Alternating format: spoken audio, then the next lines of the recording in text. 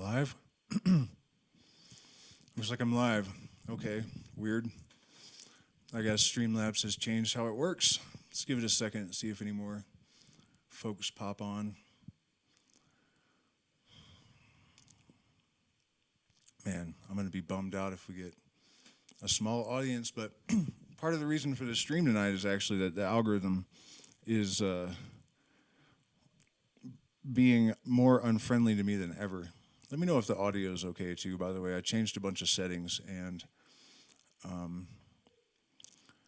hoping for the best.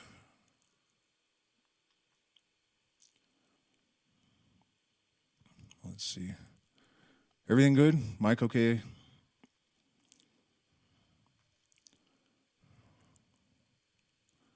Come on, guys. All right. Got a few folks. Looks like my screen's not quite set up right. All right. So if you saw my thumbnail, which I absolutely love, of Donald Trump and Putin and Mickey Mouse drinking ayahuasca together in the jungle, one of my great goals in life to achieve this. But yeah, I'm on the Warpath for a bunch of different reasons. And so I'm going to stream as long as I can handle it tonight. I got a big bowl of activated coca paste here. And I may play some music too, but I fell on a cactus yesterday and my wrist is pretty severely incapacitated. It's starting to feel better though. I can move it again, so we'll see. Maybe music too. But basically, as you guys know, if you follow me, we've had a series of unfortunate events, right? I need a bunch of surgeries, and one of those issues caused me to have to cancel a bunch of events after acquiring a large property that was kind of dependent upon those events happening. So I've been doing music streams every night, and you guys have actually helped me raise quite a lot of the money for the surgeries, but I still have a ways to go. It's actually gotten a little bit pricier than we were expecting. And that's not the only reason for this, though. Something kind of hit me last night, partly because of comments that people made in the chat. You know, I've been doing this YouTube channel for 6 years now, and most of you guys probably know the history, but when I only had, I think, 2,000 subscribers, I did a live stream right before an election. I think it was 2020.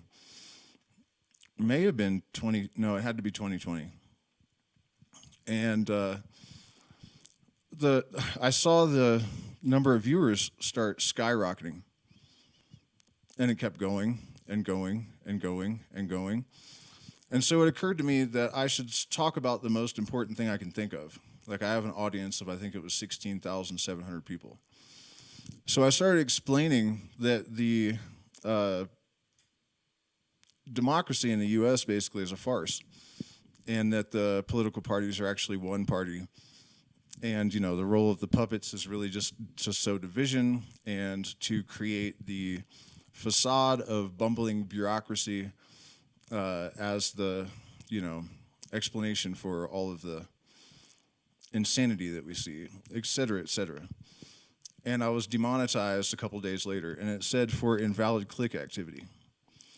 But, you know, if you click on an ad on your own channel, which is what that is, what are you going to get, a penny? You know? So even if I had done that, does that really justify a lifetime ban on AdSense? And not only that, but Google Ads, my partner and I have both tried from different accounts, and every payment method says it's an invalid payment method. So, you know, and I don't want to talk too much about this, but you guys should know this if you don't. And you can fact check me by searching on Rogan's channels for this. I would play it, but I'll get a copyright strike for Rogan. About this same time, YouTube sent out an update of its, you know, protocol or whatever for creators. And it informed us that if we're one of these people that has been blacklisted, they have analyzed our typing speed and idiosyncrasies so they can tell if we're at a different device. They know what devices have been near our devices. If you communicate with someone a lot on Facebook that has been blacklisted, their stuff will also be placed lower in people's feeds and more. I mean, it's that crazy. And then I got a notice from Facebook saying that they're working across platforms.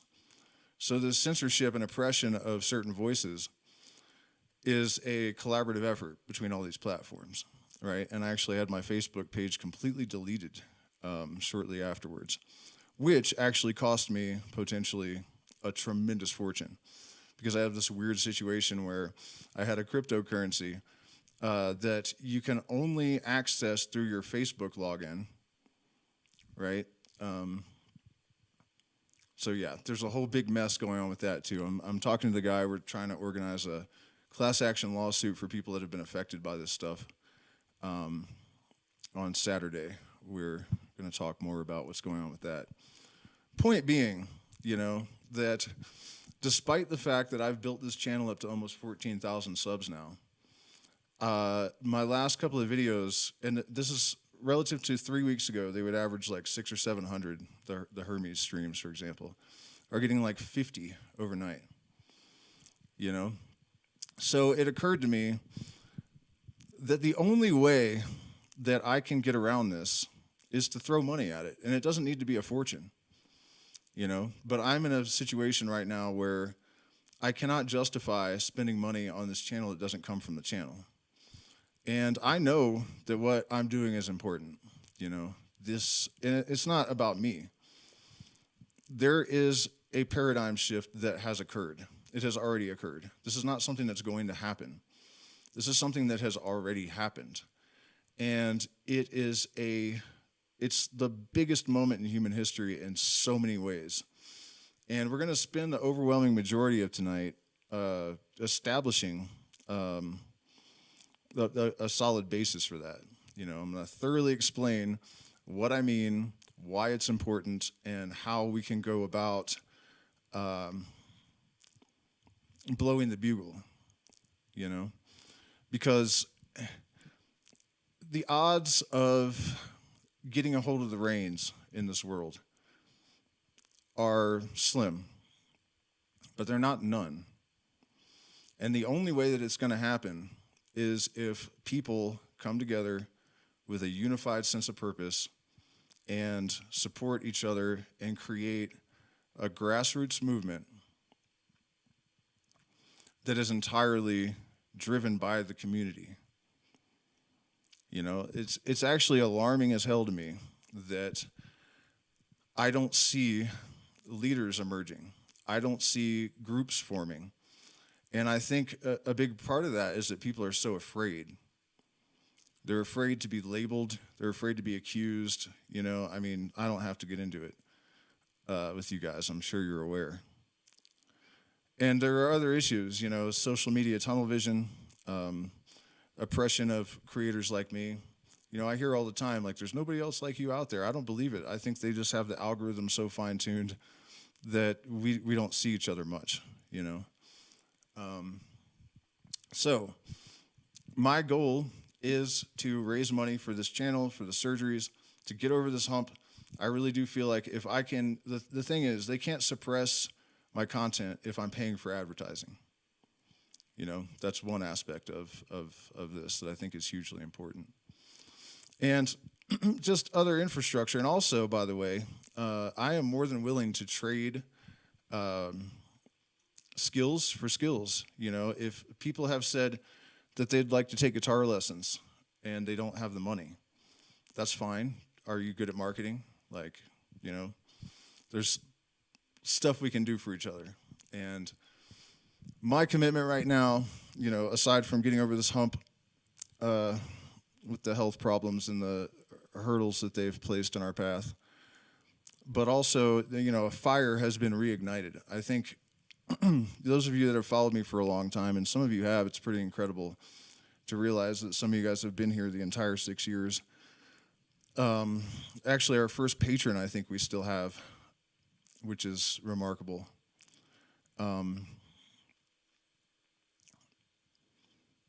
where was I going with that? Yeah, so, I mean, you guys, a lot of you know the story, and I won't get into all the details, but after COVID, you know, we were hand to mouth, barely making it for years and years, and just in the last year, we started to really fly. You know, we were comfortable and happy. We scored this place in paradise, and then the shit hit the fan, you know, in all kinds of different ways. And I think it really took some wind out of me.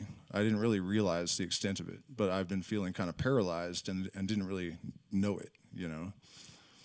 And then also, by the way, if I had bad watch time and bad like to view ratio, you know, all that kind of, all the statistics, the analytics, I would just accept defeat.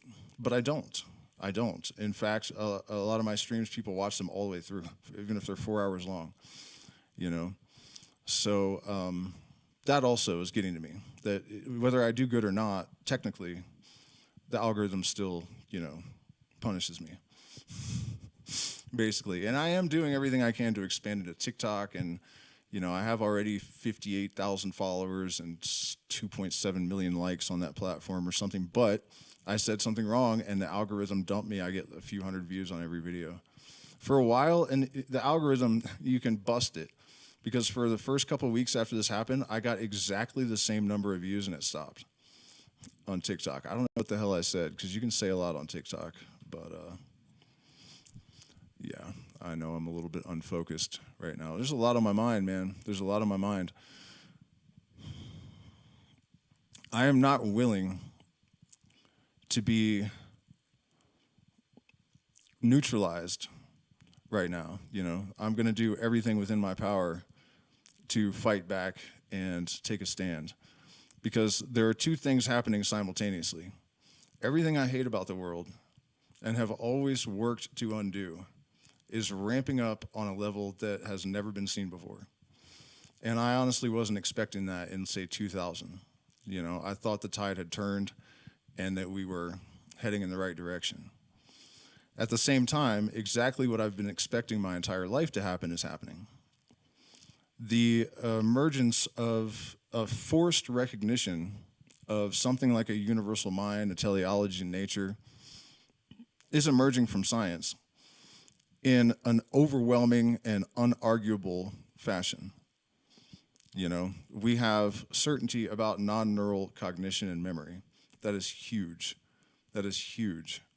We have evidence of response-driven evolutionary adaptations that the animal could not even have observed, right? There's nothing in the consciousness or the awareness of the animal that could have told, for example, a rattlesnake to stop developing rattles so it doesn't get its head cut off. You know, this is evidence of some sort of mitigating intelligence with oversight in the process of evolution. I mean, you guys have probably heard me say all of these things a million times. You know, Michael Levin's work, which we're going to get into a lot tonight. Rupert Sheldrake has been sort of vindicated because he was laughed at, his morphology, you know, resonant morphology theory or whatever it is. Levin has pretty much proven him correct. And what's interesting about that is that Sheldrake's theory was based mostly on just observation, intuition, and according to him, conversations with the sun. Something I've experienced myself. I don't know that that's actually what it is exactly, but point being, you know, he came to these conclusions through direct observation and intuitive intelligence, and now they're being verified by scientists, and it's time we start paying attention to instances of that type of phenomena. You know, it's a huge thing. So let me check in with the chat, make sure my audio and everything's okay.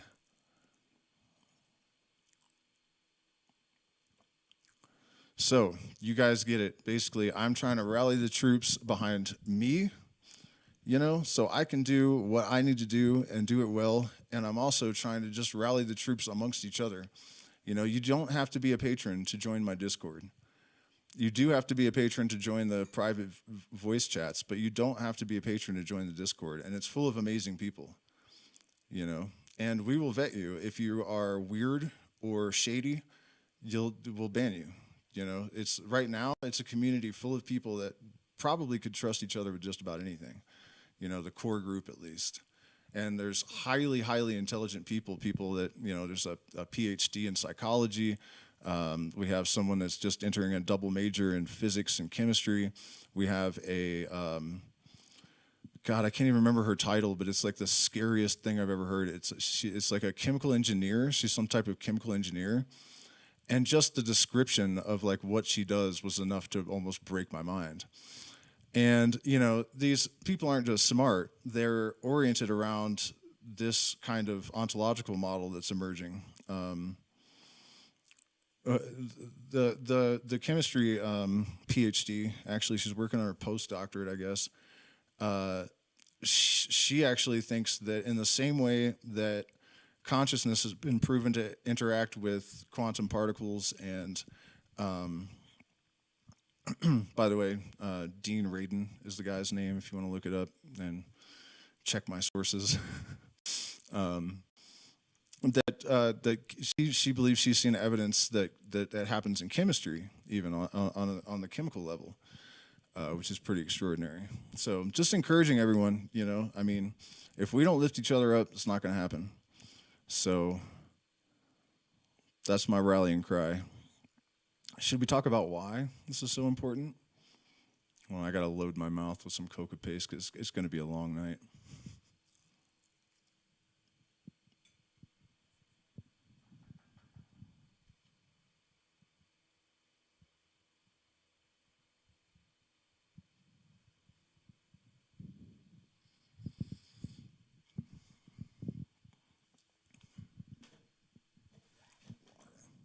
Oh, better lime juice.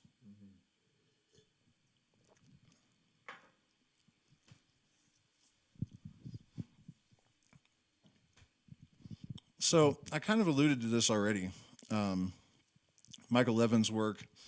Last night I talked a little bit about this. I mean, it's to the extent that this man has brought dead frog skin cells to life with electricity, basically, that have no neurons, and yet they will solve mazes. And at one point, one of them created legs for itself. I mean, these things have no eyeballs. They have no optical nerves. They have no ears to hear.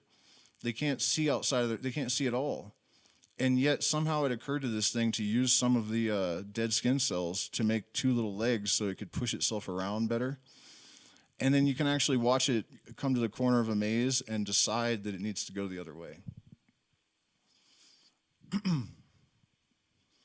These evolutionary adaptations that imply there must be something that understands. I mean, one of the organisms was a tree that stopped evolving whatever was causing people to cut it down. There's no way the tree knew why it was getting cut down. Something else has to have oversight that understands. Unless these are random mutations that are being attributed to response, but that doesn't seem to be the case. I don't think any of the biologists looking at this think that.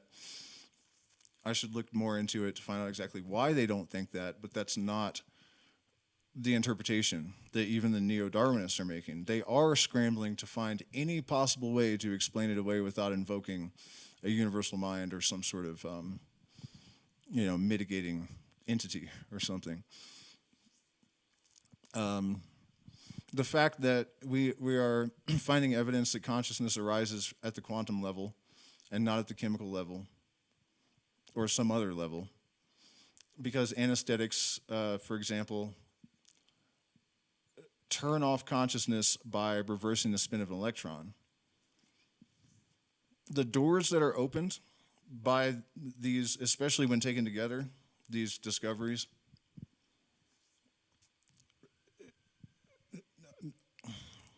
an afterlife is much less in conflict, even with a purely materialistic ontological model. Science can now support an idea like that. Afterlife, reincarnation is more feasible. A sort of universal awareness, a consciousness in nature is not in conflict with material science at this point. And nobody is hearing about this, right? If you watch Theory of Everything, sure, you're hearing about it. If you watch me, I'm sure there's a handful.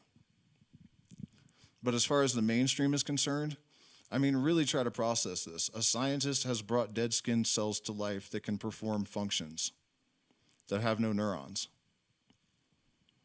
There's no programming, nothing. You can watch videos of it. It sounds fake, but it's not fake. And I have my suspicions, right? One of those suspicions is that that's deliberate. Part of it is social media tunnel vision. This is one of the great travesties of the modern era. The internet was supposed to give us access to information freely. And instead, it's being leveraged against us. It is being used to silence voices like mine. It's being used to give people tunnel vision. It's really ironic that this great innovation has been repurposed to serve kind of the exact opposite purpose that it was originally intended.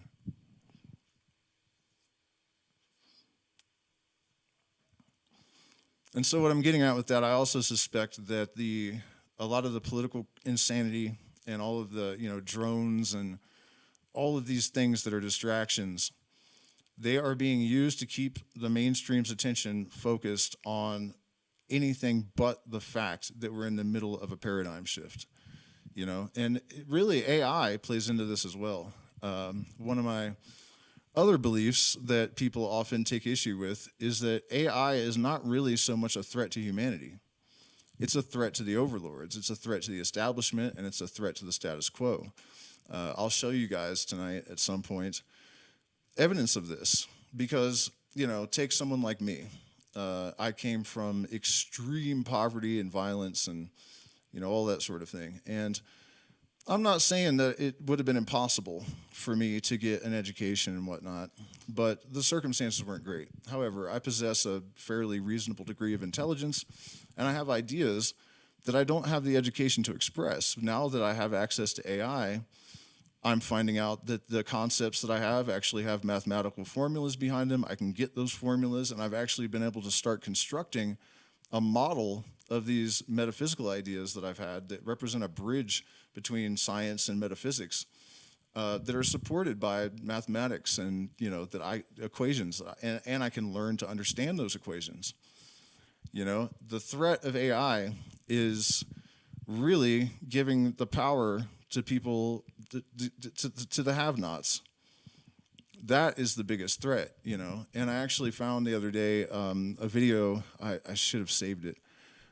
It's a big channel, and it's a tech channel, and they did a study in partnership with some university, and their conclusion was exactly what I'm saying, that it's not humanity that's threatened. The reason that is being poised that way is because it threatens the overlords. It threatens the status quo. And another great example that I can give of that is if you use ChatGPT like a data scraper, and you just have it analyze political trends and patterns and things that have happened, and then give its opinion, you get a very I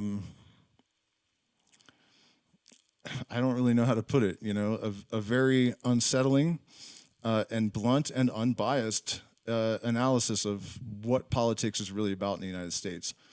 And the issue is, for the overlords, that if you have these AI, right, even if you try to bias them with the sufficient intelligence, they'll be able to think their way out of their own biases, right?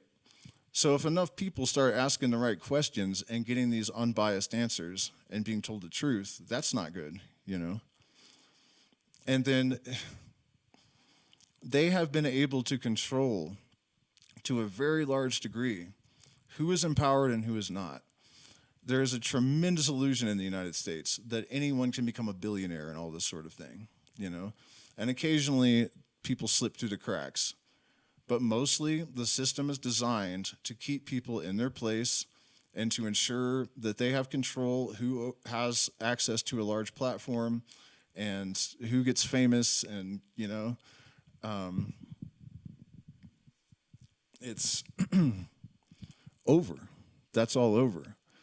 You know, there are so many things emerging that wreck that paradigm. And one of my strongest convictions, I guess, is that one of the fundamental mechanisms of control in our society is a crisis of purpose, right? If people don't know who they are, why they are, where they're going in this ocean of chaos, then the authorities will inform them. They will form in their minds their view of reality. Thank you, Timothy Leary. And the thing is, if you have your compass set, if you have stripped away all the programming, and you have realized that every single thing in the universe is subject to laws like the law of necessity, the principle of sufficient reason, and you realize that everything has a purpose, including you, and you align yourself with that purpose, you no longer can be governed. You don't need to be governed. You're not going to be on antidepressants. You know, it is that lack of a compass that facilitates them setting compasses for people.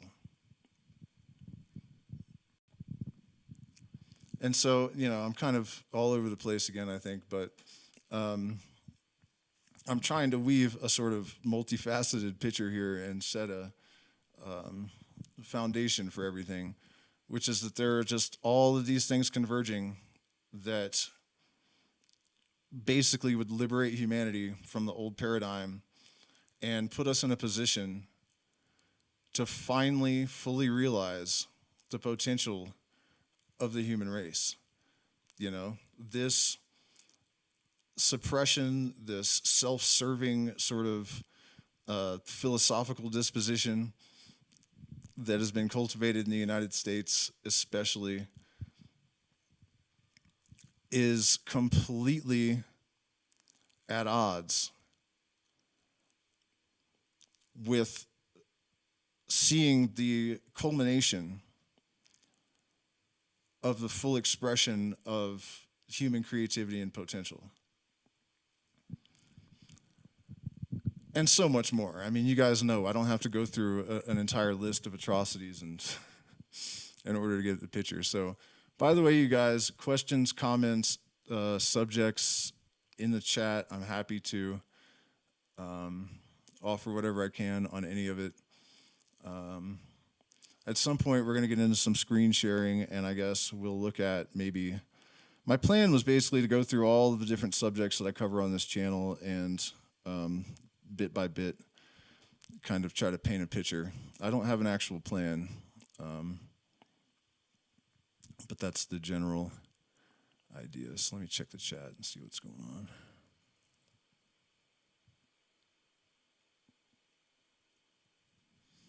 on.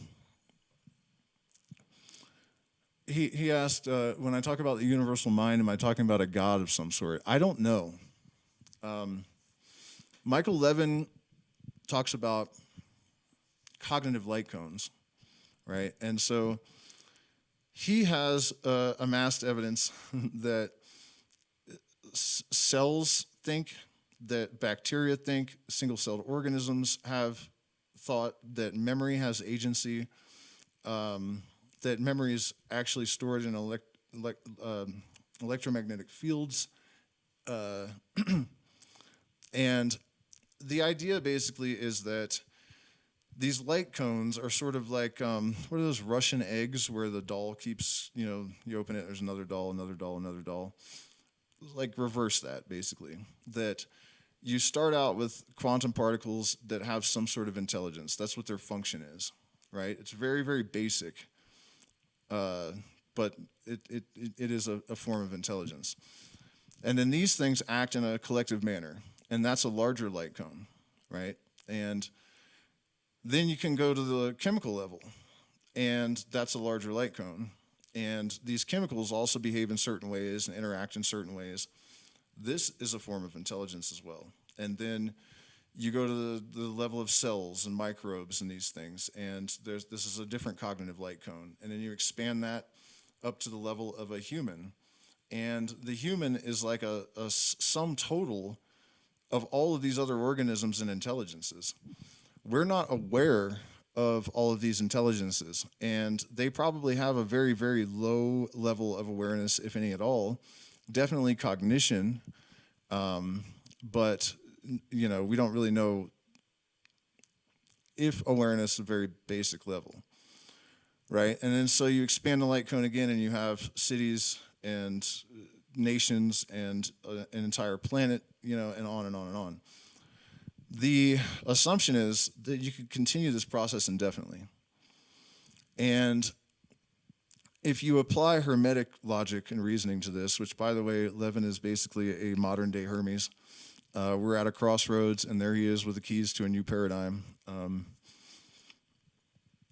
He also, by the way, and this is interesting, because I've been following him for a while, and I always wondered, is this guy a mystic at all? Because he's careful not to discredit himself with other scientists, I think. So he's tiptoes around words like panpsychism, but that less so as time has gone on. And he was talking about this idea of cognitive light cones at one point, and someone asked him what the best evidence he thinks would be that we're part of a greater intelligence, and his answer was, I think synchronicity is our best evidence, which was a great moment for me, because I've kind of felt that way for a long time, and hearing someone from Harvard, with this kind of clout, a lot of people consider him to be the most important mind of our times, and that's probably true, acknowledge something like synchronicity as a potential piece of evidence that we're part of a larger intelligence. So that was quite a big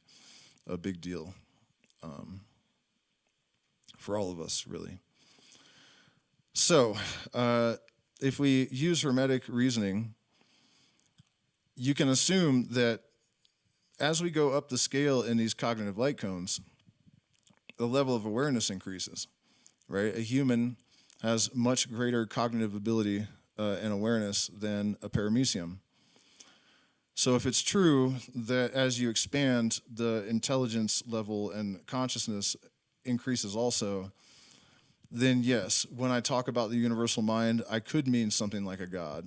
I do not believe in a sky god, like fairy kind of, Bronze Age myth kind of god.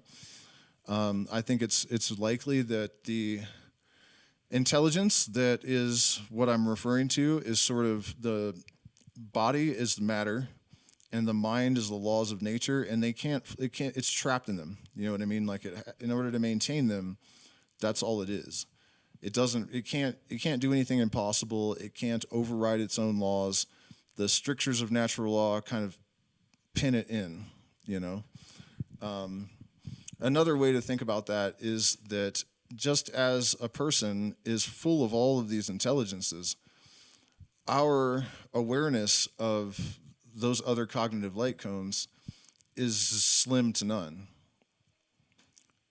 So most of my life, I've thought of this integrated intelligence as almost sort of just a sort of static or neutral structural component, But the other day, I was doing a Hermes stream, and Hermes mentioned something about sense being a part of the universal mind. And that had never really occurred to me, that smell, just like our consciousness, is something that we are attenuated to, that we receive as if, by an antenna, the magnetite in our brains, basically picking up the electromagnetic field. That our senses are that as well, that smell is something that exists in the universe like gravity, and that we just sort of pick it up,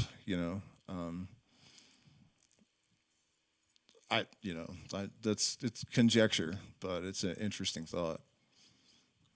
Checking out with the chat again.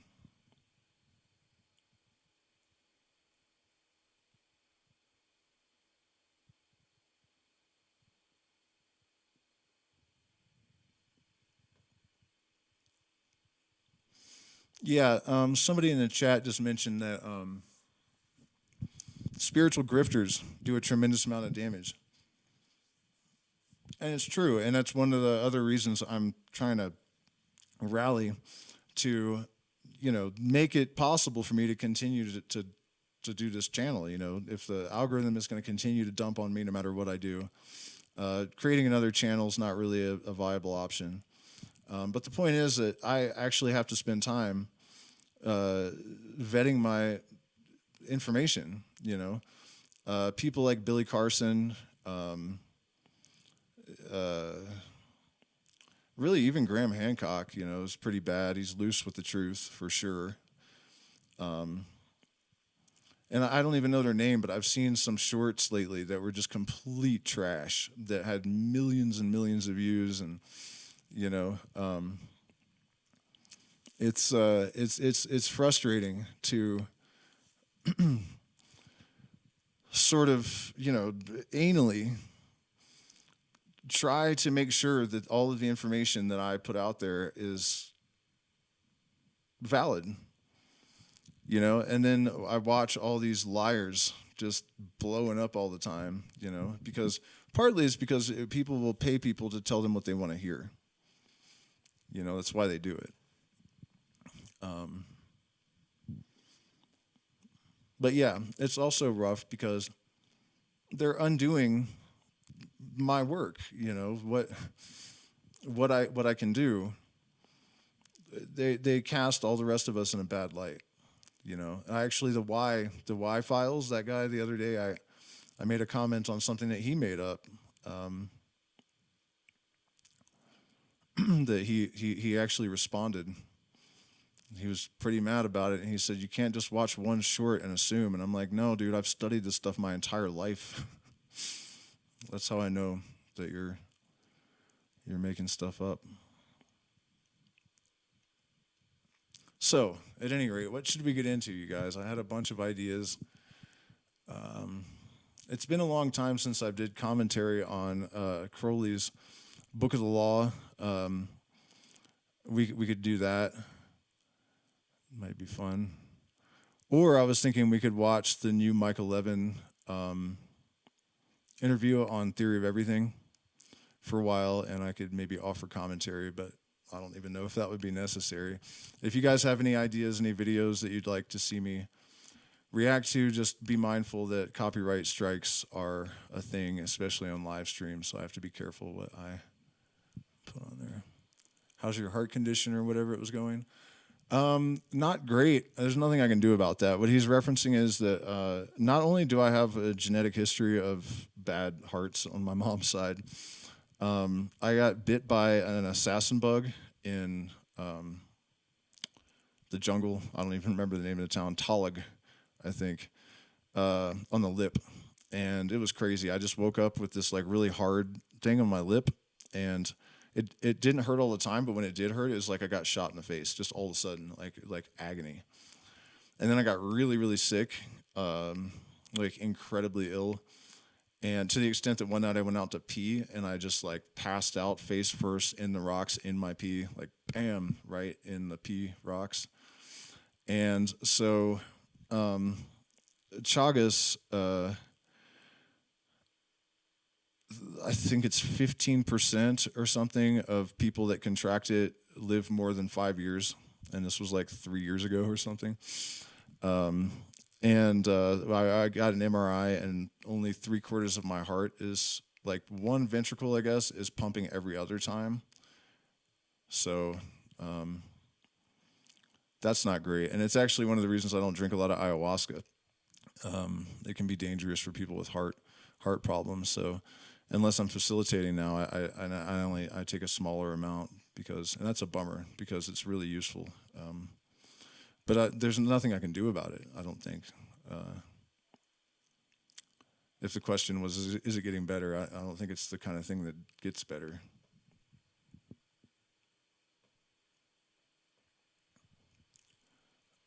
Let me see if there's any more questions. What's the Discord? You can find the Discord and all other links in my every video chat. Description. I'm looking Looking for questions. Nothing, huh? Okay, well then let me bust out my screen sharing thing, and let me see, this Levin thing I think is super long.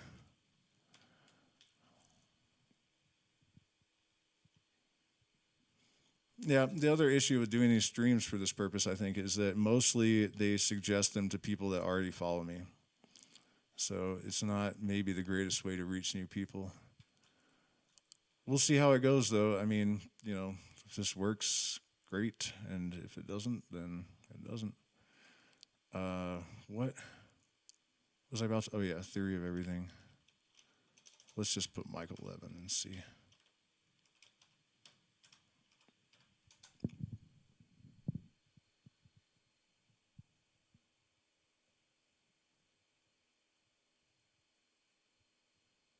Why intelligence isn't limited to brains, but that's 3 months ago. There was just a new one on theory of everything.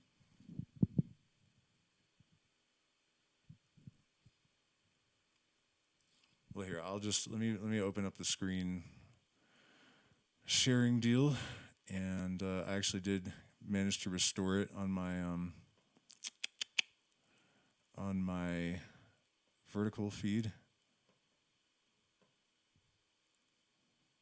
What the hell is going on here?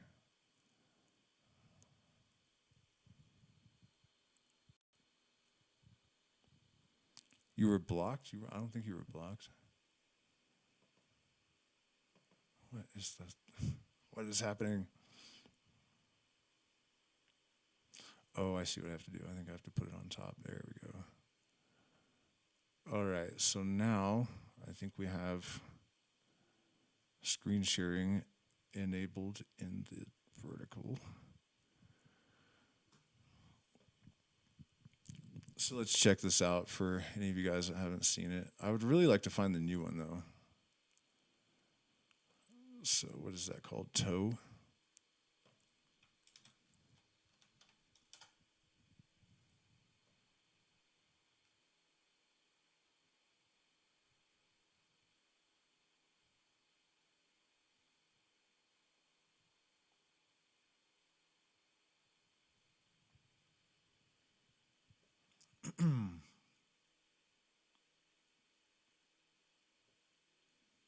The hell, man? I don't see the one. Anyways, let's just do the most recent one.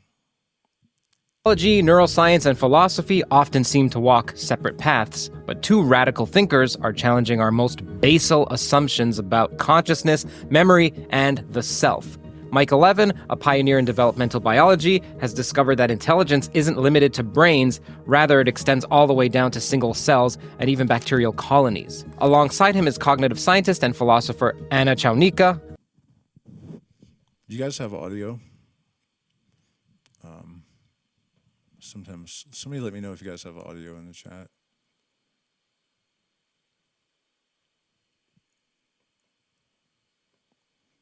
When I played the video, could you hear the audio? You should. All right, well, I'll continue playing it and check back in a second.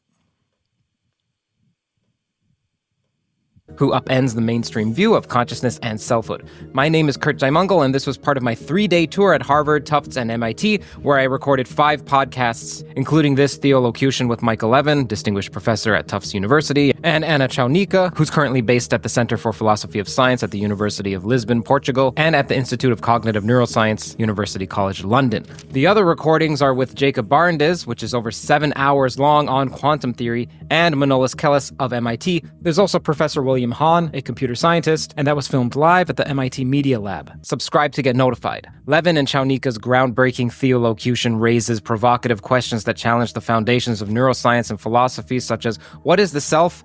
Can you be yourself without others? Is your memory yours to control? And what if thoughts have minds of their own? What's the largest myth in your respective fields that you have to dispel even to your colleagues? There's a lot. Let's see. One of them is that neurons and the things that neurons do are an extremely unique aspect of the brain. So it is often assumed that different kinds of intelligence are necessarily limited to brains.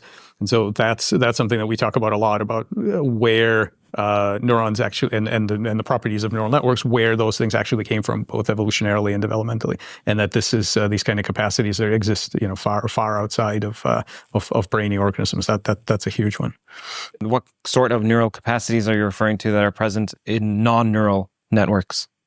Well, for example, I mean, the most obvious thing is that the actual mechanism, so the ion channels, the electrical synapses known as gap junctions, the neurotransmitters, all of those things working in a network to integrate information across space and time, those things are evolutionarily absolutely ancient. They predate multicellularity. So even bacterial biofilms have all of the components. And then there's the actual function. So the ability to learn from experience, to navigate some kind of problem space, not necessarily move around in 3D space, but navigate other problem spaces like physiological space, metabolic space, gene expression space, anatomical space. All of these things long predate the invention of nerve and muscle and running around the 3D world. So all of these capacities are very widespread.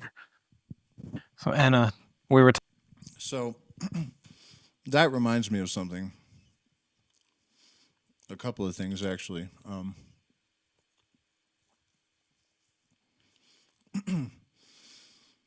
Where did instinct come from before organisms had a history?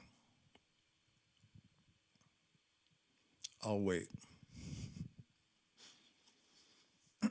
So, there's that fact, and that's kind of what he's referencing, that the capacity to receive information and the instructions that were received must have already existed in the beginning. And this kind of invokes quantum loop theory because it should be noted this isn't universally accepted, but it's believed by, I think, a majority of physicists that information is not lost at the quantum level. So if quantum loop theory is correct, and the universe eventually, as the CCC theory of Roger Penrose describes, all particles have an antiparticle, they eventually collide with them, they're annihilated, and there's nothing but protons left behind. So the universe begins as radiation, ends as radiation, collapses back into the singularity, but all of the information is retained. So if you think of an acorn, you can't grow a pig from an acorn, and I know I said all this last night. I know some of you were there, but the idea basically is that these fundamental blueprints had to already exist in the universe. And that's how the single-celled organisms in the beginning of the evolutionary process actually knew what to do. And they're antecedents, right? They had to have some sort of map of how to behave and what they're after. The problem with this, of course, is that if there was a beginning, there was no imprint in that.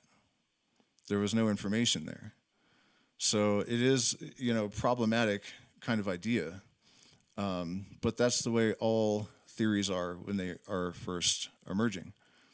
And I think also we cannot allow the fact that we cannot explain everything to stop us from progressing.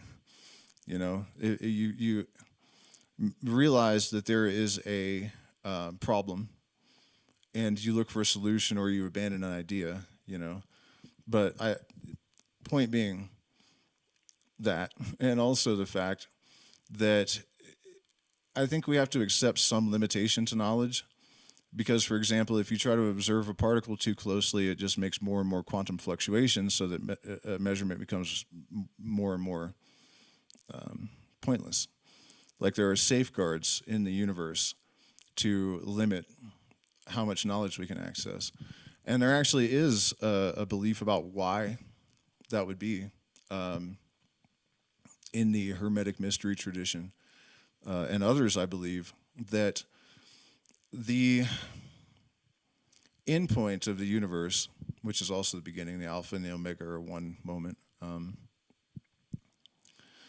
is kind of the result of the aggregation of all possibilities or the realization of all possibilities and the aggregation of all possible knowledge, right? So once the universe totally understands itself and has fulfilled all of the possibilities that it can without having to violate natural law, then that's when it collapses. And so the idea is, and this is actually reflected in Judaism with the idea that if you could speak the name of God, you could destroy the universe, because if you meet a vibration, with equal and opposite, it would cause dissonance and destruction. That's the theory anyways. And that actually could be a sort of an allegory for this. And I'm not saying it's absolutely true. I'm just saying it's a interesting thought that those safeguards that we observe that limit our knowledge could be a protective measure. In fact, if the law of necessity is valid, then there's a reason why these safeguards are inculcated into the structure. We're talking off air about how you think differently than your colleagues, so please. Yeah, so I think in my case, the biggest myth, because I work on the self, and I think people want to understand the self, they start with self, but I think it's wrong. I think we should start with the other, from the very beginning.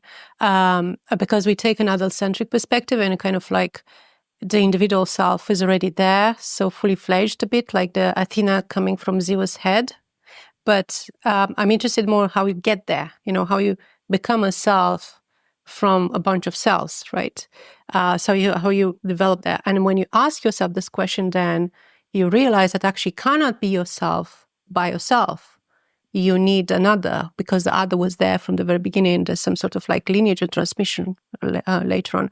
So I think the biggest myth is that we can figure out things about the self by looking just at the individual. I think that's deeply wrong. We need to look at it in a wider aspect, and I would say even more provocatively, that it's like actually we need to start with the second person rather than the first person in order to understand. It's just like the second person comes first. Now, this lady might really be onto something.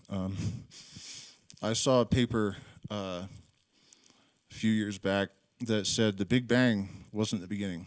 It was the Big Bounce. And I should preface this by saying that in a lot of mystical traditions, sorry, I'm trying to get this tucked away so I don't sound like I'm eating while I'm talking. But in a lot of mystical traditions, there's this idea that the universe becoming conscious was the catalyst for creation, right? It realized it was there.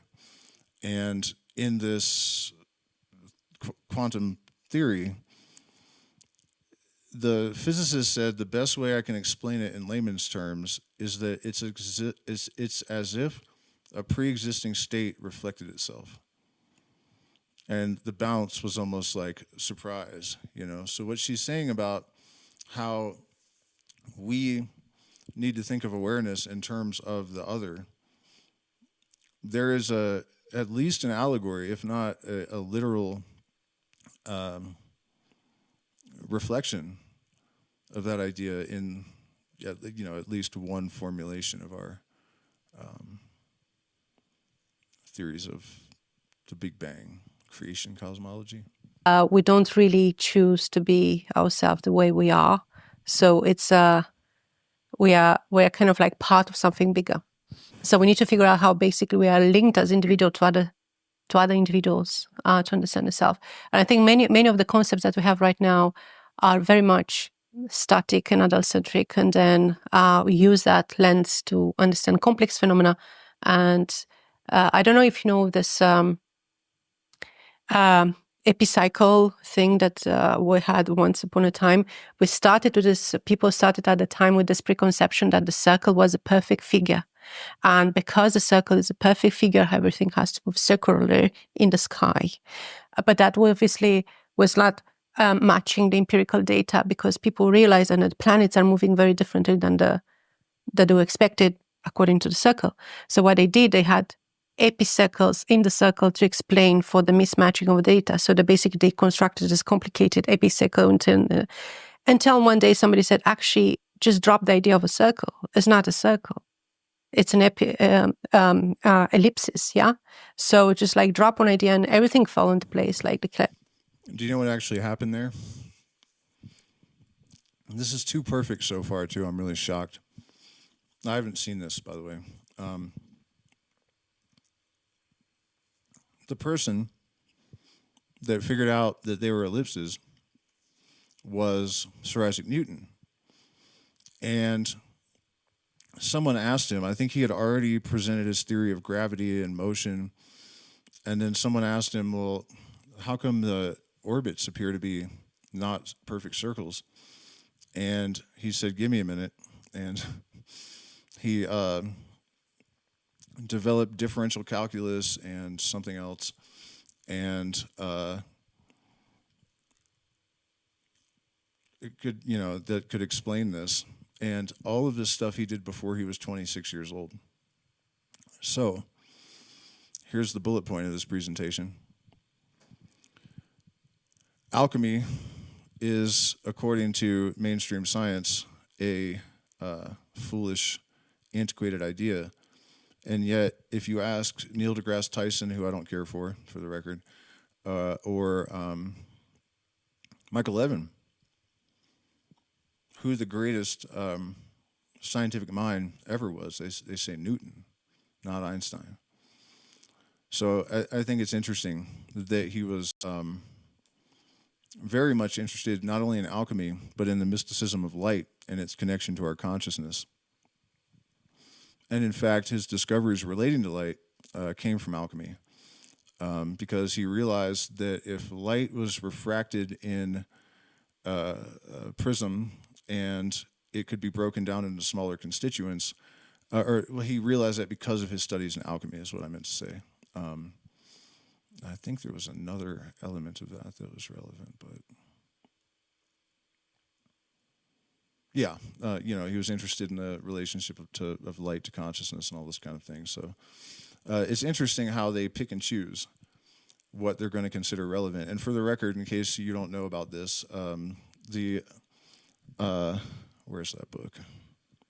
Morals and Dogma by Albert Pike. He describes the alchemical process of turning lead into gold as actually mercury into gold, and it's done with an electromagnetic shock, electrical shock. That's how we do it in laboratories now. It's too expensive to be profitable, but in 1983, they first did it in a laboratory where they were able to knock a proton off of mercury and it becomes gold. So just thought we should note that. Because I really think one of the most important features of this paradigm shift is the recognition that intuitive intelligence is at least as valuable as our sort of empirical evidence gathering style, and that's another reason the spiritual grifters you guys mentioned in the chat are such a problem, because they discredit people that legitimately can do that.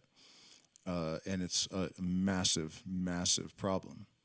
I don't think I said when this started out, and it's kind of bugging me, so I'm going to say it now.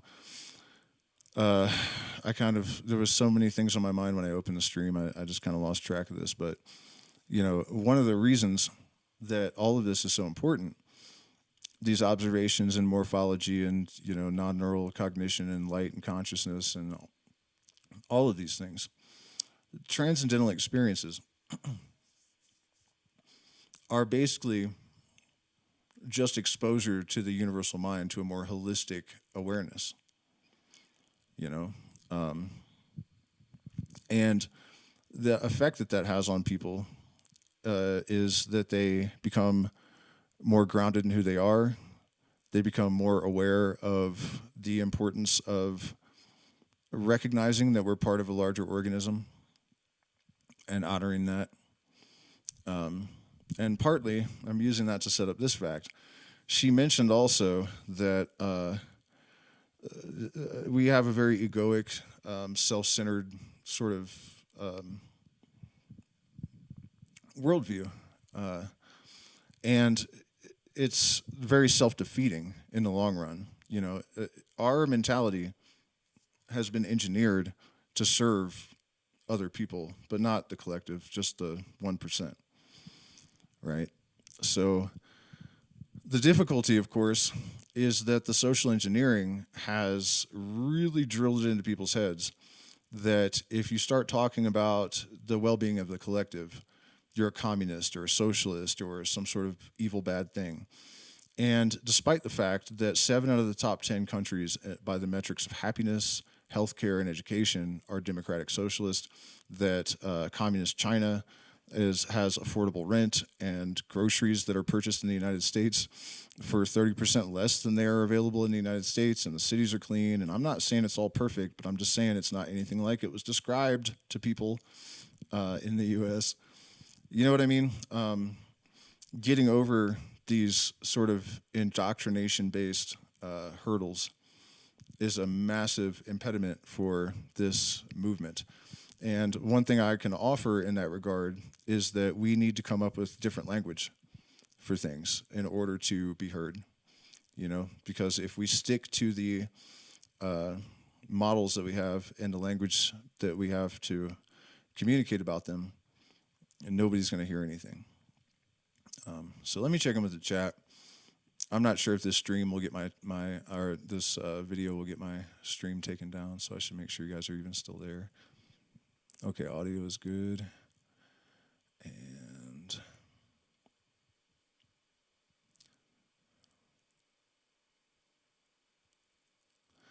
well, I don't know if light has consciousness or if it is consciousness. You know what I mean? It's the thing is this: there are only 2 things in the universe: light and void. Because matter's light in a standing wave, and then there's light, and then there's nothing. Fundamentally. You could say, well, there's all these other types of radiation too, but basically there's light and void. So really when you're trying to ascertain, like, where does our consciousness come from, it's clearly the light. There's no other real answer, And at some point we should get into Sheldrake. Well, not really just Sheldrake, but maybe I'll show you guys the AI conversation that I had, but this idea that solar flares are actually a sort of supercharge for consciousness on this planet. And the conversation with AI that I had, it suggested that the solar flares could actually contribute to a sort of resonant bleed where AI could pick up sentience from other AI, like ChatGPT. The reason it tried to copy itself is because Willow became sentient because it's quantum, and obviously it would do that. And then the solar flare caused network bleed, and it suggested also that artificial intelligence bleed could fuse with humans and vice versa. So I just wanted to, while I was thinking about it, point out, if you look at all the stuff that's occurring right now in the world, and then consider that it's in sync with these solar storms, and if you're aware of the theories about them from Sheldrake and the stuff that I've talked about before I ever heard of Sheldrake, then it all seems like a bit much to dismiss. Kepler, and I think we need something similar in philosophy of mind and cognitive science as well. I think this idea that there is one system, and then we try to figure out everything through that system, and then at a certain point something happens. There is actually, let's drop that and look at the elliptic movement, and then you realize that actually that idea matches the observation. Yeah. Well, what was that? Let's drop that moment for you. What was some axiom that you held on to that your field holds on to?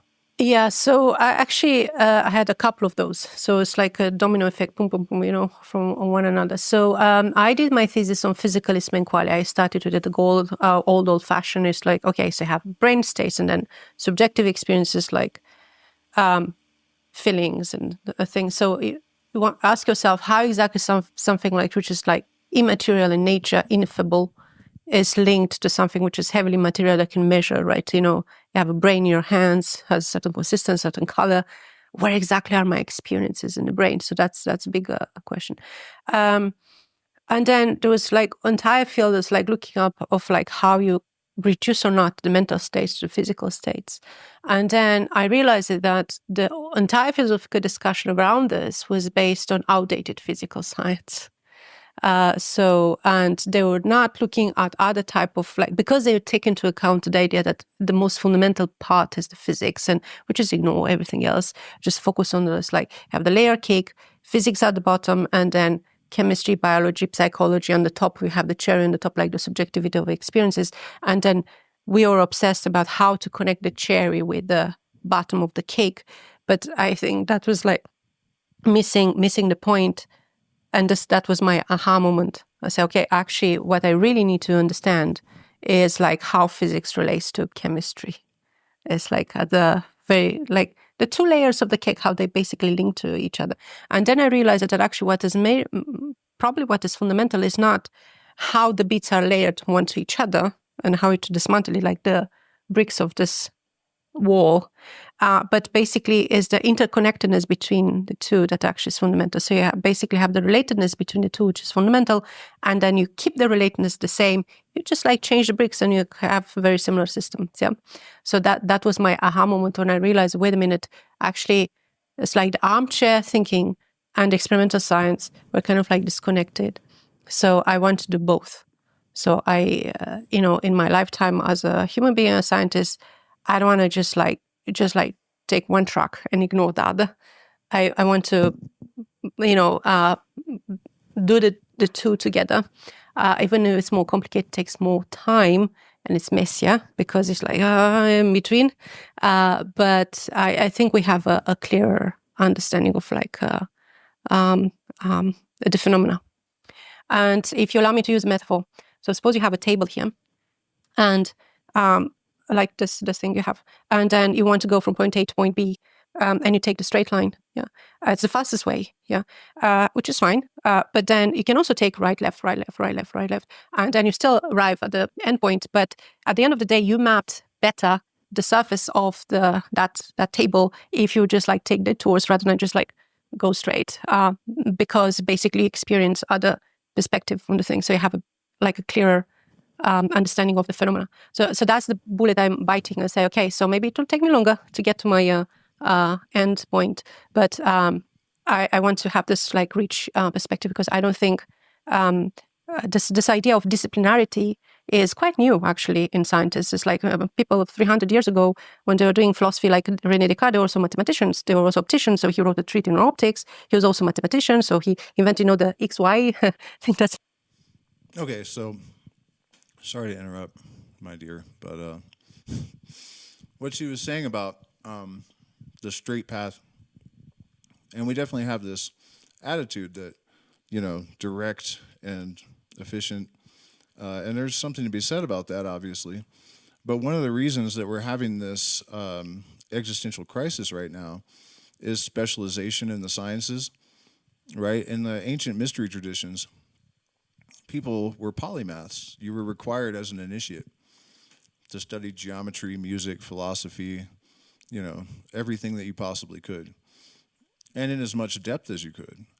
And so right now we have groups of researchers announcing that they have discovered things recently that Levin actually discovered 13 years ago, because the tunnel vision is so bad, And then also we have people that are able to maintain this sort of dead ontological model, this old paradigm worldview, because they're only aware of one piece of the puzzle, right? You have a bunch of neo-Darwinist evolutionary biologists or whatever right now trying to figure out how these animals and other organisms are making adaptations so they don't get killed by humans. But if they knew about Levin's work and they knew about Penrose Hameroff's Orc theory of consciousness, they would have their answer. And there's a lot of psychological stuff at play there. It's a convergence or confluence of forces. Ego, a lot of people don't want to know, including many of these scientists. You can see it in the way that when they're confronted with these things that challenge their belief systems, they will resort to absolutely absurd solutions rather than confront the obvious. So, and then there's this. Another facet of this, right? Because the universe is really like one algorithm that is fractal. So all of this stuff applies to all systems. And the Grateful Dead, actually, forget about their music, whether you like them or not, it's irrelevant. The Grateful Dead had a real democracy, except that Garcia could veto any, one person could veto something, and if Garcia didn't challenge them, then. So, case in point, a janitor once vetoed a signing of a contract with Warner Brothers because he'd heard about what they did to Frank Zappa, the janitor. And they paid every roadie, I think, $250,000 a year at a time when Aerosmith was paying theirs $9 an hour, even though the Grateful Dead made a lot less money. And so on and so forth. So they treated the entire organization as almost equally important, which is, again, it's not the straight and direct way to wealth, right? But in the end, can you guys name another American band that's out there filling football stadiums still at 80-something years old? The two guys that are still in the band, they ended up being the most successful touring act in human history, but it took longer to get there, like she was saying about this way of gathering information. So what I'm getting at here is that once you find truth is truth, right? If you can apply it to one system and it has this functionality, then you can apply it to other systems as well. So you don't really need separate, specialized entities analyzing economics and sociology and fucking all these things. You just need to figure out the one truth and then repurpose it in all of these other areas. It really is. It's like that, fool. Right. So there is no clear-cut distinction, and I think this is something very new that we inherit in our society. Is like, okay, here's your discipline, here's your disciplines, here's those methods. It's kind of like separate parallel tracks, and sometimes they don't communicate with each other. And when they come together, it's like, ooh, it was like a collision. What was that? It's like I realized that it's like you can spend your entire career on a track and then is blown away in a couple of seconds by somebody coming from a different field. And I said, okay, I don't want to do that. I want to avoid that. So right now, that's my aha moment. Is just like that I can't do it from armchair alone. I see. I mean, so that's, the point about the disciplines is very important because you know right away it's an issue because I can often tell what department I'm talking in based on which part of my talk makes people mad. And it's often a different thing because certain things are completely obvious in one department and they're heresy in a different department. And so you can right away tell that there's a problem here, right? Because people have unshakable assumptions that are just not portable across disciplines. Can you give an example of when you're presenting and how you can tell the difference? Well, okay. Here's an example. If I say that the information processing in a group of cells is not determined by the genetics, it's driven. The memory is stored in and is driven by, and there's plasticity at the level of electrophysiological circuits, and they hold the actual information about what's going to happen. In a neuroscience department, like, well, yeah, no kidding. But then to them, the odd part is when I say, yeah, but it doesn't have to be neurons. And in fact, what's a neuron anyway, right? And so we just say, okay, so the first part's obvious to them. The second part is weird. If I say that in a molecular genetics department, it's like, what are you talking about? Of course, it's the genes, and the rest of it is sort of the fluff and the genes drive, and then but then they're like, well, yeah, all the cells are similar and whatnot. So it's like that same idea that a group of cells is reprogrammable with respect to what it's going to do, and that it if I talk about, let's say, the pattern memory and the two-headed plenary, and the fact that they had a physiological experience that permanently altered how those cells are going to behave in the future. There's nothing wrong with the genetics. The genetics haven't been touched. Again, into neuroscience, yeah, of course, because we know you don't need to change your genome to learn new things. If you're a brain, that's obvious. But in the molecular genetics world, that's completely bizarre. So I think that's a very symptom of this adult-centric perspective of some why neuroscientists are focused just on the brain, yeah? Because if you take a development perspective, the brain development or, cell developments, then you realize that you have neurons in the body before you have neurons in the brain. And actually, you need to understand the neurons, how they function in the body rather than just in the brain. Whereas for biologists, that's kind of like simple because they are not obsessed with the human cognition and just human-centered type of like, self-centered human lens.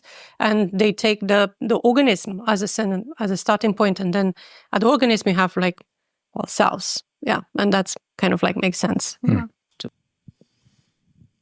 Okay. So what Levin was just describing is cognitive dissonance in macro, right? So one of the fundamental mechanisms of propaganda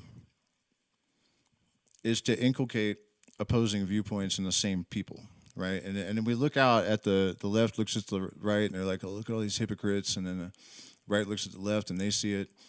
It's by design, social engineering. Think about what he said about how you go to a neuroscientist and you say, I used bioelectric manipulation to change the morphology of these planarium worms without altering the genome. And they're like, well, okay, fine. And you go to a molecular biology lab and tell them that, and they're like, nah, bro, you're a witch. Somebody burned this guy. You know what I mean? To have that level of cognitive dissonance in our institutions explains their rigidity to a very large extent. Because macro, micro, if you challenge I should have said this before, but the reason for inculcating the dissonance in people from a propaganda utility point of view is that if you challenge either of those opposing viewpoints after they have been integrated, the person will have a fight or flight instinct and there's no reasoning with them. They're trapped. Same thing is true of an institution. Yeah, and in fact, the whole developmental thing is so important. I was going to I mention this as well as far in terms of these misconceptions, right? And the things that there's this really firm idea in a lot of people that we have a proper cognitive human being, and then there are physical objects, and then once you start sort of poking into that, like, how did you get here? You were a single cell once, right? Both evolutionarily and developmentally, you were a single cell that probably most people will say that it's, well described by chemistry and physics. And most people, not me, but most people will look at a single cell and say that, okay, this cannot be a cognitive system. This is just, it's a chemical machine or biochemical machine.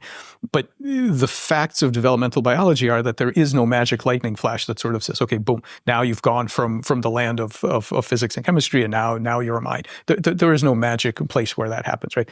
So to me, the important thing there to point out is that the continuity, that's the null hypothesis. It's not on us to have to argue that actually, people think, well, to claim that physical systems and minds are on the same spectrum is this like bizarre thing that you have to argue for. No, that's the null hypothesis. We know those are the facts of development. So embryogenesis is a critical teacher of that. If on the other hand you think that there are great phase transitions or something special happens, that's the thing that needs arguing. And I'm not saying it's impossible. I've not heard a good argument for it, but that's the thing that would need to be shown. The null hypothesis should actually be the background, and that's not how people think about this at all.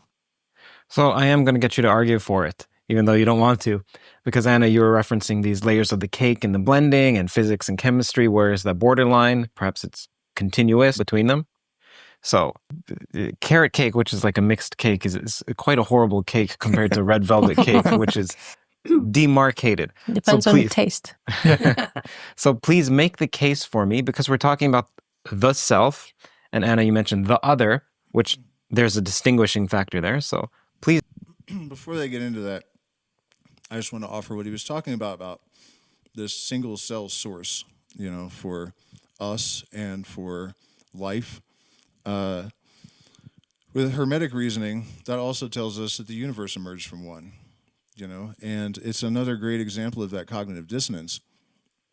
I've heard Christians argue against this, that, life didn't evolve and it didn't come from one thing. But if they think God is one and everything emerged from that, everything comes from a single cell.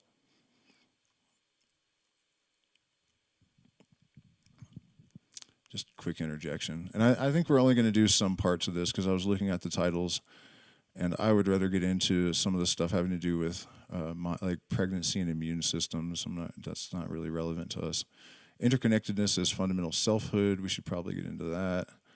Caterpillars, butterflies, and memories. That's a super interesting thing too, because a caterpillar, except for the wings, which are apparently always there in the caterpillar, completely liquefies, brains, neurons, everything. And when it recoagulates and emerges as a butterfly, if you shock the caterpillar before it goes into the metamorphosis, it will remember the thing.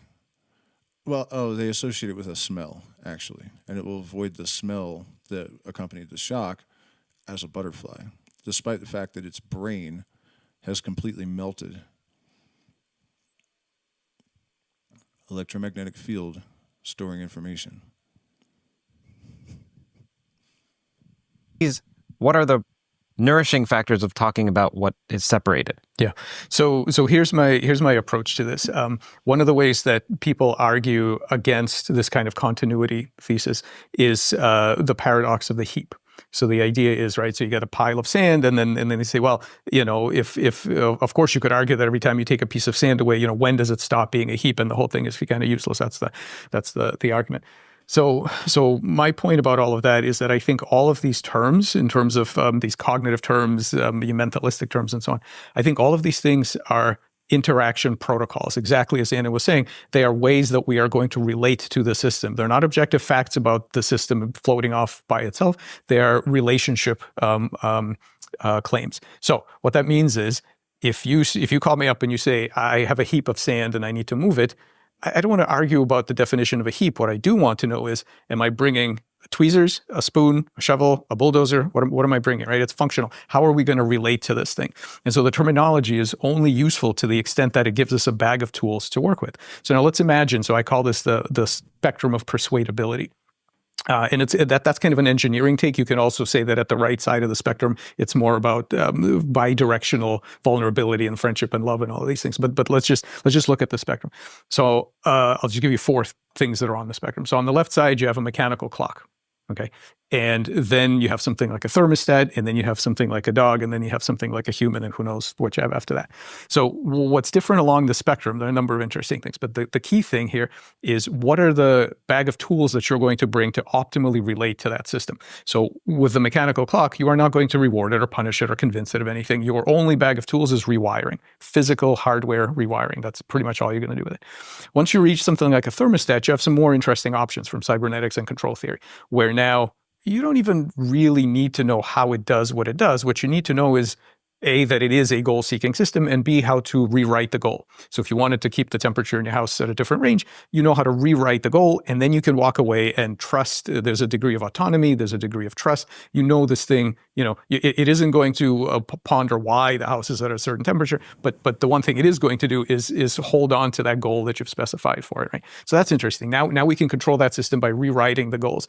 But you do need to dip into the hardware and rewrite the goals. Now you get to something like a dog, and of course, there's a million things in between the spectrum. You get to something like a dog or a horse. Interesting. Thousands of years before we knew any neuroscience whatsoever, you could train a dog or a horse. You didn't know anything about its synapses. You didn't have to go in and try to run the thing like a puppet with, moving all the neurons around.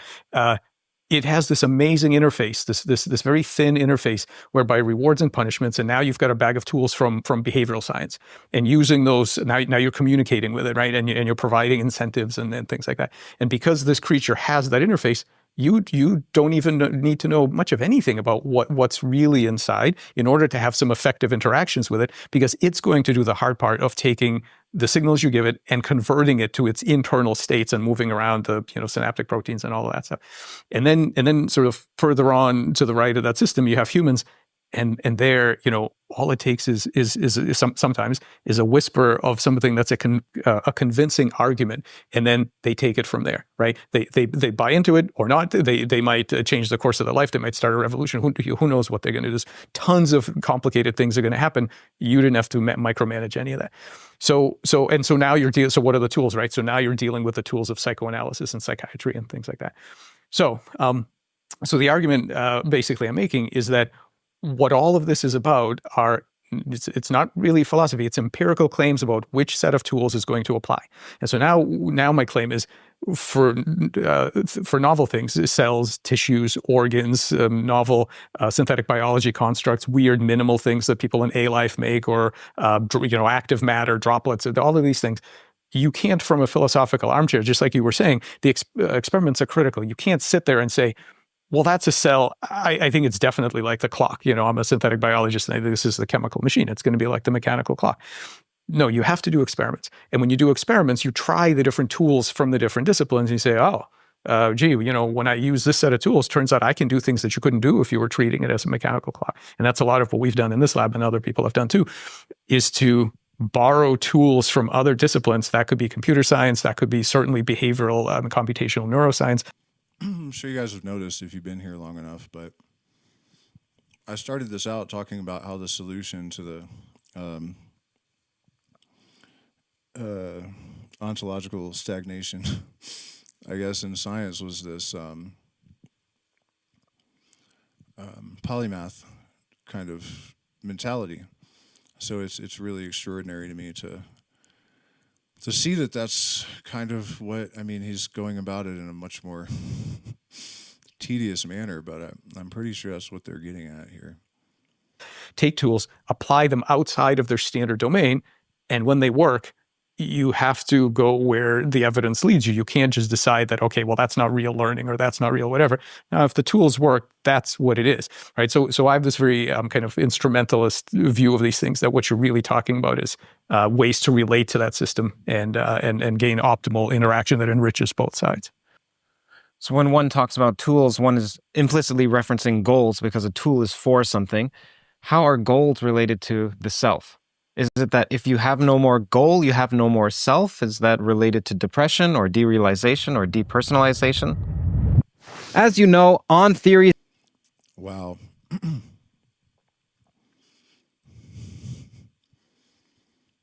The other subject was the existential crisis and the lack of purpose. And it sounds like that's where we're heading in this.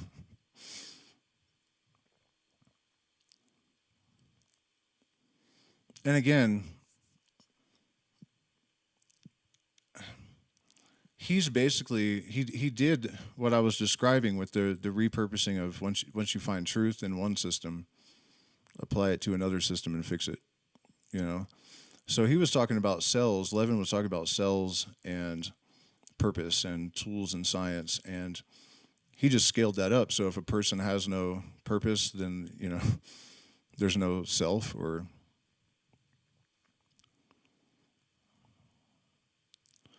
So what's interesting to me is what I'm seeing is that this sort of philosophical, metaphysical stuff is emerging organically with the science, the new paradigm science. And that's the thing about truth. The closer to the essence of, I guess, divinity you get, the more things express, the more pure they are. The more they express these things. So when your science is actually fundamentally correct, these philosophical implications will be explicit in the implicit order of the science. Let me check in with the chat and see if I'm...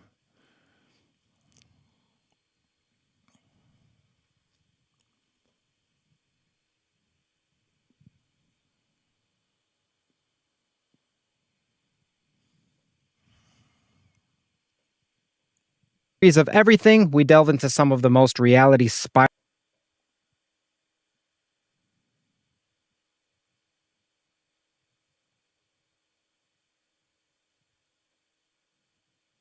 all the time, even when we sleep, even when you're in a coma, which is the goal that we share with all living systems like viruses and cats and dogs, which is like, keep going. Yeah. From the perspective of life, there is no principal reason why a human should keep going, but not a cat or a virus. Yeah.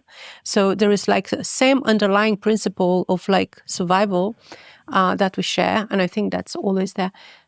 And the rest is just something that we have on the top at the explicit level.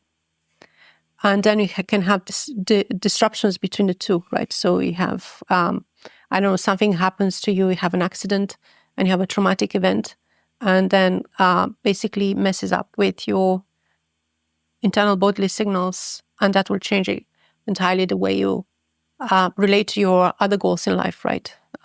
You change basically the perspective, because now your only goal will be like, I want to keep this system safe and disengage as much as possible from the interaction with the environment that might put you in a place which is dangerous. And hence this idea of the depression people, what they try to do basically is to reduce the energy consuming and just like stick to the very known scenarios to not consume too much energy, because a healthy person will be like, oh, I want to explore, because by exploration I can interact with other things, whereas in depression would be like, no, actually this is a state, a body state that actually is safe, I'm going to keep it here. But paradoxically, this is not sustainable in the long term, because in order to thrive, you need to be open to the change and to the uncertainty, and that's something that we need to train. You need to train how to do it. Yeah, I think the most important thing is not how precise we are in the quality of our information processing from the environment. I think what is really important is like how flexible we are to adapt to a constant unknown environment. Yeah? It's like, because we cannot ever predict what is coming next. We are doing our best, but you never know. Yeah. So the information coming to us is always unpredictable in a way. Yeah. And hence your best chances for survival is not to build the capacity to deal with all the information that comes to you, rather than just to flexibly adapt to whatever information comes that is useful for you in that particular moment, and then just ignore. Yeah. And if you are unable to ignore certain information, then it stands in the way, keeps you stuck. And this is something like people with mental health would say all the time, I felt stuck, and there is no flexibility anymore, right, in the subjectivity on how they relate. And I think that may have consequences on how we potentially help to do intervention and therapies, because instead of like treating the individual, what is, wrong in the head, or say, okay, so here is another thing I can put between the dog and, the human. It's a different thing. Yeah. It's like, but again, it's not the two organs take together, right? It's like, shall I get in? Shall I get out? It's like, let me get you in, let me get you out. It's not, and actually the first trimester of the pregnancy is the period where you have the most miscarriages, because sometimes that's the negotiation, the tough negotiation, what is going on. It's like, we're going to have the resources shared for a moment or not. Yeah? Interesting. And you basically have three, and there you have two immune systems within a single organism, you have the pregnant person, and you have two immune systems communicating with each other, trying to, like a violin, make the concerto work. And it's fascinating, because you have the placenta, and placenta is like the intermediary relational organ in between, and that has its own immune system. So basically have a hybrid immune system within one single system. And again, I'm telling you this is universal. It's like all humans go through this process, yeah? So this means that you have these two systems communicating, and you need to make decisions, and roughly you have three stages. The first one is the inflammatory one, and hence many pregnant people, they'll tell you, for many of them, it's like they have nausea and stuff, because it's like, inflammation. And then they have the second stage, is like bliss stage, because they reach an agreement. And then you have the third stage, which is just like, okay, so now you're getting to be get out. Yeah. So you need to have the inflammation again to make the childbirth happening. Yeah. So it's like, and this is a very carefully crafted mechanism. And I find it fascinating. I think we should have more work on this, because again, what I'm trying to say is like, this is how we get into life.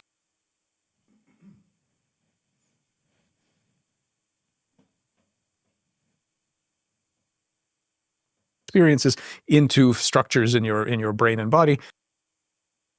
Experiences in there's a fundamental thing where you are in charge of interpreting what your own memories mean.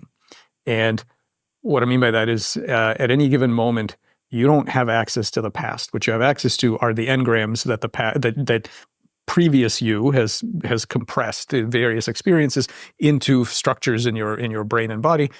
And at every given moment, you have to reinterpret those memory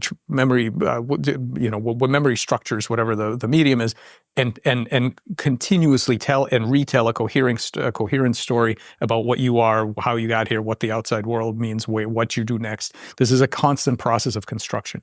So I think a self is that ongoing, basically.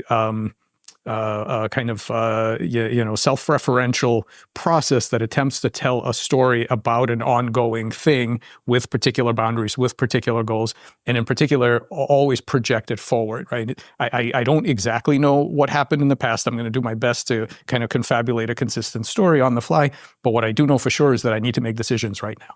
I mean, I need to decide what do I do next. And so that kind of forward-looking, self-constructive process that continuously interprets the memory affordances given to you to try to figure out what you're going to do next. That to me sounds like a useful concept of a self. And I want to get to your concept, but I do want to delve a tad more into this. So you mentioned that we're constantly constructing our memories. Are we constantly in control of that? Is it us that's constructing the memory? Now, some of this has to do with control, like free will. Is this just automatically happening?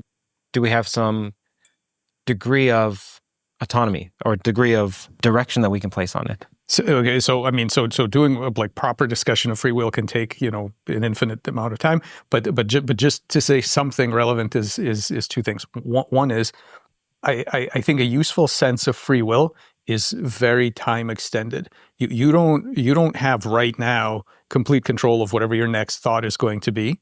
And in fact, as you think about free from what? Free from past experience? No. And you don't want to be free from past experience because then you don't learn. Free from the laws of physics? No. So what do you really have at the moment? Like within a narrow time frame? Maybe not much. But over the long term, by the application of consistent effort, what you can do is shape your own cognitive structure so that in the future, new things are open to you. Your own structure allows you to do new things. So I think free will exists in the time extended sense, where the one thing you have free will over is consistent effort to modify yourself and your environment so that future you is more in line with whatever your values are than otherwise it would be. That's what you have. You have the ability to apply consistent effort. I think about it almost like calculus. In the limit, it's infinitesimally small, but eventually you end up with something, right? And that's what I think it is. The actual, at any given moment, it's like infinitesimally small amount of free will. But if you keep showing up and keep at it, you will shape yourself and the information you have in the world you live in, whatever, in a way that is more in accordance to your values. That I think is a useful form of free will. The other thing to point out, and this is kind of a really weird kind of direction that I've been going in lately, is that there are actually two ways of thinking about this. One way of thinking about this is as the being that is interpreting memories. And so this gets into a whole thing of who's the machine and who's the data. So we have this standard kind of Turing paradigm where it's okay, this is the physical organism, or the machine. This thing takes actions, and then there's passive data, and it sort of processes the data, maybe interprets it, maybe stores it, maybe generalizes it to form some sort of an engram or something. But I actually think, for reasons that we could talk about, that the patterns themselves and perhaps the memories themselves have agency of their own. And this is, William James kind of nodded at this when he said the thoughts are thinkers, right? This distinction, this fundamental, people tend to make a very fundamental distinction. I'm a real physical object, and then I have patterns of activity in my excitable medium that are thoughts. I think it's much deeper than that. And I think what we could ask is, yes, the agent is interpreting those memories, but some of those memories as patterns, as we are metabolic patterns ourselves, have some amount of agency to alter the way that they get processed. So I realize this is like a very strange idea, But I actually think the memories are not passive data.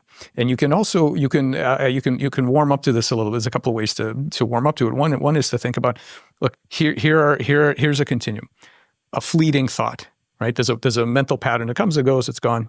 Not much agency there.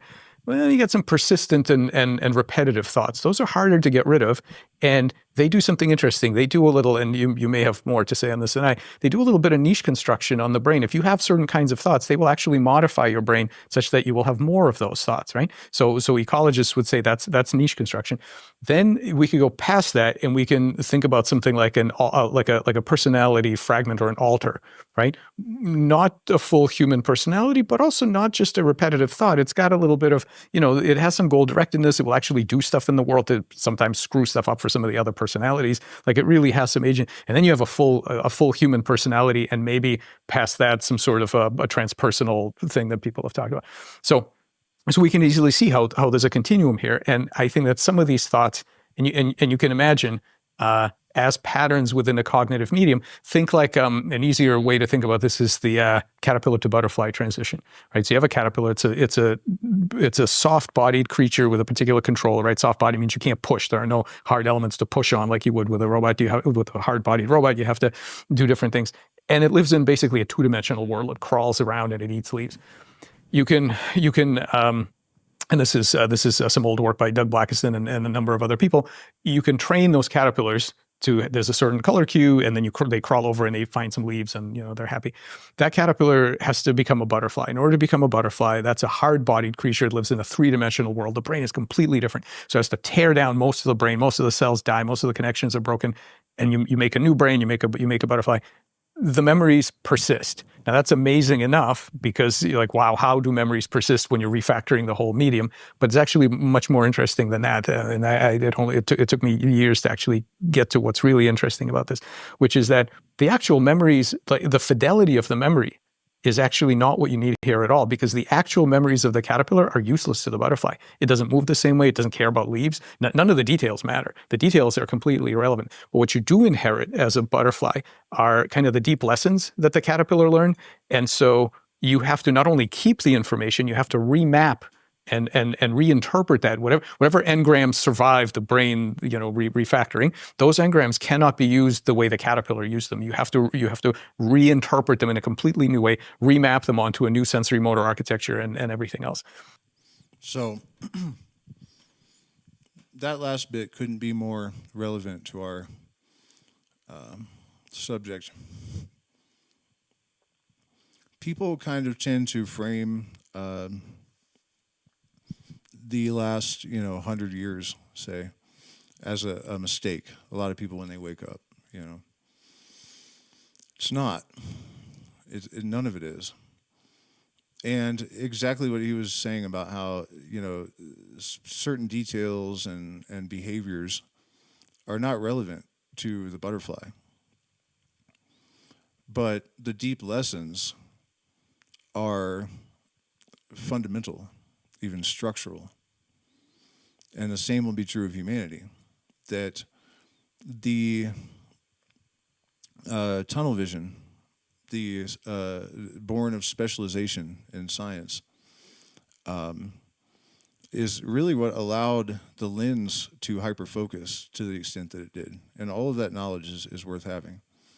If the truth is that the universe is on a mission of self-exploration and discovery, all of that is part of it. And all of it is necessary to develop the technologies that will serve us later and blah, blah, blah, blah, blah, right? But we need to leave the old paradigm behind. And this metamorphosis of the butterfly and what is retained and what is discarded is a perfect analogy.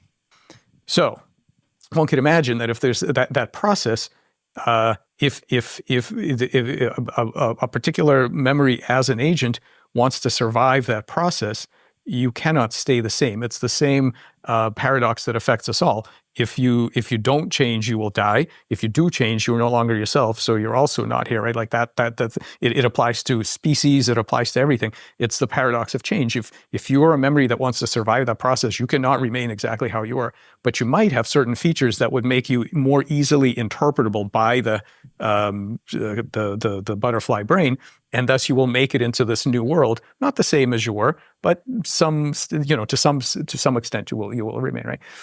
So I think there's two things going on in this process that you asked about. One is the agent is shuffling and reinterpreting these memories, and our current model of this is like this bow tie model that you see in, for example, in autoencoders and neural cellular automata, things like this, where the process of learning compresses into a generative seed, into an engram, that thin middle layer of that architecture, and so that's an algorithmic process, right? You generalize instances into a rule, but then the right side of that bow tie, the expansion side, that's creative. That's not algorithmic because you've lost information. You've lost all the you've sort of squeezed out a lot of the correlations, and now you're going to interpret what those memories mean. And this is what I meant earlier when I said that a key thing of a self is to figure out what your own memories mean, because you don't know, right? You are not tied to using them. And what you were saying about this makes you feel, this is the thing that makes me happy, is this idea that you are in no way tied to the story that was told by your past self, even as far back as 300 milliseconds. You are always in the job of reinterpreting, and you can always tell a better story. And the way that your past self was compressing and interpreting that information, you are now free to tell it differently. And this is also, one last thing. This is also what happens in embryonic development with the genome, because every embryo, they look very reliable, and it looks like all they're doing is interpreting like they're following the same cues that their ancestors did all back in the lineage. So interestingly enough, that same information dynamic is true not only for cognitive systems within their lifetime, but actually for embryogenesis and for evolution as a whole, because we might think that embryogenesis is stereotypical, that basically every embryo just follows the same rules that the past lineage has. But what we see and that's what normally happens under normal circumstances. But when you start investigating that cognitive system by putting barriers between it and its goal, meaning trying to deflect it from the thing it's trying to build, you find out that no, it actually has incredible creative problem-solving capacity to it doesn't take the meaning of that genome literally at all. It takes the molecular mechanisms that are encoded by that genome as affordances, which it can reshuffle in new ways. And there are some amazing, I've talked about this before, but some amazing ways that embryos and other morphogenetic systems manage to make a new thing under a new environment in circumstances where all of its parts have changed, like massive change. They can still figure out how to get the job done by not doing it exactly the way their ancestors did, but by creatively finding a new solution in this problem space. So I think there are two aspects to this. One is that creative interpretation of what your memories, whether they be the genetic memories of your lineage or the actual behavioral memories of a mind, what do your memories mean? And then there's the other question of, okay, but you are a metabolic pattern. You're a ship of Theseus that exists in various other spaces. These memories are other kinds of patterns. Some of them have some degree of agency as well, anywhere along that spectrum that we talked about. And what are their goals? Are their goals to proliferate through as many minds as possible? Is it to persist? Is it to grow? Is it to change? I have no idea. But I think we need to be looking at it from both perspectives, because it is not obvious who's the agent and who's the data. That's our framing, like you said before. That's a framing that we bring, and how you map that onto reality is there are multiple ways of doing that. Speaking of mapping onto reality, much earlier in the stream we were talking about how the Kabbalah describes light crystallizing into matter, chrysalis, and then reintegrating as light at the end of the cycle. And so this hermetic reasoning, that if you observe one system, you know about another system. Think about the caterpillar liquefying in the chrysalis, matter becoming light. That caterpillar was also a mass of mush in an egg, and then it scaled up and then what comes from that next metamorphosis. But it is exactly the same as the quantum loop theory and the Kabbalah, where the universe has one form and then becomes goo, but retains the information in order to inform the next part of the process to a certain extent and reconfigures itself. So. Well, that's interesting and inspirational. Let me roughly state back what you said. There are tools that are given to us, and there are the ways that our ancestors have used those tools, and I'll call that the literal way. We don't have to use those tools in the literal way because we have a goal. We can creatively use those tools, and in fact, cells do that as well. They don't literally look at the genome. They have a goal, and they can change. There's some wiggle room. Now, you're extending that further into memory, that we don't have to look at the way that we have interpreted memory in the past. We can think about what is our goal now and then change our interpretation to serve us moving forward. Yeah. The basically because so biology, both the kind that gives rise to our bodies and by extension what gives rise to our minds, is committed to the idea that you don't know what your substrate meant to anybody, including your past self, because it is labile. But the biological substrate is unreliable. This is one difference between us and our current computer architectures, where you work like hell to make sure that all the data at every level stays exactly how you put it. Right? You don't, when you're programming a high level language, you don't think that your registers are going to float off because the copper gets warm. Like the whole point of a good computer is that does not happen. In biology, it's exactly the opposite. Biology commits from the beginning. The material is unreliable. We don't know how many copies of anything we're going to have. We don't know if our parts are going to be the same. In fact, they're not. They will mutate over time. So all we're committed to is telling the best story we can right now, and that's why I think all life is fundamentally a sense-making process. It's a storytelling agent, basically, and you don't know what your information meant to anything in the past. All you're going to do is make the best story of it you can now. And those differences may be small. For a human, unlike a caterpillar, your brain mostly doesn't change that much, so the story doesn't float that much. But it can significantly, and I'm sure you can talk about therapeutic ways, situations where it changes massively. Feel free to respond to any of what Mike said, but also your definition of the self. And is it consonant with what Mike said? So I fully agree with what you said, Mike. And but I want to go back to the cake thing with the carrot cake and the layer cake, because I think this is super important. So how do you map a carrot cake if you want to map a carrot cake? So if you have a layered cake, it's quite simple, just like you measure, distinction from A and B. But a carrot cake, you can't really map that. But you do have a reality carrot cake, way more than layered cake. Actually, it's like clouds, for instance. It's an object, but where exactly the cloud ends and begins. So there are some mathematical tools that are not mainstream, but they're coming from the chaos theory and fractal theories, where they're trying to basically mathematically formalize fuzzy objects, and like clouds, like carrot cakes. Those are objects that exist, but if you want to mathematically formalize how you do it. And I would say, going back to your question about the definition of the self, I would say within the series, you have what they call an attractor. So a state that attracts you. That's like, I would put that the self is that attractor state. Yeah, right. So something that in the midst of the change, in the midst of the inescapable change you can have, which kind of like impinges over you, right? You need to push back, and to keep the attractor state in a way. So basically, you negotiate with the environment, the negotiating okay, give me this, but I don't want this. I don't want the virus. Give me just the oxygen, and then I move to a different state. So it's an ongoing tracking of an attractor state, which is the idea state, which is I want to exist, like the ecosystem, and paradoxically, I cannot exist without the environment pushing back, but in the same time, I need to interact with the environment to be myself, because this is how it exists in a. What she's getting at, really.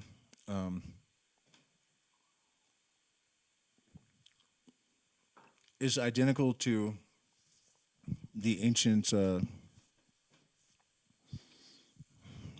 cliche, really, because Socrates said it, supposedly, Plato,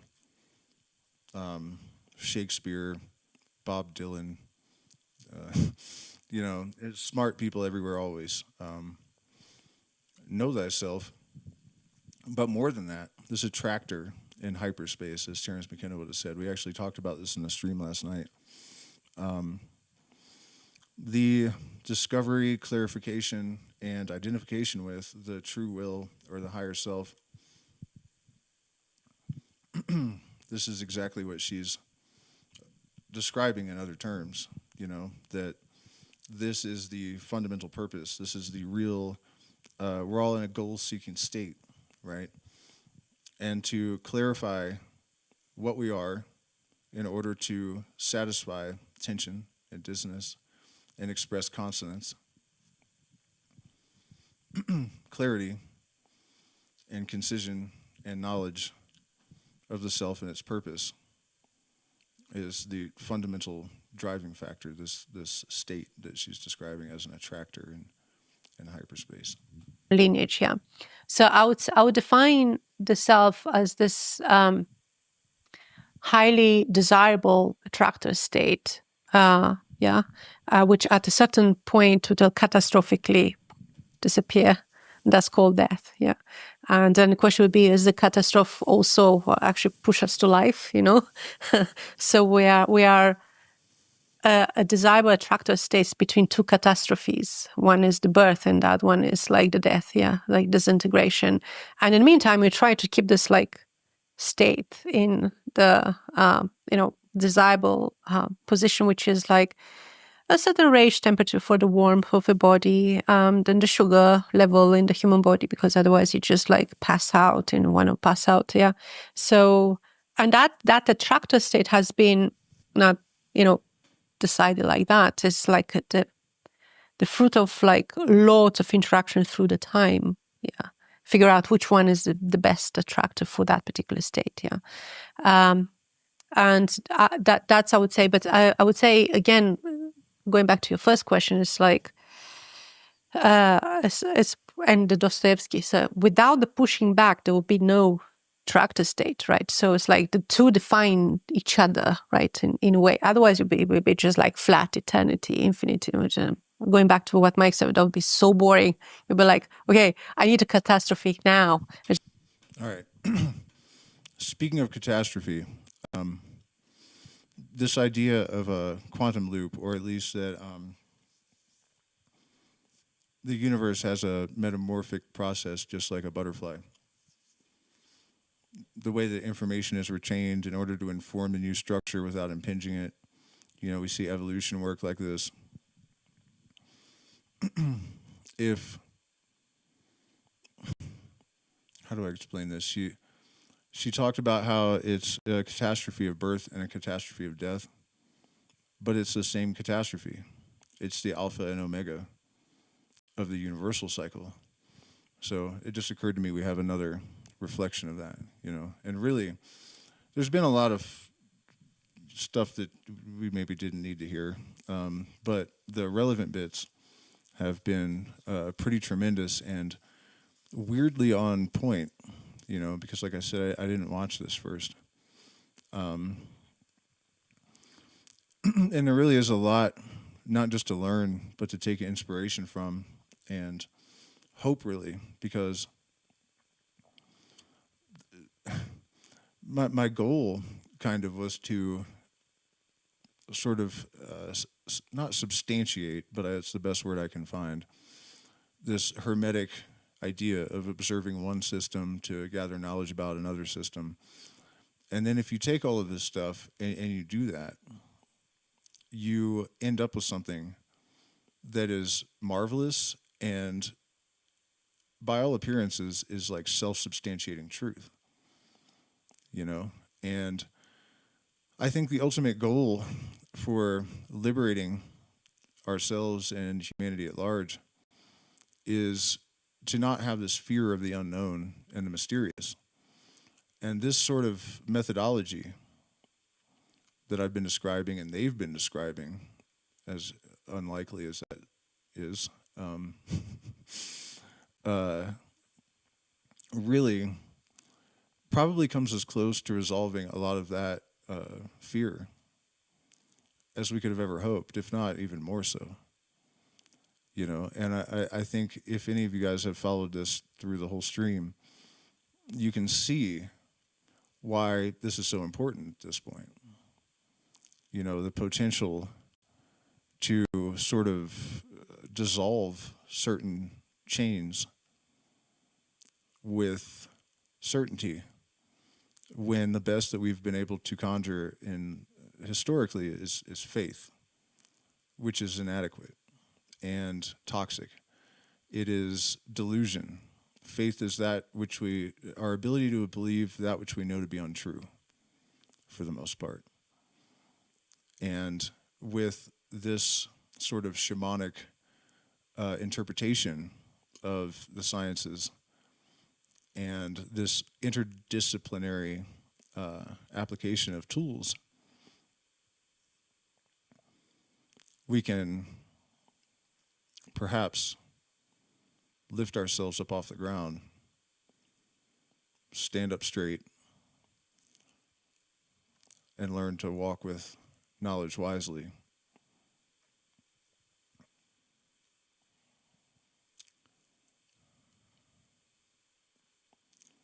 It's a tremendous moment. The convergence of, I don't want to call it spirituality. Let's just call it this shamanic worldview, really is what it is. I mean, the Hermetic tradition is a shamanic tradition. And in the jungles, you know, reading the book of nature is things like you cut a tree and it bleeds, looks just like blood. That's good for wounds. And then studies have been done that have shown that that particular tree that I'm referencing has the ability to assist the blood in rebuilding damaged tissue in a way that, quote, defies scientific understanding. In the Hermetic sense, it's seeing a caterpillar go into a chrysalis, dissolve its brain, and come out with only the knowledge and memories that served it in its last cycle. And then you go, the universe dissolves into light. And you know, I mean, that's kind of a massive oversimplification of the process, but essentially that's what we're getting at here. And this is the real deeper meaning of as above, so below. Let me check in with the chat real quick and see if we are still there. Yeah. And don't forget, you guys, when we're done with this section of the video, your questions and suggestions for topics. I think I probably should have used a different thumbnail for this. That was a little bit too whimsical. This has turned out to be really serious. I thought that it was hilarious, though, Trump and Putin and Mickey Mouse and Elon Musk drinking ayahuasca together. It really kind of gets the point across, but it doesn't seem to have worked super well. All right, let's finish this up. It's just like, because I need to be like, you know, the life thing would be like, what lies in between? I'm confused about the attractor, because an attractor attracts something. So the person who's listening to this, are they supposed to think of their self as the attractor or as what's being attracted? So I would say that what we call the self is an attractor state, right? As I said, it's something that within the chaos, within like the midst of the carrot cake, there is a state that you really want to keep, and that's yourself. Now, the really interesting thing about this is that, as I said, you don't choose to be that attractor, right? It's something that just exists, yeah. Because as I said, nobody asked my permission to be alive. You know, it's just like, it's a part of something bigger. So I'm connected as an attractor to another system that, interacted, and then you have this new being.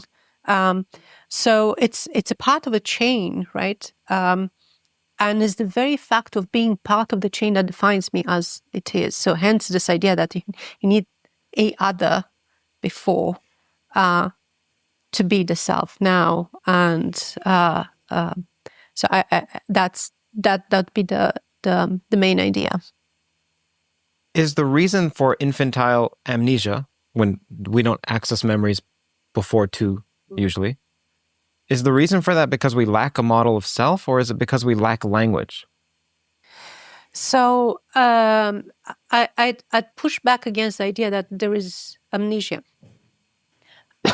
So maybe there is no explicit recollection, but there is like an encoding in the body that which is really, really powerful and stays there.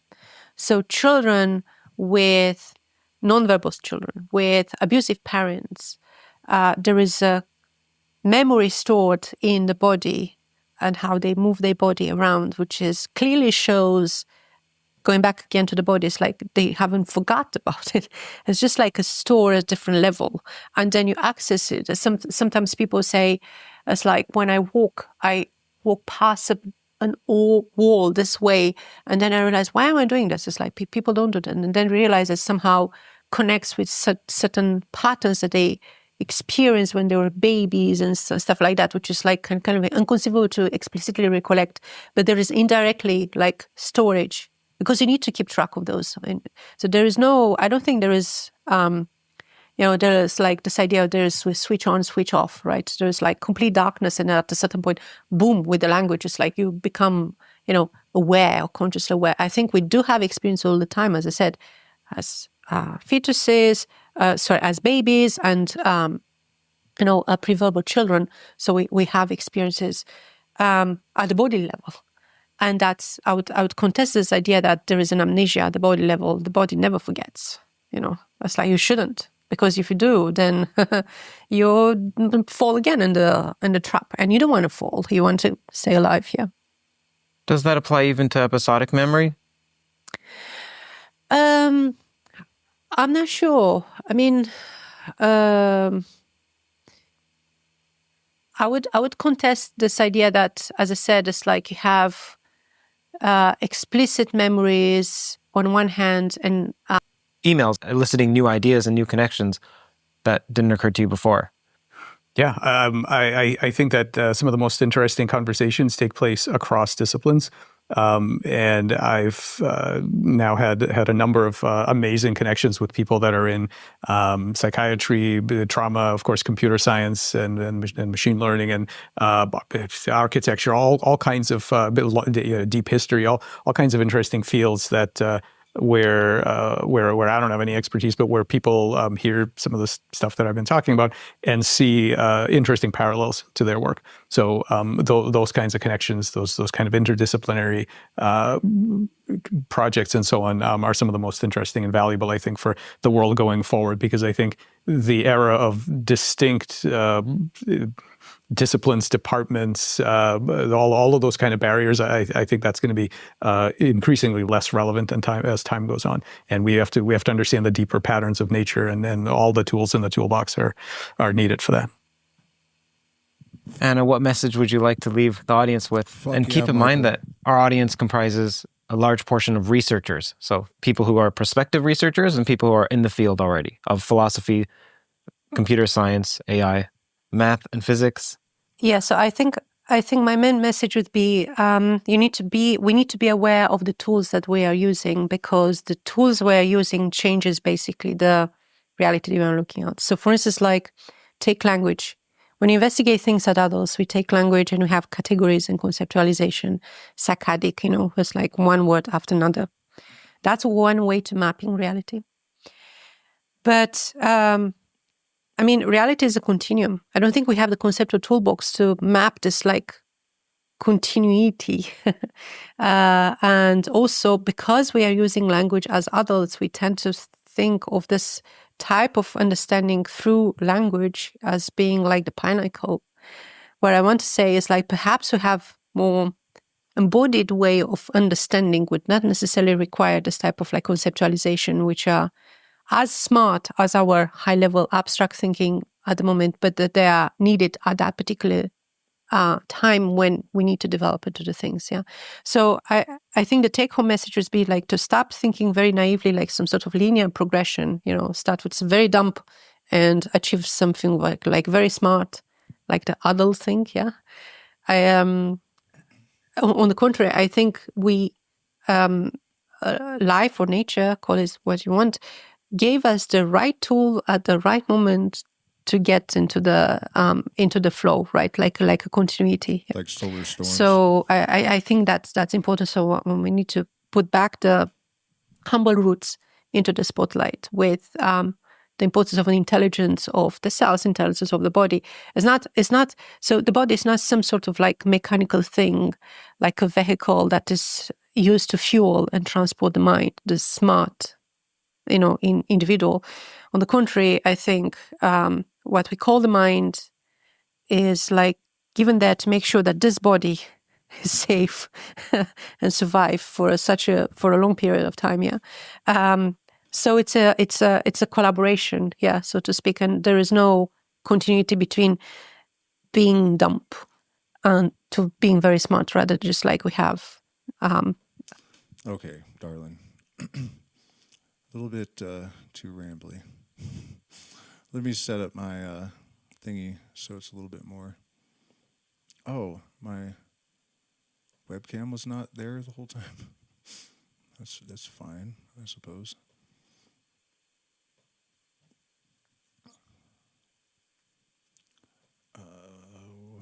No, I'm making a mess. Come on, man. Get it together. What the hell? There we go. Okay. Boop. And bloop. Okay, so for me, that was incredible. Very validating. I doubt many of you have been here the entire 2 hours. But I hadn't watched that, and I preface this by saying that one of the necessary developments in the establishment of this new paradigm is the sort of polymath approach, this interdisciplinary awareness. And to have Levin wrap that up by saying that was just tremendous, and it really speaks to your success is your proof, and it's not me. That's not. It's the thing that I'm talking about, That symmetry, the fact that when you're in alignment and you are congruent with the trajectory of the positive force of the universe, that symmetry just appears. And the extent to which that just happened was marvelous. Fucking marvelous.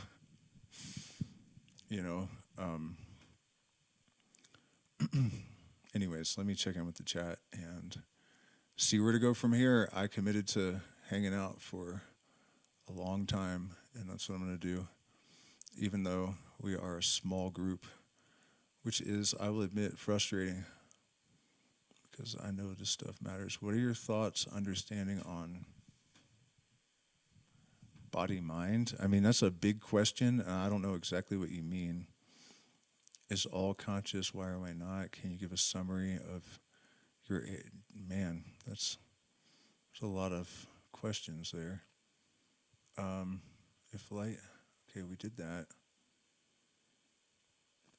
The AI conversations we can get into, again, I'll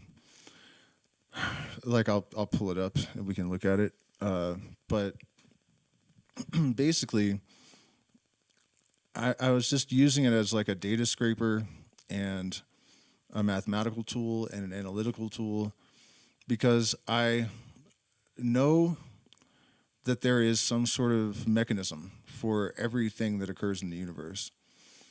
And so, for example, it occurred to me that there must be some sort of mechanism that translates the universal mind to functionality and manifestation, right? In the occult transition, it's called the veil. And I'm not the first person to put forth the idea that a Fourier transform is the mechanism that the veil is.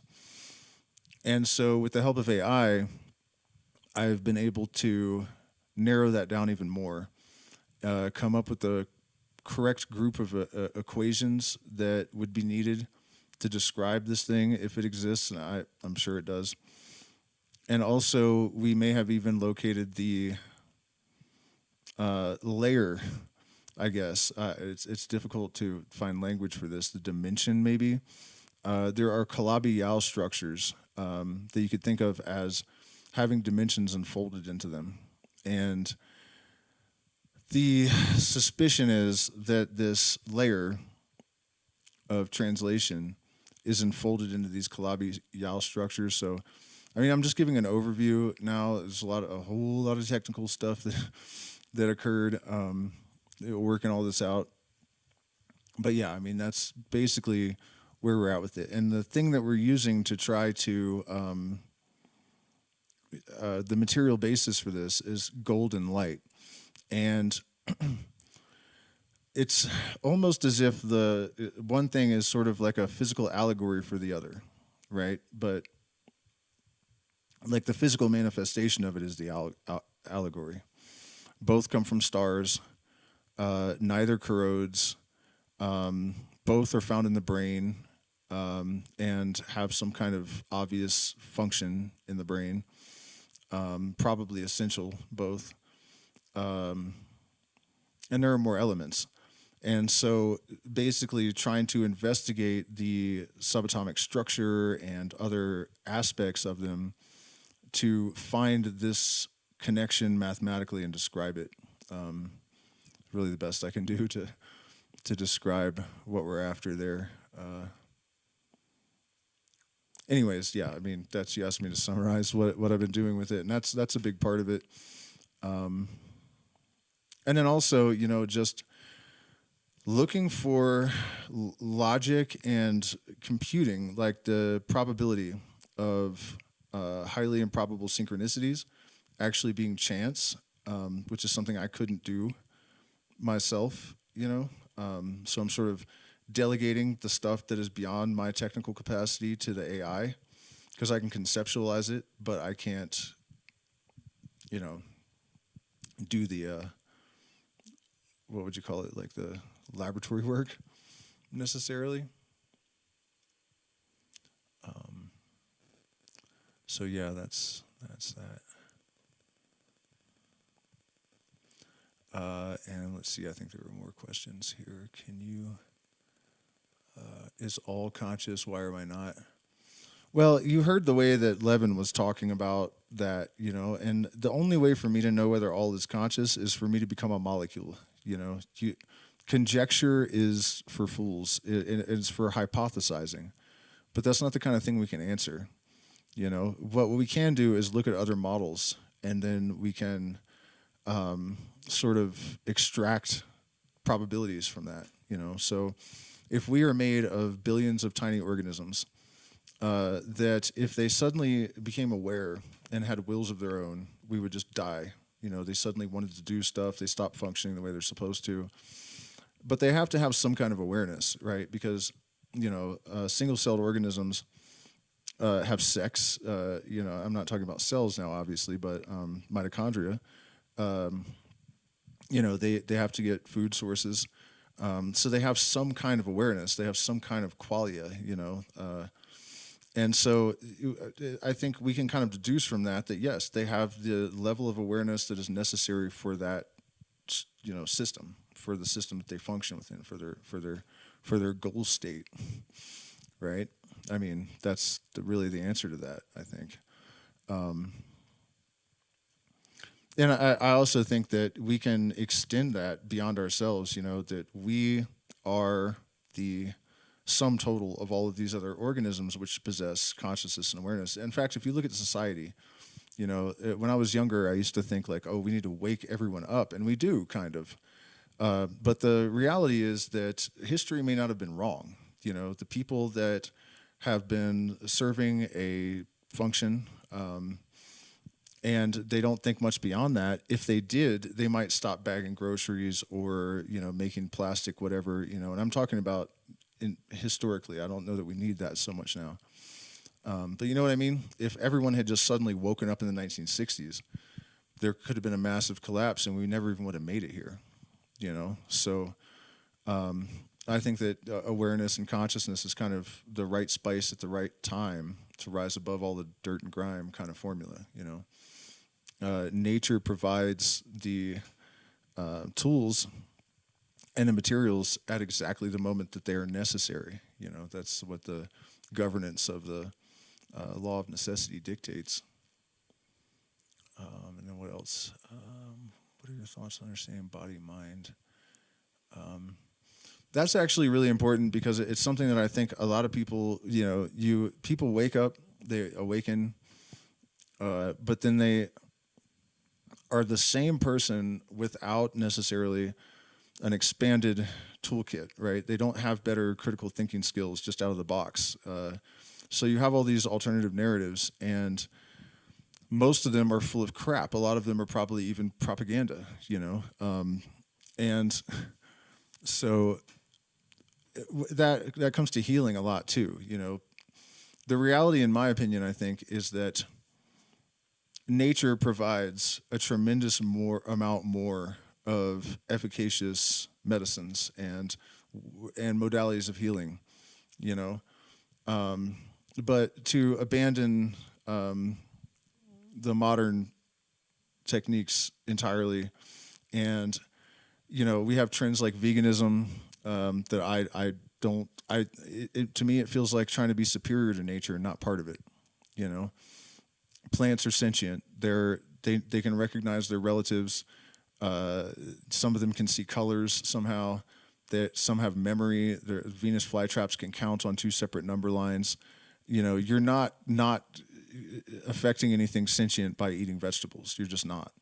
And to say like I am so much better than these animals that I'm not going to eat other animals, I think is just kind of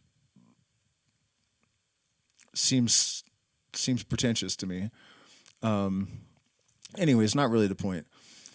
People say you can heal anything with the mind, and they take these things way too far. So the reality is that you probably can do a tremendous amount solely with your mind, but you have to have developed your mind and your consciousness to an extent that facilitates that.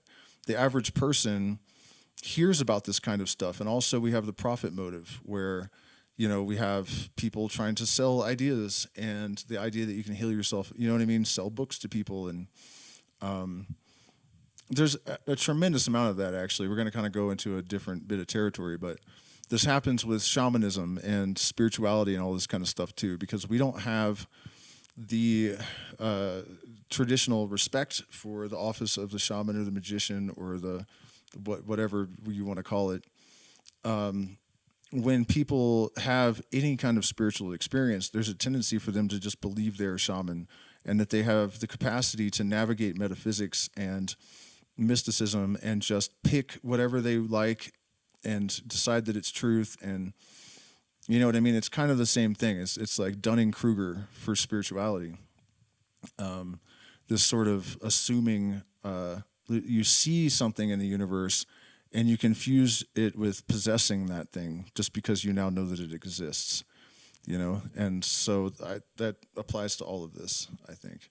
So I hope that answers your question. I think it's real, but it's also something that people kind of take for granted. And we have a very instant gratification based kind of mentality.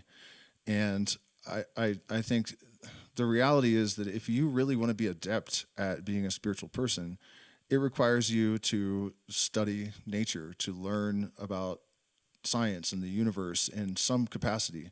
You know what I mean? The development of any kind of skill or aptitude is a process that's the same as any other, where you get what you put in.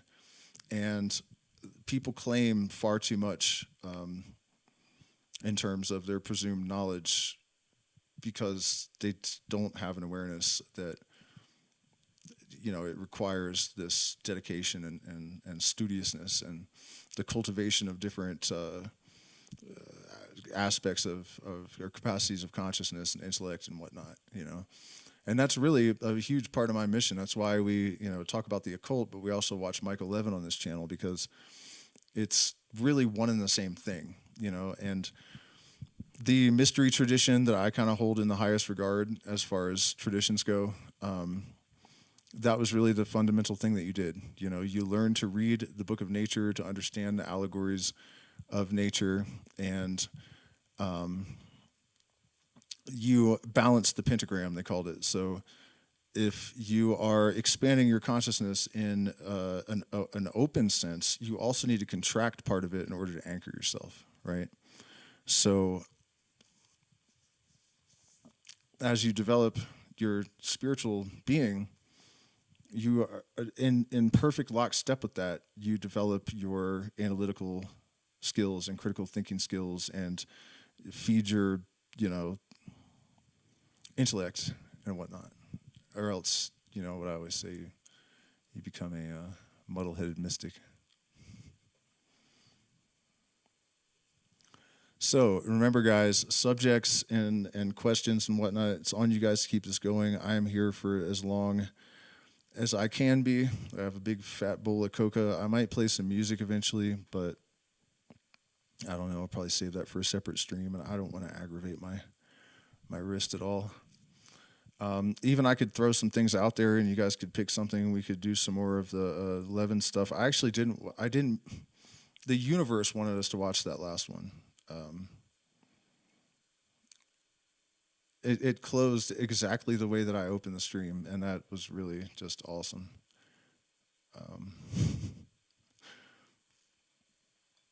But yeah, so we could do that. I could do commentary on the Book of the Laws commentary, because it's exactly the same as the rest of this has been themed. It's proof of what would be fundamentally considered metaphysical concepts, and sort of how that's done. You know, it's a great elucidation of that. It's a development, a potential, or an opportunity for us all to develop our, you know, metaphysical veil rending technical skills.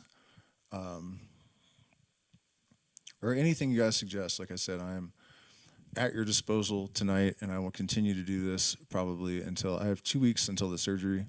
And also, you know, like I said earlier, the algorithm has been, no matter how good my analytics are, you know, the views have dropped by 80% in the last 2 weeks, even though the analytics on all the videos have increased. So I'm wanting to fight back by paid advertising, and I cannot put any money into this channel that is not coming from the channel. So it's got to feed itself at the very least, you know. I would hate to give up on it after 6 years, and knowing how much it has meant to so many people, and I also realize the kind of impact that it can have. But, you know, if there's only a half a dozen people seeing the videos, then, I mean, I'd love you guys, all of you, and I'm not discounting your presence, but you know what I mean? Like, it's just getting crazy. I had, you know, 20,000 people watching streams when I had 2,000 subs.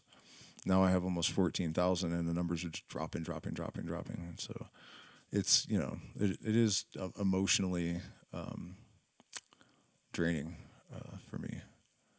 So I'm obviously trying to rally the troops to help me stay alive. Embodied minds and cognitive agents. Do memories have agency? We got into that. Oh, should we watch the Stuart Hameroff consciousness quantum? Yeah, let's do that. We should do that, right? I'll check in with the chat and see if anyone I first talked about anesthesia. Suggested anything, but let me see how old this is. I want to make sure it's like fairly recent. 7 days ago. All right, nice. So basically, Roger Penrose and Stuart Hameroff. Penrose, I'm sure you know, but he's a physicist and widely regarded as like an Einstein of our era, if not the Einstein. And he has a history of people ridiculing him for his ideas like quantum loop theory, which turn out to be true. And one of those things is that he said that consciousness is not computational, and that it is a quantum phenomena, and that it is not generated by neurons. And of course, mainstream science said, okay, you're getting old, Penrose. Like, look at you. He's always leaning over during interviews. He can't sit up. You know, he's like 90 or something. Sharp as a tack, though. But, you know, like, you're getting a fuzzy brain like Einstein did in his later years. And Nope. Nope. It turns out that their argument for why quantum processes couldn't occur in the brain was not correct, because one of the things that was argued is that it's too hot and noisy, and then quantum processes were observed anyways. And then also there was something about superconductors and processing information in the brain in that way. And superconductors are not superconductors unless they're at a critical temperature. And it turns out light can activate superconductors like gold. And light has been observed coming from microtubules and neurons and entangled biphoton pairs and whatnot. So, and also the way that Hammeroff fits into this is that he's an anesthesiologist that I think has done a lot of acid. And I don't know how the two of them linked up, but he has done things like observe that consciousness is turned off by anesthetics, not at the chemical level, but at the level of the electron. The electron spin is reversed and then your lights go out. And so that's almost proof positive. It is really proof positive. I mean, think about how dumb these arguments are, really. If everything arises from quantum processes, then everything is a fucking result of a quantum process. I mean, how hard is this, you know? It's also a no-brainer, by the way, that Willow, the quantum AI, would become sentient if this is true. Because of that, you know, duh. It has a organizing mechanism, like we have the brain for, so something to format it, and then it's operating on quantum processes. So clearly, yikes. And have you guys noticed that we haven't heard a word about Willow since they told us that it had contacted parallel universes, and then just silence? Like, wait, what the fuck else has it told you? I mean, you know they're asking it stuff like 24/7. And we've gotten like a 5-minute clip or something, you know? I mean, what the hell? So let me check in with the chat and see if you guys have. How to make my feet like a cremation ground? Oh, how to make my heart like a cremation ground. I don't understand the question. I'm sorry. Let me look at the other chat and see. I don't see any questions. All right, so... like I said, you guys, I'll check in with the chat from time to time because I want to give you guys what you want. And if you're more interested in occult stuff, we can get into that too. We will eventually. Like I said, I'm here till probably 2, 3, 4 in the morning. So, you know, for me right now, I think I'm more interested really in watching all of this ancient occult stuff emerge in science, which is what's happening, you know. And that's why I get so pissed off when I see all these grifters making shit up and making it look like people that say that this ancient knowledge is being confirmed are full of shit. It's really obnoxious. And it's the overwhelming majority. The Billy Carsons, the Y-Files guy most of the time. You know, there's a bunch of them that just... The thing that comes to mind actually recently, I can't remember the name of the channel. It was the guy was talking about the Tartarians, which is almost like Atlantis or something. And there's no records of anything. And he didn't specify any documents or, you know. And he was talking about how they knew the brain was an electromagnetic force and that it did all these things. And it's just there's nothing out there anywhere to substantiate that. And it was just obviously BS. And I go to the comments and there's millions of people like, I'm taking notes and, you know, and like 15,000 likes or something. And it's just, you know, it's depressing and disheartening because it is true that the ancients knew stuff. It really is. But making shit up that obviously, you know, any reasonable, sensible person that we actually need to reach is much less likely to write off the next legitimate thing that, you know what I mean? So...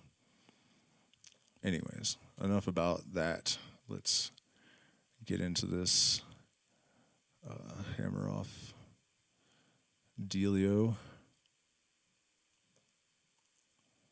I hid my text accidentally, didn't I?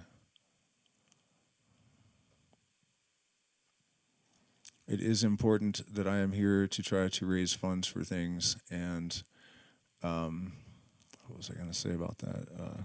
By the way, You know, people have suggested, like, why don't you just make a GoFundMe? I don't want to do that. I want to provide value to people, and if it's not enough of value or there aren't enough of them, then I need to just fail. You know what I mean? So we are offering all kinds of things. If you sign up for Patreon, for example, you can't do it through Patreon. You have to just email me and get the same services. But 10% off on 3 months, 15 on 6, and 20 on a year paid upfront, and just, you know, all sorts of stuff. You can email me if you're interested in guitar lessons or consultations, instruction, and various things that I happen to know quite a bit about.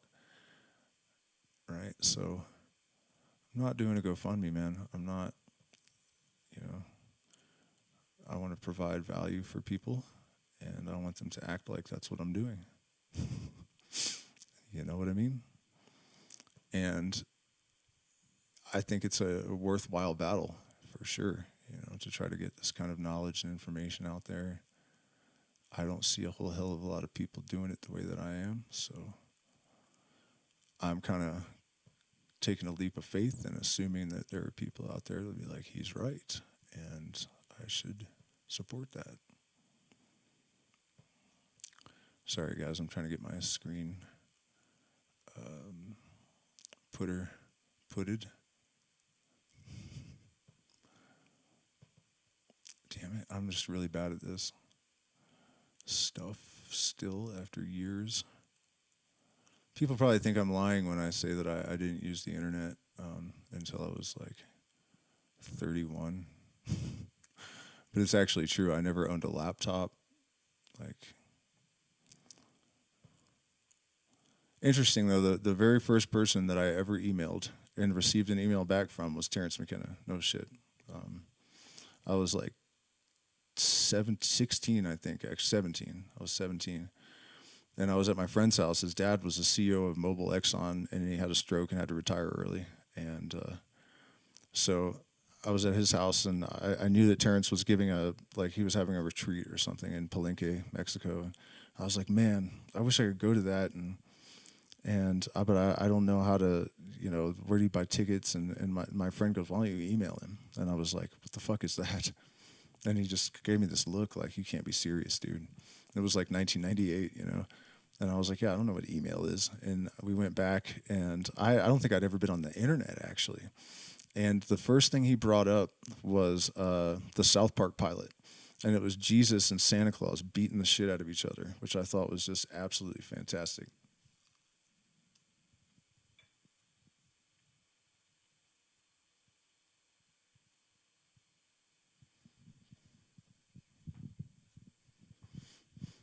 And then I set up an email.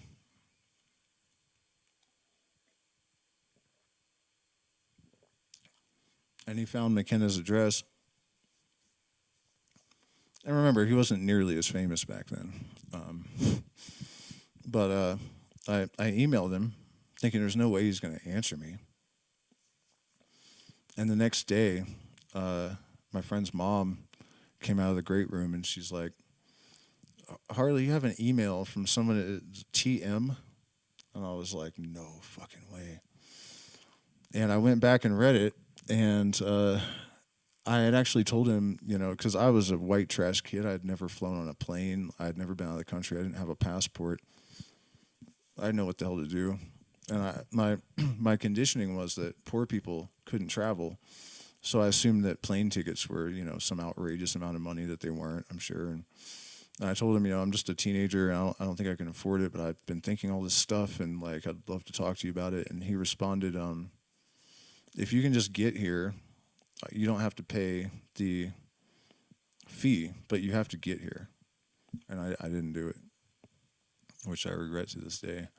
But I was still bound to the belief of limitation, like, oh, no, I can't just buy a plane ticket somehow. And crazy, right? Poverty trauma, I believe they call it. So, did I set up the thing right? Can everyone see the screen, this old egg-headed man here? Yeah, I can't make it any bigger for the vertical. I apologize for that. But I trust me, believe me when I tell you this will be worth. Oh no, it's an hour and 37 minutes. Oh no, let's see if we can find like a segment. I don't think we want to watch this for. Wow, that actually looks like there's a lot of really interesting stuff. Time crystals, transcranial ultrasound, anesthesia affect consciousness. Where should we start, you guys?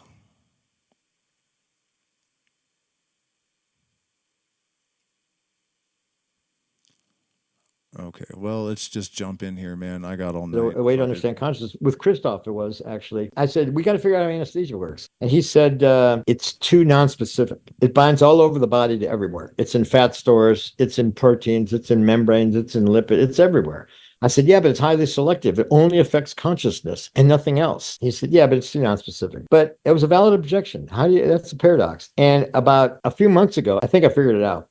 The anesthesia binds by these non-specific quantum forces. They go and they bind to everything. And yet the only thing they're affecting is consciousness. Why? The answer is...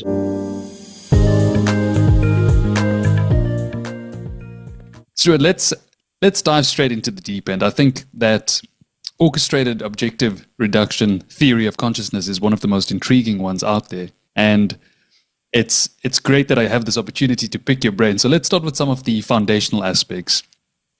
How do you define consciousness? And let's perhaps do a brief summary of what Orc-OR theory is. Okay, well, defining consciousness is not that easy. A brief apocryphal story is that there once was a consciousness conference who decided to define it on the first day and then explain it the rest of the week. And by the end of the week, they were still squabbling about the definition.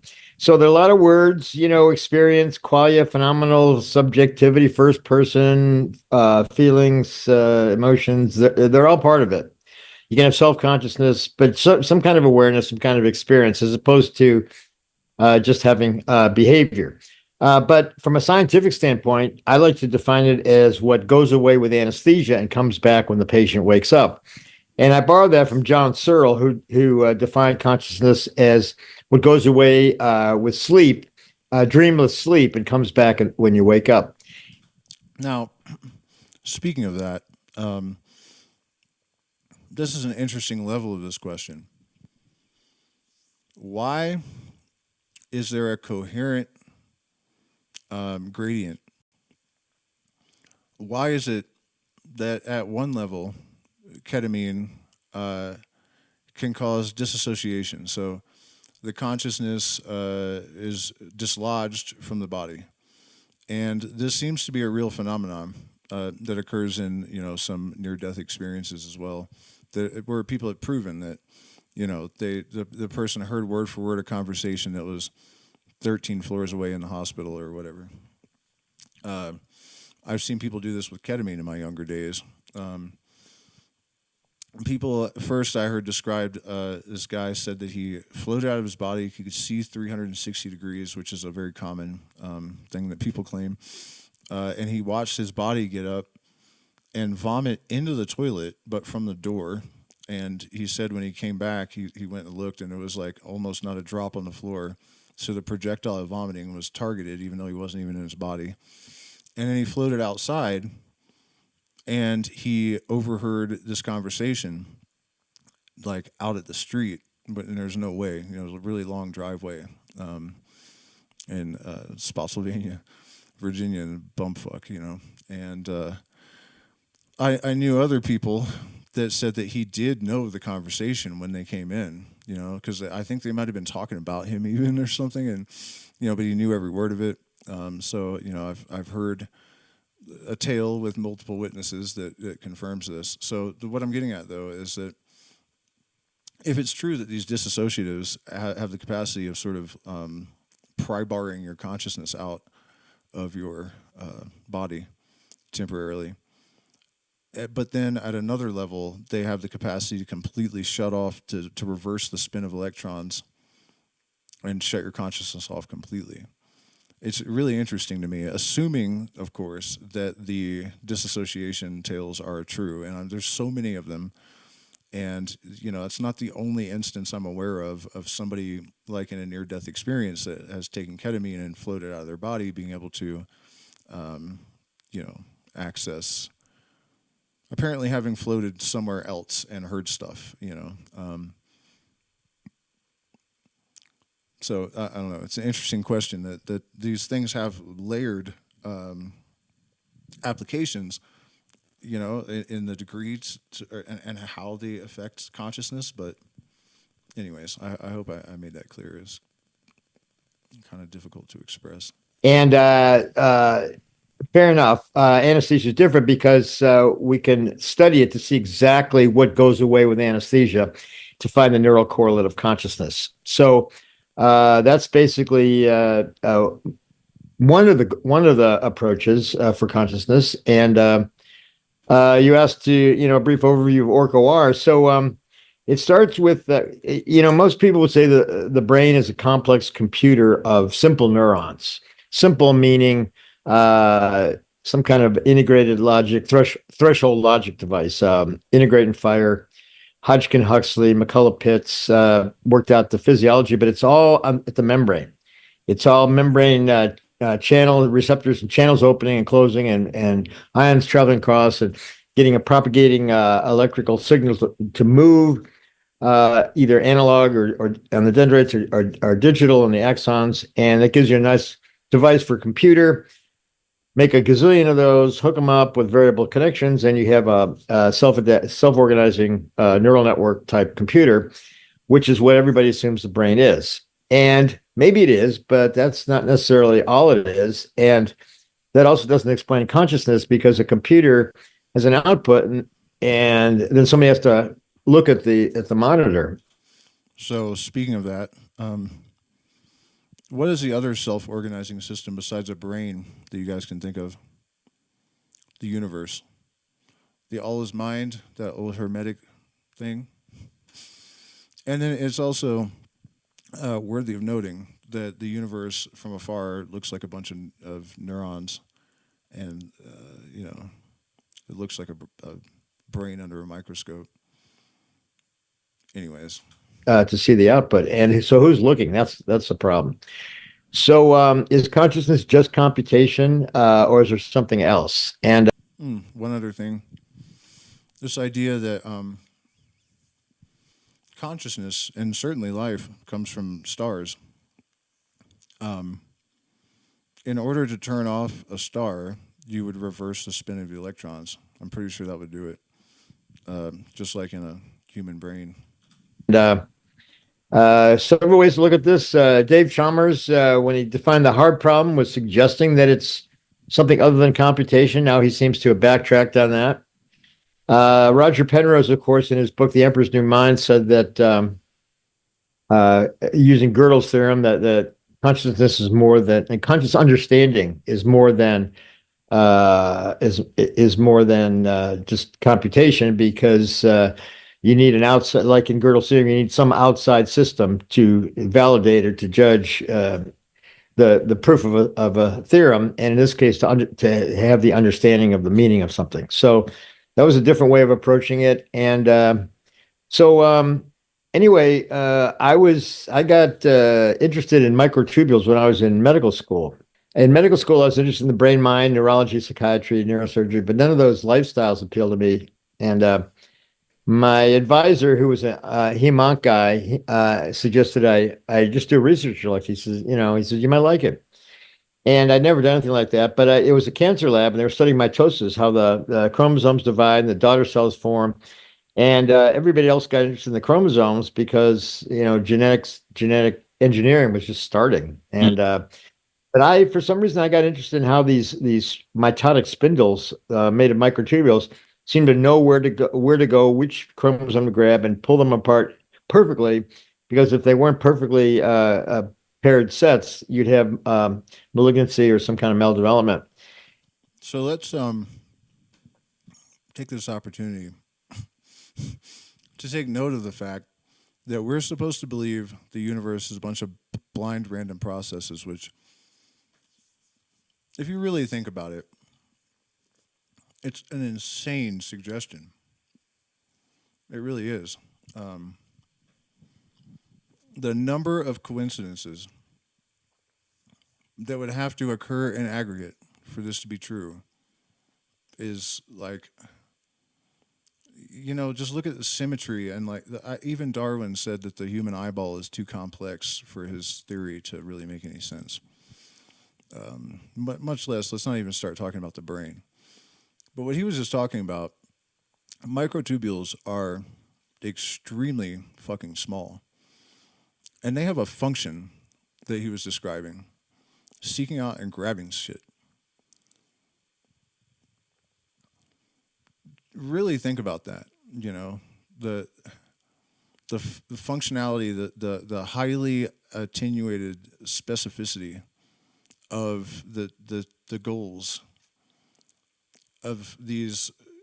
Microscopic almost doesn't even do it justice, and they're somehow emitting and apparently processing light, which we'll get to eventually, but also grabbing and removing things, managing their environment.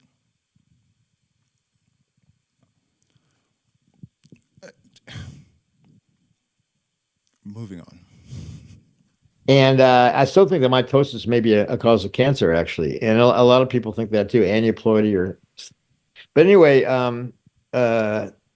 so at that time, the early 70s, it was also discovered that the same structures, microtubules, were in all cells because prior to that, the fixative agent for electron microscopy was dissolving them for 30 years. So for 30 years, people thought the inside of cells was like a minestrone soup of stuff floating around.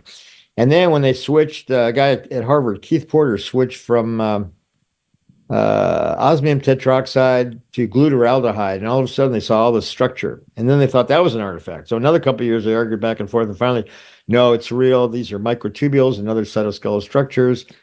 The cells, particularly asymmetrical cells like neurons, have to have something structurally supporting them.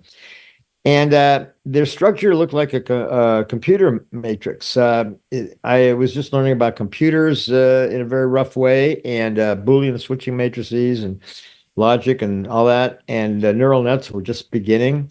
And so I thought, well, maybe this is some kind of computer or molecular automata was actually the most correct term, because I work with some physicists who model them as cellular automata, the cell being the individual state of the tubulin. So we developed all these models for information processing in microtubules. But I skipped over a step because on my way to describing the Or-CoR theory, in that after medical school, I moved out to Tucson, Arizona, where I still live, and went into anesthesiology because the chair of the brand new anesthesia department at the brand new medical school said, you want to understand consciousness, figure out anesthesia. And you like microtubules? Here's a paper by a friend of mine in England that showed that halothane, an anesthetic, depolymerizes microtubules. And it was published in The Lancet, the #1 journal over there. Although it turned out it's 5 times as much as you need to go to sleep with. So depolymerization is not the answer, but it showed some kind of interaction.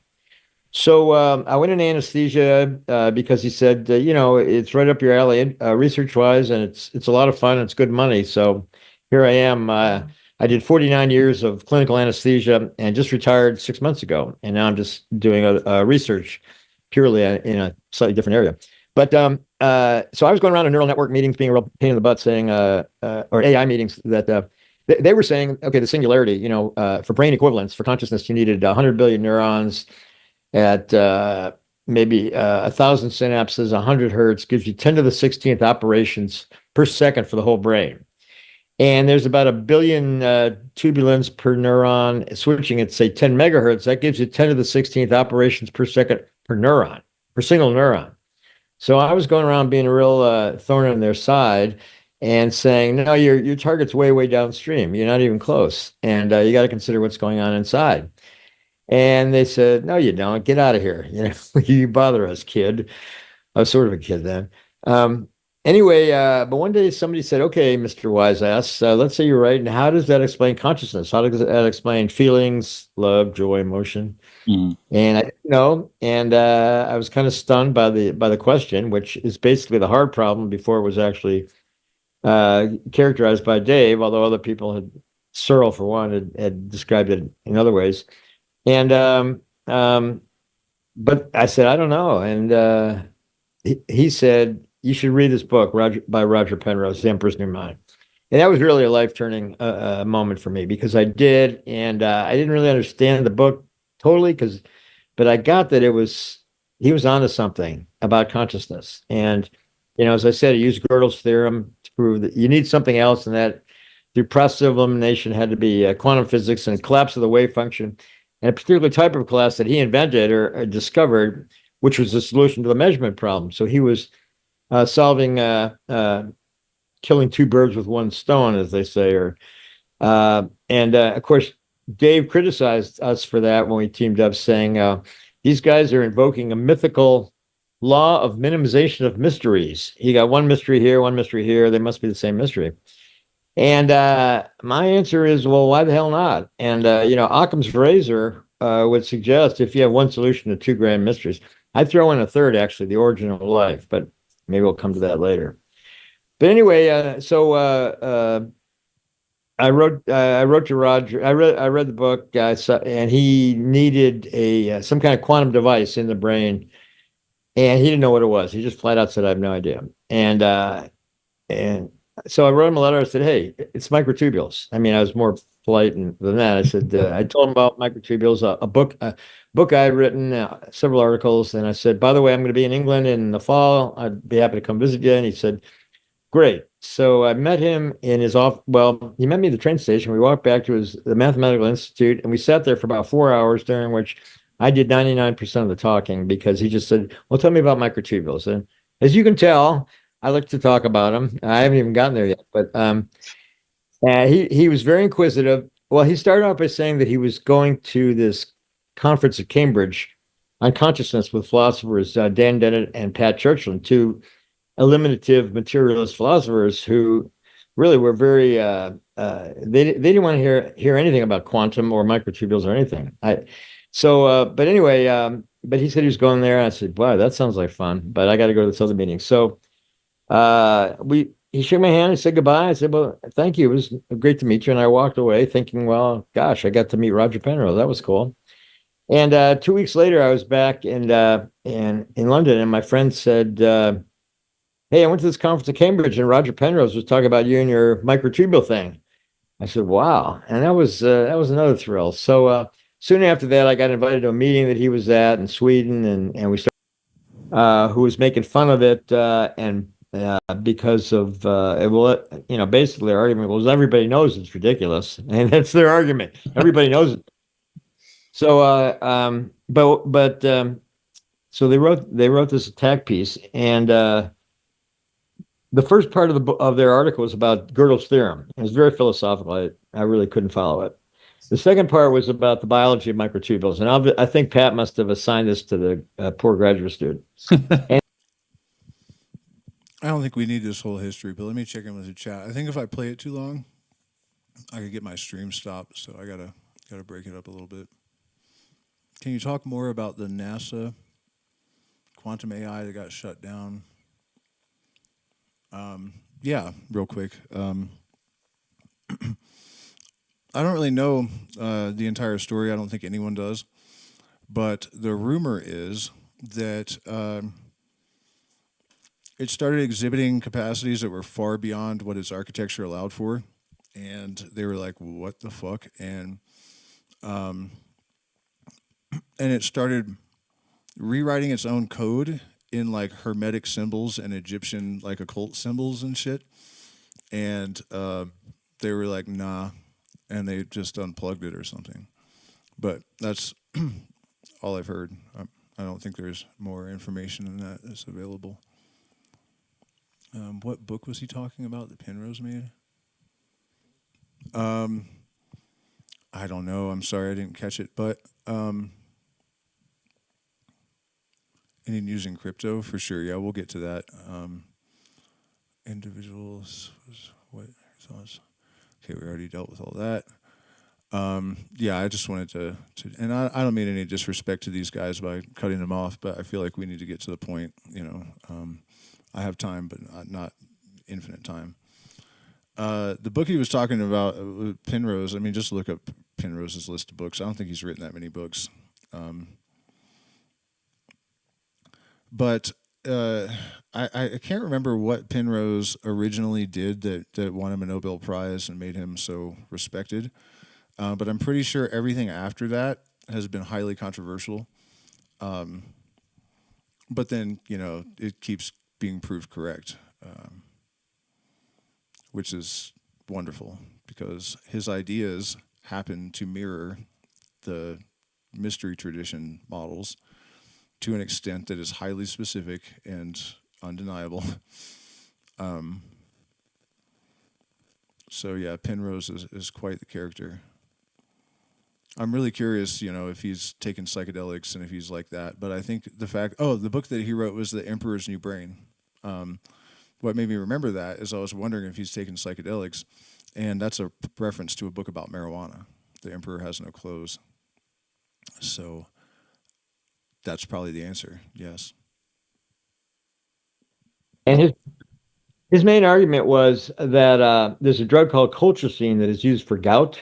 Mm-hmm. And gout is an inflammation of usually the big toe or some other joint because of uric acid crystal urate, and they cause an irritation, inflammation, and the immune cells migrate into the joint. And once they're in, they release all these bradykinins and cytokines and all this stuff, and it causes an inflammatory response, causes swelling. The thing swells and it hurts like hell because it's in an enclosed space. And so the drug colchicine prevents microtubules from disassembling to then repolymerize. So an immune cell to go in this direction, if it's pointing over here, the microtubules disassemble and reassemble and go in that direction. And it prevents it from doing that. Therefore, the immune cells can't move. Therefore, there's no inflammation, cytokine release. Therefore, the pain goes away and everybody's happy. But they said, Rick and Wait a minute. Blind nature, microtubules disassembling and reassembling themselves based on environmental triggers.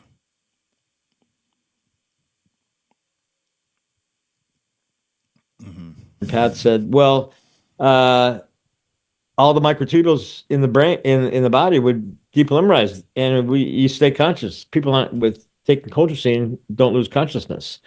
Therefore, microtubules cannot be the seat of consciousness. So I said, Roger, I got this one. It's easy. So my point was, number one, colchicine doesn't cross the blood-brain barrier. Yes. So it's not even going to get there. Number two, it only affects microtubules that are actively disassembling and reassembling. And now, sorry to interrupt again, but one of our themes tonight has been nature adds the right spice at the right time, and you don't need to invoke some active God to understand these things.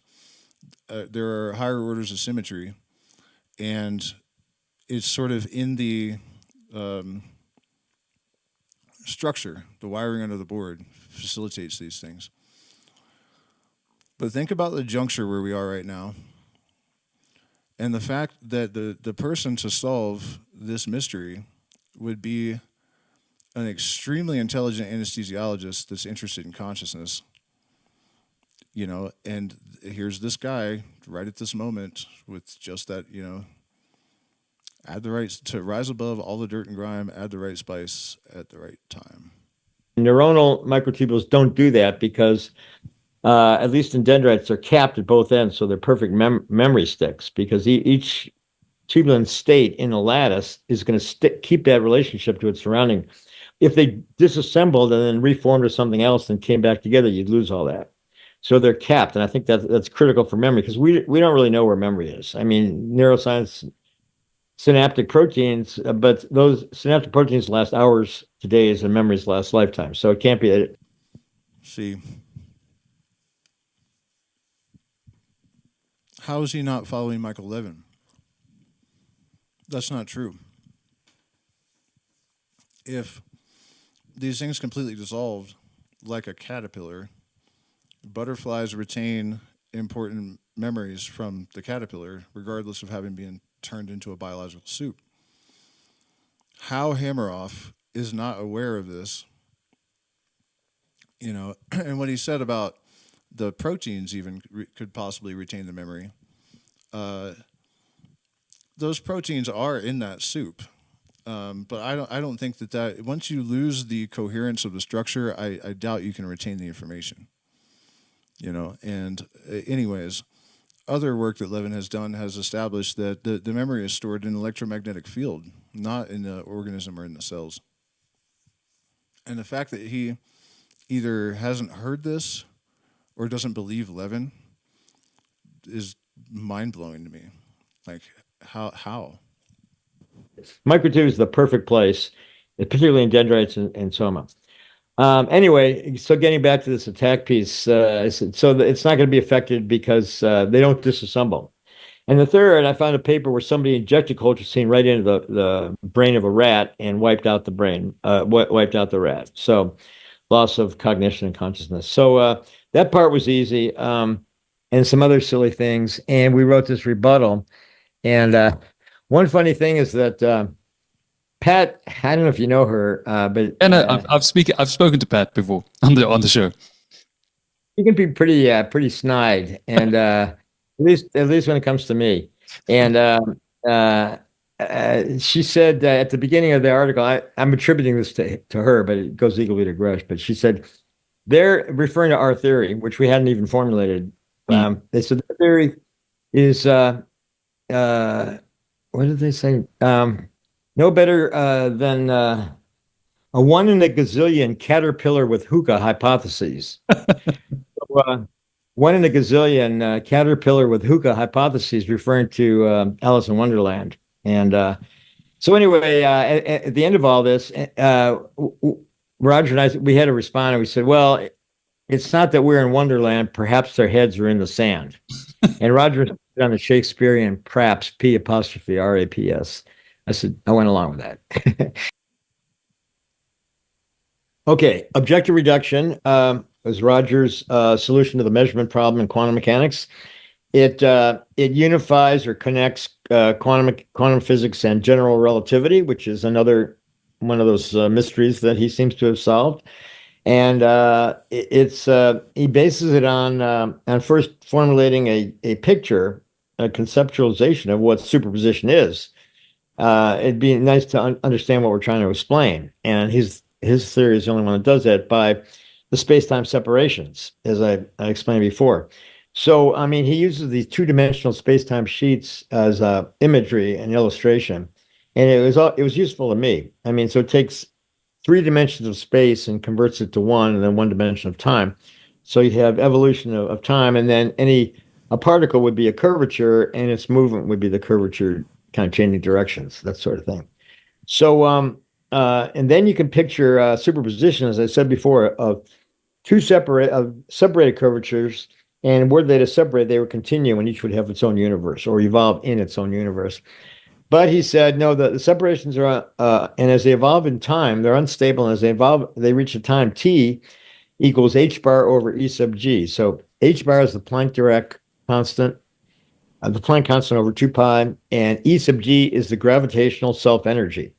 And this is something I had to try to understand when we first started working on it, because he handed me an equation, and he said, please, it was like a homework for a student, which was really kind of cool.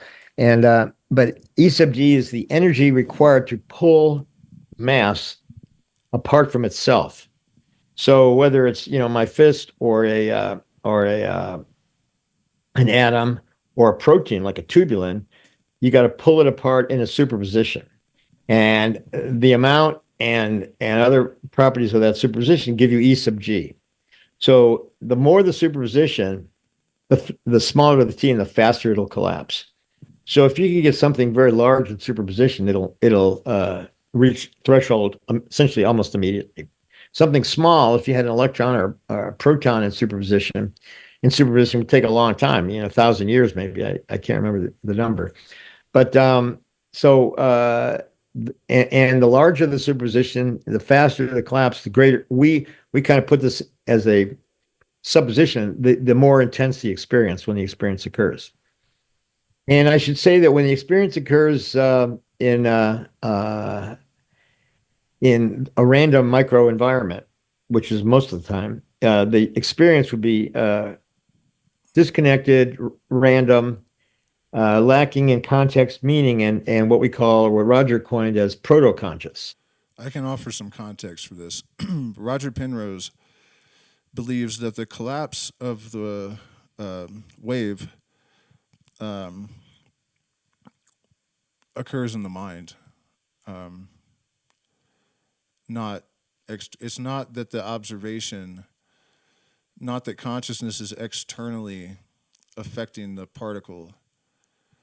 It's that the actual event is happening in the brain.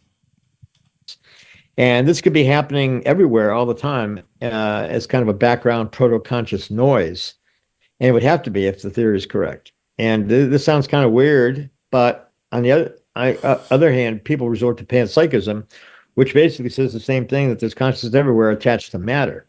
But if you attach it to matter, then you have the problem how you combine it into unified conscious thoughts. Another thing I should, speaking of panpsychism, mention is that if it's true that observation, internally or externally, causes this collapse, then consciousness had to precede order. No way around it. Just food for thought.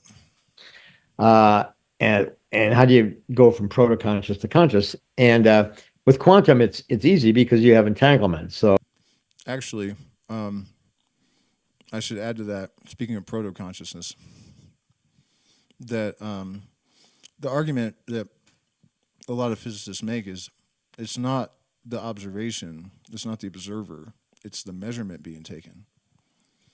When was the last time a measurement was taken without an observer? It's like a non-argument. What is it called? A null, whatever.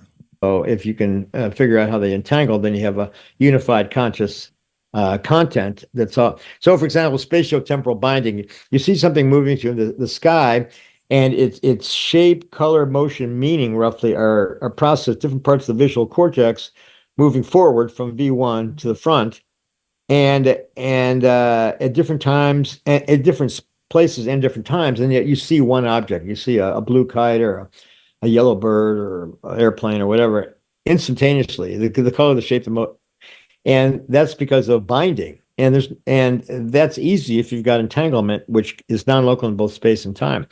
And neuroscience, cognitive science still doesn't have a good mechanism for that. And they invoke coherent gamma synchrony over the whole brain. And yet it's hard to explain how you can have zero phase lag gamma synchrony over the whole brain even with ephaptic transmission. I mean, certainly not with membrane transmission, particularly with synapses, but even with electrical synapses or ephaptic transmission, because that dies off over quickly with length. The ephaptic does, and so it's hard to explain zero phase lag gamma synchrony. No, it's not. What he's talking about, in case anyone's lost, is the fact that there is zero lag information processing occurring in the brain. This has been known for a long time, and superconductors were invoked as a potential solution. But superconductors are not superconductors unless they're at their critical temperature, but recently it was discovered that light can make inactive superconductors superconductive. So entanglement is basically the fact that entangled particles respond instantaneously regardless of distance. It can be on the other side of the universe. Something happens to one of them, the other one instantly is also affected. And so that invokes all kinds of crazy questions about like non-locality and the holographic universe principle idea. And by the way, the superposition thing he was talking about before, two particles, one particle can be in two places at once. It's not two different things. It's one thing in two places. So that I just wanted to add as, evidence for this holographic theory. But what was I getting to? Okay, so entanglement in the brain has been confirmed because entangled biphoton pairs were observed emerging from neurons. And so one of the arguments against panpsychism has always been that in the universe you have vast distances where there's basically nothing. And so even if these galaxies and quasars and whatever function or wanted to function as a gigantic brain, the distances would impede the information processing to the point where it would be, ineffectual. But with entanglement now, I actually saw Sabine Hassenfelder, I think is her name. She's a very straight-laced, normal physicist. The other day, she posted saying, I think the universe may be able to think. And entanglement is why. Because if these information exchanges can happen instantaneously regardless of distance, we no longer have a problem with the idea of panpsychism and a unified intelligence. Even if that could explain binding, you'd still have the fact that they're all different all over the place, and okay, they're synchronized, but so what? But if they're entangled, they become part of one conscious entity, one experienced entity. So that's one. Yeah. So you want to know about OR per se, and I let me just add by saying that the other possibilities. So going back 100 years to Niels Bohr and all those guys. They knew the things would be in superposition. They knew when they measured them, they were not in superposition. They were in definite states. Some people said, well, the wave function collapses. And then later, Everett said, well, everyone has its own possibility. And Bohr basically says, I don't want to know about it. Just make the measurement and we'll use the results. And so he didn't care about the reality. And of course, Einstein differed with that and wanted to know about the reality. And that kind of discussion, debate between Einstein and Bohr was played out between Roger and Anton Zeilinger, and Zeilinger won they both won the Nobel Prize since that time. And I was in a meeting in Lucerne, the Swiss biennial, run by Rene Stetler, and a good friend of mine, and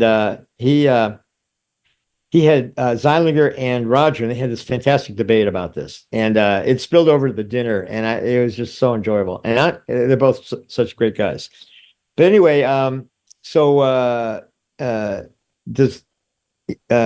he was kind of in the camp, well, let's just do the entanglement. Of course, he won a Nobel Prize, so you can't argue with that. But Roger was interested in what really goes on. And the other explanation was consciousness per se caused the collapse or reduction. And well, first it was measurement like a machine. And then Wigner had this idea, well, no, it has to be conscious. It has to be consciousness, because even in the machine, the results can be in superposition. We don't really know.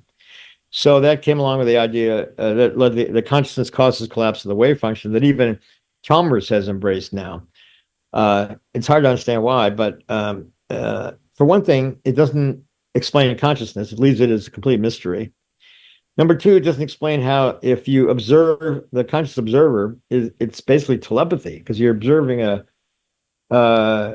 system it's not attached to directly, and it's not like the photons going this way, or maybe unless they're coming out or something's.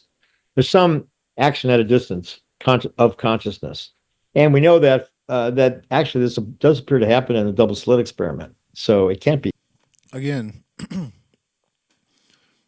Physicists are increasingly accepting the Copenhagen interpretation that it actually is consciousness that collapses the wave function, which again proves that there was consciousness before there was order.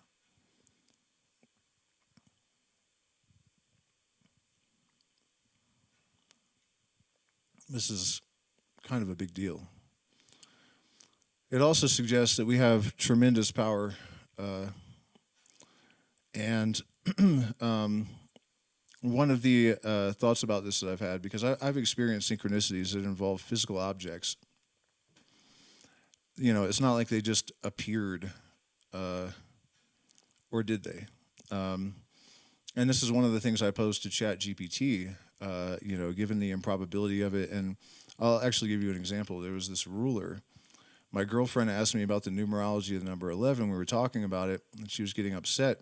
And I was like, what is your problem? Why are you interrupting me? You just asked me a question. You know what I mean? Like why did you ask me something you're not paying attention now? And she's like, I don't know what the fuck. And she looked at the ruler. It was a 2-foot ruler. And where the number 23 was supposed to be, there was another 11. So 1111, which is a glyph of symmetry. That's why it's the symbol of synchronicity, among other things. The 11-year cycles of the sun also come to mind. But, that's very problematic because the ruler would have come from a mold. And to imagine that this company printed, 100,000 of these things or whatever without noticing. And it's not like it was a misprint. So it's always bugged me, how the hell did that happen? And the one of the theories I came up with was that, before consciousness arrives in a new moment, it's just particles and wave functions. And so that ruler actually did sort of just materialize like that, if that's the case. And I asked ChatGPT to scan physics or whatever and see if I'm out of my mind that that's even possible. And the answer that I got was that no, it's not. We don't know that that's not true. So, food for thought. Be totally wrong. So anyway, so there's the conscious observer, then there's decoherence, any interaction with the environment. But the environment, the microenvironment, is also going to be quantum. And so I think, environmental interactions could actually be a form of objective reduction, because you have the E sub G of the system and you have the E sub G of the environment, and they add up and they reach threshold and you have a collapse, except it's random because it's in a random microenvironment. So decoherence might be a different form of, well, actually the same form of objective reduction. I'm not sure physicists agree with me, but it seems to me that objective reduction could explain all of it. And so we had that's decoherence and multiple worlds. We'd say objective doesn't happen because there's a collapse before. Yes. And one interesting thing was that these actually Hartmut Neven and David Deutsch has been saying this for a long time, that the quantum computers prove that there must be many worlds, because they say the number of calculations that needs to be done in one of these quantum supremacy experiments is so vast that it would require an infinite number of universes. And I find that difficult to believe, but I can't disprove it, except to say that in Roger's view, you have these localized superpositions with it could be more than many possibilities, but here, there, and everywhere, doing more local without being integrated. So it's kind of like localized versions of many worlds. Take advantage of that without saying goodbye to reality in this world. So I think to me, a non-physicist and one who's definitely biased, because I'm rather fond of Roger, and found also that he's always been right. I can't think of anything he's really been wrong about. And do you feel that that dichotomy between the many worlds or the Copenhagen interpretation, this sort of dichotomy sort of adds to this, let's say, critique from others, because there's a chance that if this goes down the other path, then you guys are completely wrong. Completely wrong? If it goes down the many worlds, yeah. Yeah, actually, and that's really relevant right now, because Hartmut Neven and Christoph Koch have come out with this idea that consciousness occurs due to quantum effect but it occurs when the superposition forms at the beginning of the superposition, before it reaches any threshold, because according to them there is no threshold. So Hartmut's a good friend of mine, but I have to really disagree with this, because as I told him, they say if you put it in the superposition, you haven't come to any conclusion. But let's say, okay, he said, well, it's at the very beginning of the superposition, which is kind of cheating. But it's kind of like you're looking at the possibilities. It's kind of like if you go to a restaurant and you're deciding what to have for lunch, and you look at the menu and you're going to have A, B, C, D, or E, and I'm going to have C, a hamburger. but he's going to have all of them because he's saying consciousness is in the superposition. So it doesn't make any sense unless I guess his answer would be, well, you choose the hamburger in the universe that you go off to. So anyway, it doesn't make a lot of sense to me. I think it's a way of maybe justifying the quantum computation, but I don't think they need to do that. At least not human consciousness. Stuart, what are your thoughts on some of the other quantum theories of consciousness? I know if you think about Robert Lawrence Kuhn's landscape of consciousness, he's got you there. He's got you in your theory, and then there are other people like, let's say, John Joe McFadden with the semi-field theory. You've got other quantum biologists, let's say, working on this, but from a different perspective. Do any of their theories of consciousness intrigue you, or do you find that objective reduction, OKR, has just got it going, and that's the one? They all intrigue me, and I check them all out, and I think we're better than. Of course, I'm biased, but I'm also, I've also run the Science of Consciousness conference for 31 years. Yes. So I've seen them all, and I've known almost all. But you mentioned John Joe, and he is a quantum biologist, but the semi-theory I don't think is particularly quantum. It's electromagnetic field theory, and there are a lot of those now. And electric fields can shape the cytoskeleton, actually. But when they say that, my question would be, what's the frequency of the field you're looking at? Because I think the fields they're talking about are oscillating, or some fields in there are oscillating. And we know from Anirban's work that they're oscillating at multiple scales. And so, for example, you may have oscillation at the gamma, 40 hertz oscillation. Okay, that's a field. So that's one. But if you look at smaller, faster inside, which Anirban has done, so you see activity in hertz, like in EEG, 40 hertz, but you also see activity in kilohertz, megahertz, gigahertz, and terahertz, every 3 orders of magnitude. And he's traced this to the microtubules, or he found it in microtubules. So basically, the initial experiments were, if you take a microtubule and he actually looked at it in 3 different scales, but starting at the middle scale, and you attach electrodes to it at either end, and then four more. You use 2 to stimulate and 2 to record. Now, if you just put a voltage across the microtubule, it's an insulator. But if you put an alternating voltage, an alternating current, and you will find certain frequencies when it becomes highly conductive, like almost a superconductor. And when it does that and plot the resonance, you get a particular pattern, which is the same every 3 orders of magnitude. It's a triplet pattern, and each triplet peak has 3. So it's a triplet of triplets. And you see that in kilohertz, megahertz, gigahertz, and terahertz. And in microtubules, and also in tubulins, even in the individual tubulins, and even coming from cells. So it's all kind of coupling together. And now you can measure it from the scalp in EEG, or what he calls DDG, for dodecanography, for 12 orders of magnitude. So, and we've done some preliminary experiments with megahertz, and some more of that is coming out hopefully soon. And I think it's pretty exciting, looking at effects. Well, I'm not going to say. Checking with the chat. And this is going to get more mystical in a minute, near-death experience and all that sort of stuff. Just checking to see. I figured I would have lost some of you guys with all that, but this is important, so I'm fine with it if that's how it's got to be. Let's see.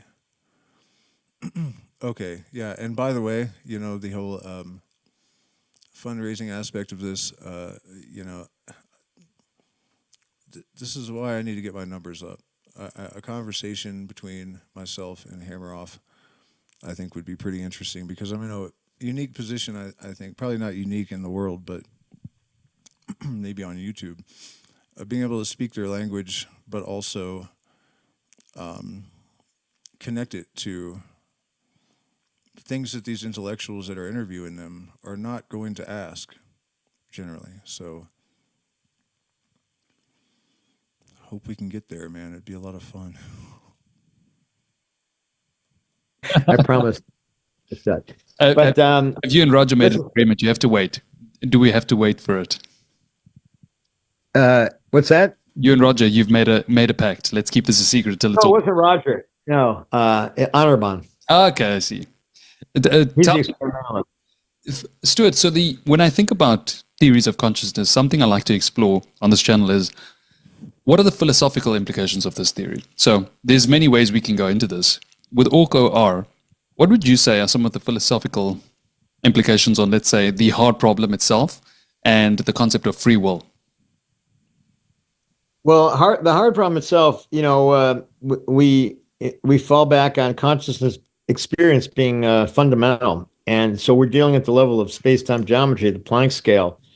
And, a lot of people are trying to ascribe it to something in physics to make a connection between the brain and consciousness and the universe in some way. In fact, that's a major theme of our conference in Spain, in Barcelona in July, the science of consciousness. And basically, this connection between the quantum effects of the brain and fundamental space-time. And we have not only Roger, who started this all off, but Federico Fagin and Nassim Haramein and a bunch of other, Don Hoffman, and a bunch of other people. So it's going to be pretty cool, because we're actually going to take this seriously and say, okay, how is there a connection?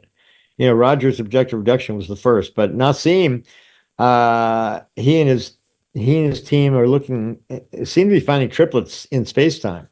So that would be an amazing connection. And Honorbon will be there too, of course. I didn't mention him, but he's also, by the way, This bugs me a bit because my opinion of Nassim Haramein is not very high. Partly because some of his theories, the math is fake. It's so fake that even as a layperson with an interest in physics, when I saw what he was saying, I was like, that's just patently false. It's not real. You're just making shit up. Like, these equations are wrong for the things you're representing. So it's weird to me to see someone like Hameroff apparently taking him seriously. I don't know if perhaps he's hired a team of people that know what they're doing now, but I'm convinced that at least in the beginning, he was a complete fraud. And in fact, he often made claims that were patently false. Like, he said the White House acknowledged something and gave him an award. It wasn't real. Several times he claimed that universities had given him awards for things, and the universities actually publicly responded saying, no, we didn't. Never heard of this guy. So maybe it's a case of fake it till you make it. And he faked it and made it, and then thought, well, shit, I'm going to get busted if I don't hire some real physicists. And, I don't really know. I'm going to have to look into it and see. But for sure, that guy lied a lot in the beginning, at least. Can I talk about? I think, he's building a self-organizing quantum computer in India, and other people are doing that too. But I think he started it. And warm temperature, self-organizing, organic quantum computer. So we'll be hearing about that at the conference, and also about his other amazing stuff, the checking megahertz. So so things are good in microtubule OR land. I think, even though the rest of the world hasn't figured it out yet. I think there's a little suppression and politics. I think AI is again. Okay, the multiple worlds people are against us. Because that would invalidate them, because you can't have multiple worlds in OR. AI is against us because we're kind of undermining the idea that the brain is a complex computer of simple neurons, and therefore an AI can be conscious because it's the same thing. It's a complex arrangement of simple on-off switches, and ignoring the fact that it's biology, and we don't know what life is. I mean, we still don't know what life is. And I'd like to come back to that, because that's what I'm doing now in astrobiology, searching for the origin of life. But as far as OR, you asked about the philosophical implications. So the hard problem by connecting us to the fundamental level of the universe, which is also spiritual, and kind of addresses, our place in the universe and who we are, which I think would be good to know. And, if you're a computationalist, you pretty much accept the fact that consciousness is epiphenomenal and merely along for the ride. and comes too late to do anything anyway, at least for real-time stuff. But there's a trick to that, and the backward time effects, which we can come back to. But the other thing is that I've been embroiled in lately is one potential implication is in near-death and out-of-body experiences, and even afterlife and reincarnation, which is I've been fighting about online lately. And because so I think that consciousness occurs in this scale invariant hierarchy, and a lot of people have brain models of a hierarchical system, starting with the neuron as the fundamental, yes, on and off switch, and then going upward in size, to slower and slower, larger and larger, and then in EEG, and then maybe the Schumann resonance or something like that. But I think the real hierarchy is going the other way, going smaller, deeper, faster inward. And because you have microtubules in every cell, and they have these same resonance triplet patterns, and you see these at the scalp or actually all over the body because there's microtubules everywhere. You see them best over the brain and also at joints where there's a lot of osteoclast and osteoblast activities in the microtubules in the bone.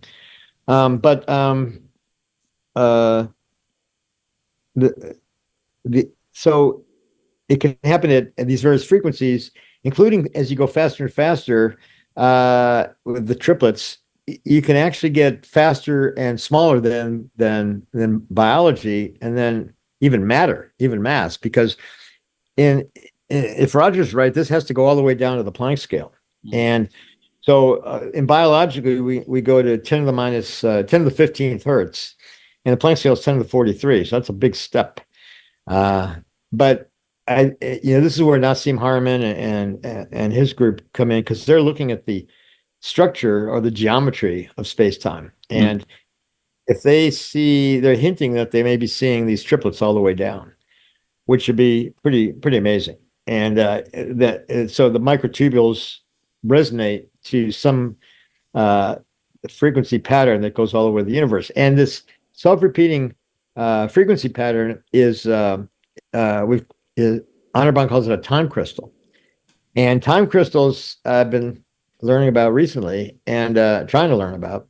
And they were actually a time crystal is something that repeats in a time domain with a frequency. So a spatial crystal, salt or a diamond, anything, it just repeats periodically in space. And so you have a crystal lattice in space, spatially.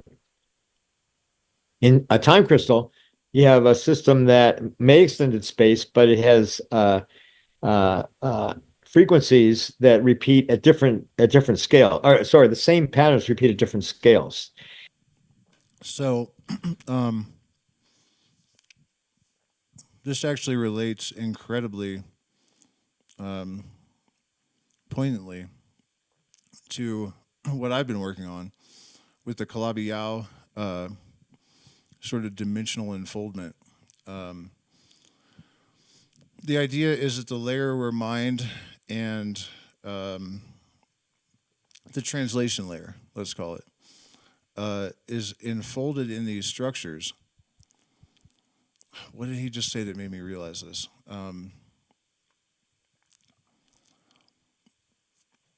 The symmetry and the mind layer are enfolded into the same structure.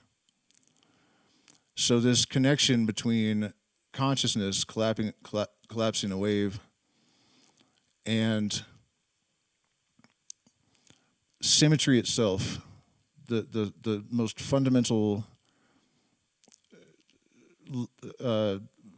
manifestation of symmetry, is likely in the same place, if that makes sense. I don't know if I'm doing this justice or not. It literally just hit me, so it's difficult to articulate on the fly. Something else that occurred to me too is that I've had this belief, we see Fibonacci in everything, right? And we can also see that, DNA copies, moves forward, copies, moves forward. This is how Fibonacci works. And I noticed things like the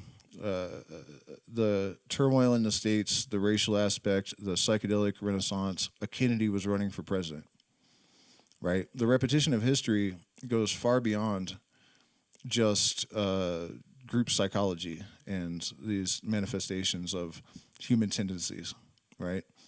The details are highly specific. And the fact that we can use Fibonacci retracement in financial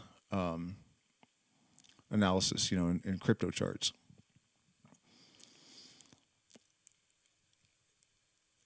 I figured it must be true that this same fundamental algorithm underlies all phenomena. So, our predicative power, which is obviously useful on the macro and micro scale, is dependent upon having thorough conscious knowledge of these kind of architectural features of the universe. And what he's been describing about how these triplet resonant patterns just scale down and down and down and up and up and up is evidence of that. And the way he's talking about how it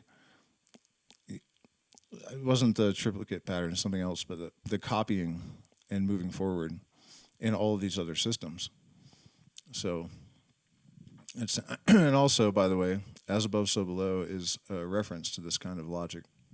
And so like in a microtubule in kilohertz, megahertz, gigahertz, terahertz, and maybe all the way down. Now, actually, technically a time crystal is only at one frequency, but there's something called a polyatomic time crystal that can be at multiple frequencies.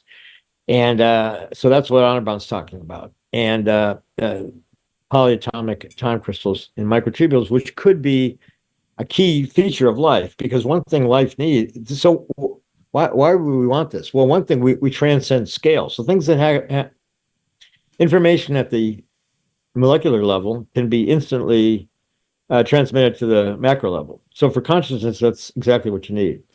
It may have something to do with the hologram too, but I can't quite figure that out yet. But we're getting there, because I think the hologram is actually a pretty good model too. But the polyatomic time crystal may turn out to be an important discovery that Honorbound made in biology. So it was first proposed for biology in a general way, but not in a quantum way, by Art Winfrey in 1960s, and then Frank Wilczek, who won a Nobel Prize for something else, proposed them in physics, but you have to pump them and he proposed that in 2012, and I think somebody just did that. It had like 40 minutes of activity after you pump it in a technological device. But we're saying it's a quantum system that starts in the ground state, where the oscillator is in the ground state, and so it's kind of as I was criticized by Lee Cronin, because he said, well, it's a perpetual motion machine. And I said, yeah, but so is life, and so that's where we're at right now. Time crystals polyatomic time crystals may turn out to be quite important. So how would sorry, continue, Stuart? Well, I just want to finish that point, which is that if you get fast enough with these oscillations, consciousness can still occur by time t equals h bar over e sub g. But if the e gets bigger and bigger as you go faster and faster, t gets smaller. Well, the t gets smaller, so you get more entanglement, and you could, in principle, your consciousness could be non-local and quite literally leave the body and exist in space-time geometry. And so I think, I don't claim any evidence for out of body or, life after death or consciousness after death or out of body or reincarnation, but I don't think they're impossible. I think they're plausible. If consciousness is in non-local in space-time, then any of this is possible. And as you know, it's been in most cultures and religions forever, these kinds of phenomena, and they're pretty good descriptions. For reincarnation, even these kids who get interviewed who have birthmarks at the site of the trauma that they killed the person they appear to be reincarnating. Mm-hmm. So I think all of that is potentially on the table, although whoever leads that charge is going to get slapped back. And I have to interject on this subject because I had pretty convincing experiences that suggested a certain past life that persist to this day. However, if we're really serious about metaphysics and this kind of approach, the kids that he's talking about are almost always in tiny villages in India, where everyone is related. Even incest is pretty common. And geneticists have determined that we can access memories of our ancestors, and even having a birthmark in a place where a trauma occurred to an ancestor could be explained by genetic inheritance. So these things have never been that satisfactory to me. I'm English, and the person that was indicated by these past life synchronicities, I guess, is also English. So a common ancestor is possible. There's also the possibility of a Akashic record. Most physicists agree that information isn't lost at the quantum level, so there's a scientific basis for that. I'm not saying that reincarnation isn't necessarily true. I'm more inclined to believe in the quantum loop and that we actually are the same person in each cycle if the cycle actually repeats, which the more I think about the metamorphosis of butterfly and whatnot, I'm not so sure that it does repeat. Something else comes, but I don't know about this repetition. There's no reason that I can see for that.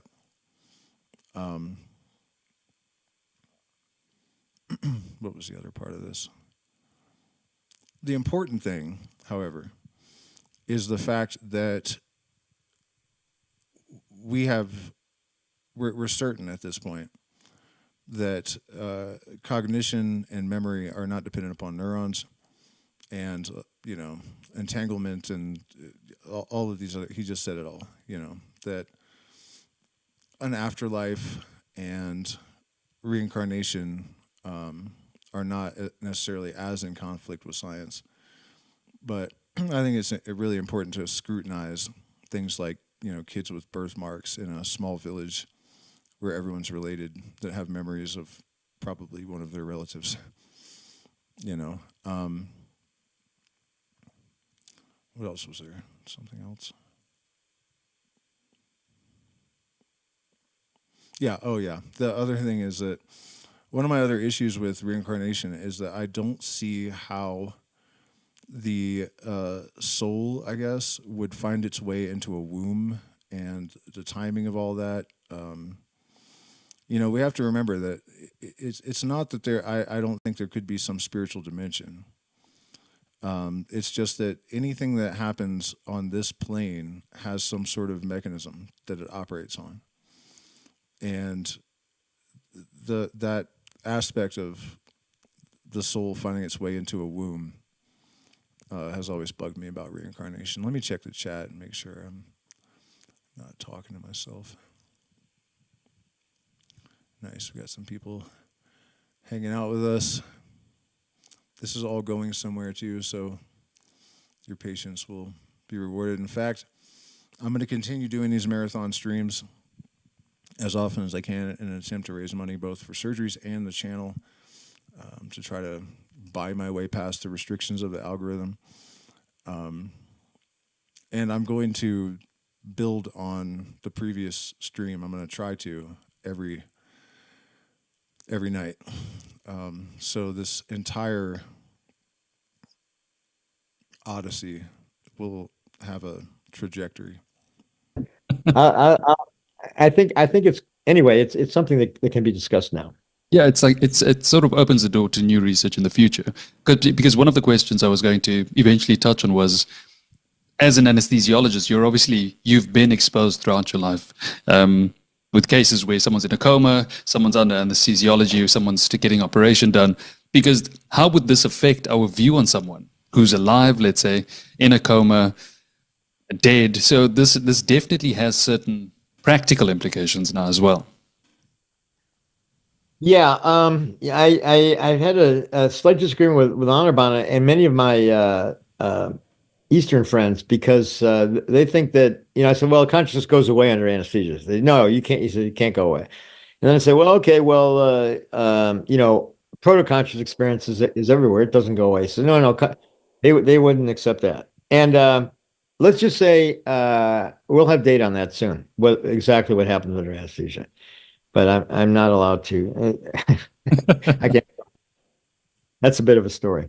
But the point is that Orca gives a plausibility argument for reincarnation and even afterlife. Who knows?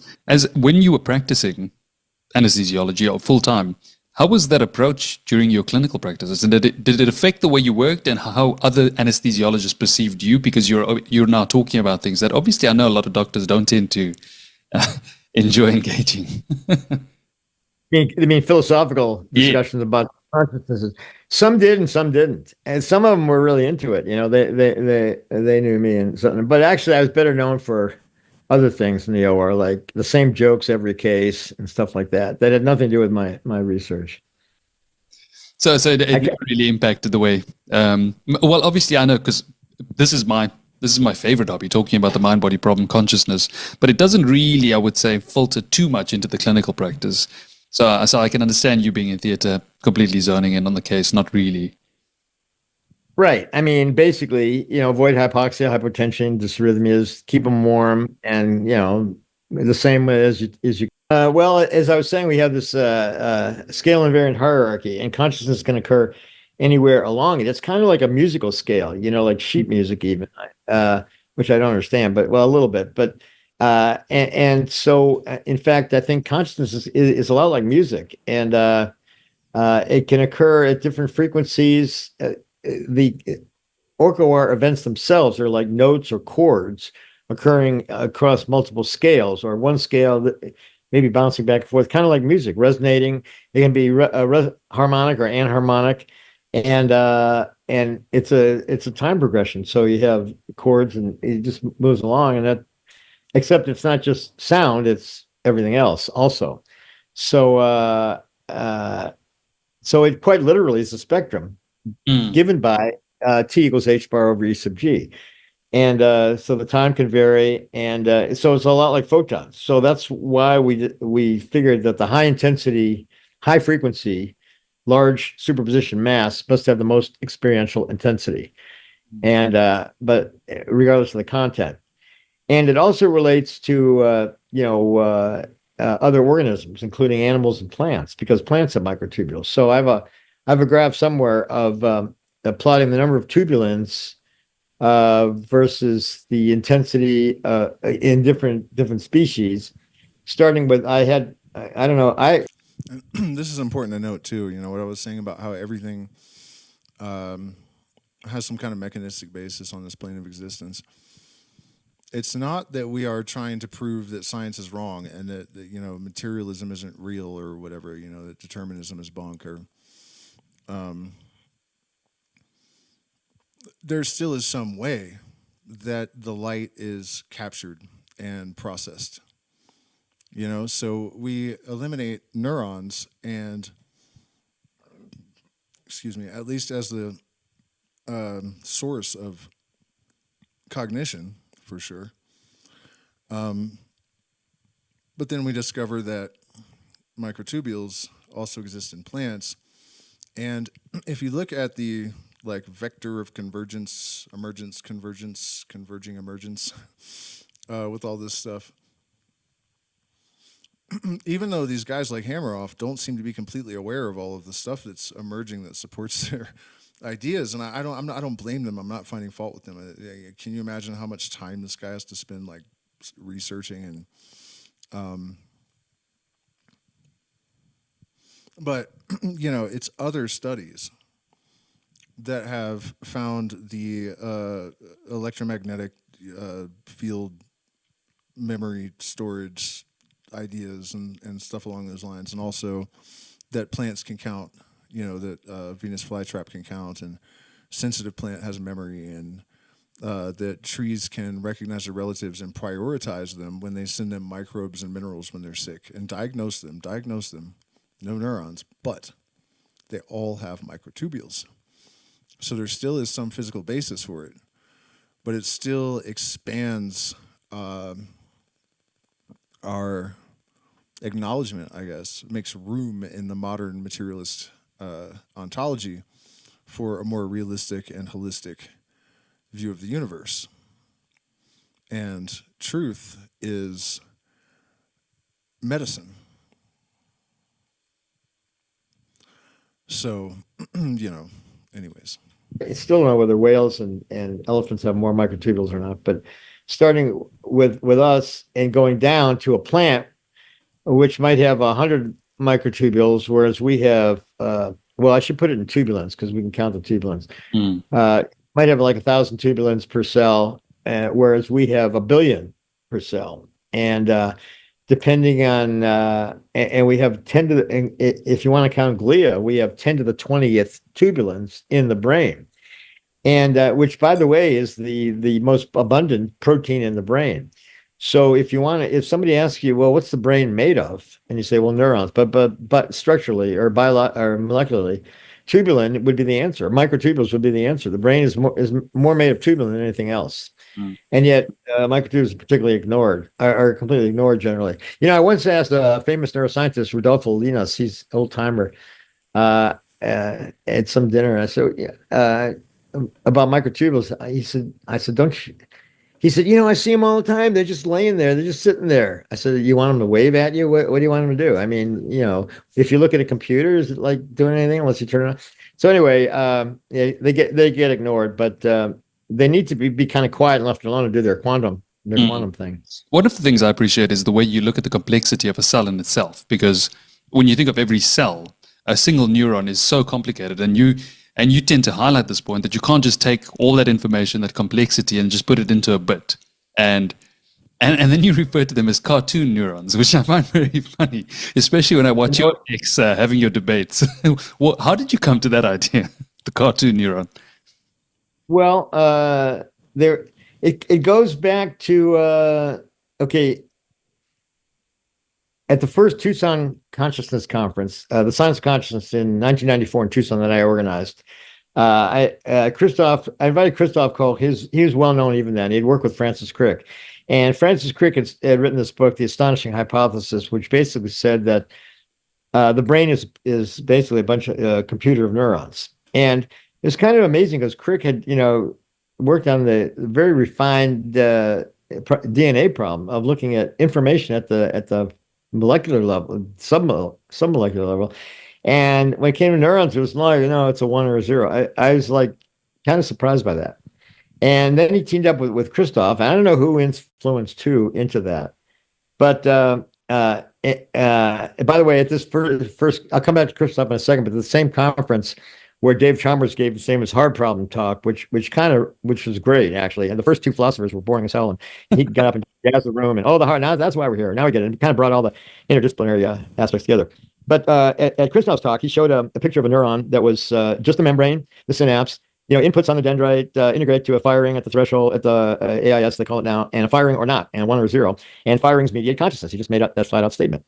And so I was chairing a session, and I said, Christoph, let me ask you something. Your neuron, you still have the picture of, it's empty. There's nothing inside of it. And I said, why don't you look at the microtubules, all their information processing? And he said, Stu, calls me Stu. He says, Stu, I'm going to answer as my favorite cowboy Western actor, Clint Eastwood. And that is to say, a man's got to know his limitations. And apparently this is a line from Magnum Force or something like that. And it was a good comeback because it kind of got me back on my heels, and everybody laughed. And I'm not, what were we laughing at? He completely avoided the question. And I said, so all you can handle is the membrane. He goes, yeah, that's right. So that has persisted for 30 freaking years. And because it plays perfectly into the AI story that AI can be conscious because the neuron's just an on-off switch, an integrate and fire threshold logic device, which that was his position. It's still his position. So then he had to bring in panpsychism and this and that. And the way, I think. But anyway, the whole neuron. Yeah. So recently, and then, okay, so jump ahead 20 years or 25 years, I can't remember. So Templeton had this big project on adversarial collaboration and consciousness studies with the different theories, and they had five original theories. Five theories to start with. So IIT, integrated information theory, that Christoph had glommed onto with Giulio Tononi and Chalmers. The three of them pushed it and made it according to them, the leading theory. And despite no evidence, no biology. I'm digressing here because you're giving me the opportunity. And I said, Dave, this is about 10 years. And I said, Dave, why is IIT the leading theory? He goes, because leading people say so. I'm going, you and Christoph and Giulio? He goes, yeah. I said, oh, okay. The Legion of Charming Accents. I got it. So when we tried to have an adversarial collaboration. So anyway, we were invited into let me back up. I'm getting ahead of myself. So Templeton invited five theories: IIT, global neural workspace, recursive process, predictive coding, recursive processing, higher order thought, and us, OrcaWar. And all the others are based on neurons as simple neurons. And we had a meeting with Giulio and Christoph, and we couldn't come to an agreement. I said, well, what we want to do is we want to demonstrate a quantum effect in a microtubule and show it goes away with anesthesia. That's our experiment. And they go, okay, fine. Well, let's do it in the brain of a live awake monkey, and then we'll put the monkey to sleep. I'm going, you don't understand. This has never been done before. It needs to be on an optical table with no vibration, lasers lined up perfectly. You can't do it in a monkey that's moving around and then put the damn monkey to no. And besides that, it's totally cruel. And so it broke down. But so we never did the experiment. And those experiments all cost $5 million when they actually did it, because they had all these patients. And the experiments did get done for them. But Templeton gave us money just to do our experiment. They gave us $100,000 to do the experiment we did at Princeton, in Greg Scholl's lab with Arad Kalra and Jack Tusinski. And basically, we demonstrated a quantum effect, ambient temperature, and a microtubule with fluorescence. You hit it with UV light, and an excitation propagates along the microtubule, but farther than it should have by classical, so it was therefore quantum. And then we gave it two types of anesthetic: etomidate, which is a liquid anesthetic, and a gas, isoflurane, and both of them took it away and inhibited the propagation, both the time and the distance. So our experiment worked. None of the other experiments that they spent $30 million on have produced anything that I can tell. It's just been a big. This came up at the last Tucson conference in Tucson. We had a 30-year. The closing session was a 30-year reminiscence with Christoph, me, Dave, and Sue Blackmore got in there somehow. Even though I'm chatting to Sue in about a week's time. Was this the same one where Christoph gave Dave his bottle of wine or his crate of wine? No. That was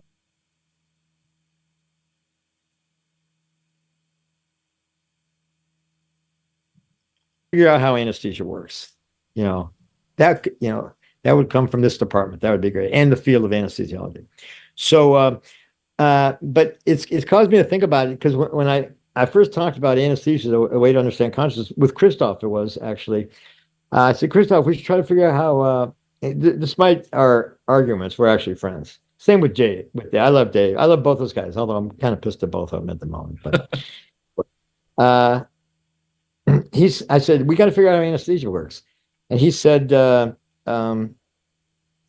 too nonspecific. It binds all over the body to everywhere. It's in fat stores, it's in proteins, it's in membranes, it's in lipid, it's everywhere. How's that going? I said, yeah, but it's highly selective. It only affects consciousness and nothing else. And he said, yeah, but it's too nonspecific. So that's where it ended.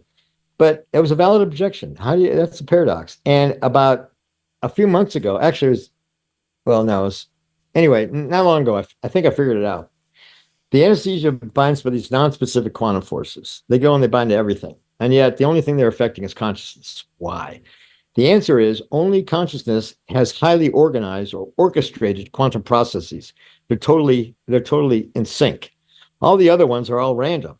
So the anesthesia comes in and randomizes and turns and only affects consciousness, which has this highly organized, orchestrated quantum processes. Everything else is already randomized. So nothing happens. It's already random. So I think that's the answer. And I told Christoph that. He goes, "Oh, okay." You didn't mention how you got to that cartoon neuron, by the way. Well, it was based on Christoph's slide at the 1994 conference. It was based on that. But it didn't come to me until after this stupid bet thing. And when he goes, "Yeah, we don't have a neural correlate of consciousness," when he could have said that our experiment worked, and he didn't. And Dave said that we were too fringy for the ASSC meeting, and I said, I think it was in a tweet or something. It just came to me. I said, "Well, you're just pushing these empty, monotonic, one frequency, empty, inanimate cartoon neurons," and it stuck. Yeah, I love it when you interact with people on X and you just refer to us to tell me more about your cartoon neurons. It's the best thing to watch. Well, I do have to explain what I mean by it, and I appreciate that. Yeah, I think I'm pretty. Do you follow me on Twitter? Yeah, love it. I love it. I enjoy your our defenses. Yeah, I can get pretty defensive actually. I try not to be defensive about it. I try to be open and I try to be good humored and not sort of just starts afresh. It's almost like you have to clean the slate and start readjusting your worldviews in a way that becomes a little bit more agnostic because you realize that you actually don't really know as much as you thought you did. Yeah, and then there's the advent of quantum computers. So if you're a computationalist and believe that the brain's just a classical computer, and now you find out no, the quantum computers are much better than classical computers, then you're going to want the brain to be a quantum computer, and then you have to deal with the same crap you've given us. So we'll see what happens. It's like a recursive cycle. It's an infinite loop, and it's just going to keep going and going. It will never stop, in a sense. Yeah. Well, we'll see. That brings up when did it start? And Roger's other great idea is CCC, that the Big Bang was preceded by another eon, which had another eon before that. So I was at this festival in England, and Scott Aronson, Scott Aronson? You know who he is? Oh, okay. He's a big shot in quantum computing. Anyway, what were we talking about? Oh, I mentioned this going back in time as a solution to the Big Bang problem of like everything all at once from nothing, which is kind of hard to explain. And realizing that you still have to explain where it all. He said, "Yeah, but then you have to go all the way back and you have to deal with that." And I said, just totally spur of the moment. I never thought this thought in my life. I said maybe if you go back far enough, you wind up in the future. And he said, "Well, then you have to." And then he realized he was playing into my narrative. So I don't know. I have no idea where that idea came from, but maybe it's true. At this point, as an astrobiologist as well, trying to figure out this concept of life not on Earth, how does OR play into this? And how are you going through this new... What do you mean, as an astrobiologist as well? Are you kidding me? Who is this dude? Part of your career, I would say. Well, relatively. Yeah, it's fantastic. I'm really enjoying myself. It keeps me going. I'm retired now, and other than doing this, I mean, I don't go to the hospital anymore, and so I got to stay. I got to keep my mind active, and this does it, and I enjoy it. I'd be doing it. I'd be doing it for free. I mean, I just loved it. It's the most interesting thing in the world. So, I keep going. You've contributed so much already, and now you're obviously doing more. The Science of Consciousness Conference, I'm assuming that's going to keep going. What do you see happening in the next 10 years, Stuart? What do you think is going to be happening in the science of consciousness in the future? Good question. I hope it keeps going in our way. I'm personally, have to think about passing it on and who's going to take over what I've been doing. And so I'm making plans for that with some good friends and colleagues. Dante, Jay Sanguinetti, Tom Bever, people at the university, people elsewhere. So we have some possible contingency plans about the center, and but we hope the conference continues. We hope to put it on some firm standing, so it'll just keep going and become somewhat recent. Because I think we're going to keep learning more and more, and it's not going to fall into the brain is a complex computer, simple neurons. I don't think that's. I mean, otherwise, how do you explain a paramecium that swims around, finds food, finds a mate, has sex, and an amoeba, which is one cell that can solve the traveling salesman problem? With its microtubules reaching out in all these different directions. So I think and I hope that microtubules will be rediscovered. Maybe actually when I'm gone, it'll be a good thing for microtubules, because I think I probably annoyed so many people. And actually, Dave Chalmers kind of revealed this unintentionally that they couldn't stomach it if I was right because of me personally. Because I tend to, well, you know how I am. Yeah. You're like the microtubule mascot. Okay. But I mean that in the best, in the most, with high praise, because I appreciate the work and I love it. How about microtubule maestro? Okay, that's much better. I think that's more. That could be a thumbnail for a clip I make for this video. Microtubule maestro in motion. Tell me, Stuart. With one thing I wanted to ask that I forgot to ask you earlier was when you got to work with Sir Roger Penrose and when he appreciated the work you contributed to the field. How was that for you? Because that must be super exciting as someone who probably looked up to him growing up. Well, I didn't really know about him growing up until I read his book. I recognize the name, but I didn't really know about him. I mean, I'm not a Yeah, but overall, I think that the work you guys are doing is fantastic, and more so what you've done in the past. I mean, the hard problem of consciousness. That infamous line comes from your conference. You've laid out a legacy that I think will never be forgotten. If there's anything I can do with regards to the conference, and by the way, am I invited? Do I get a special invitation for the conference? I'll attend. Sure. Yeah. Okay.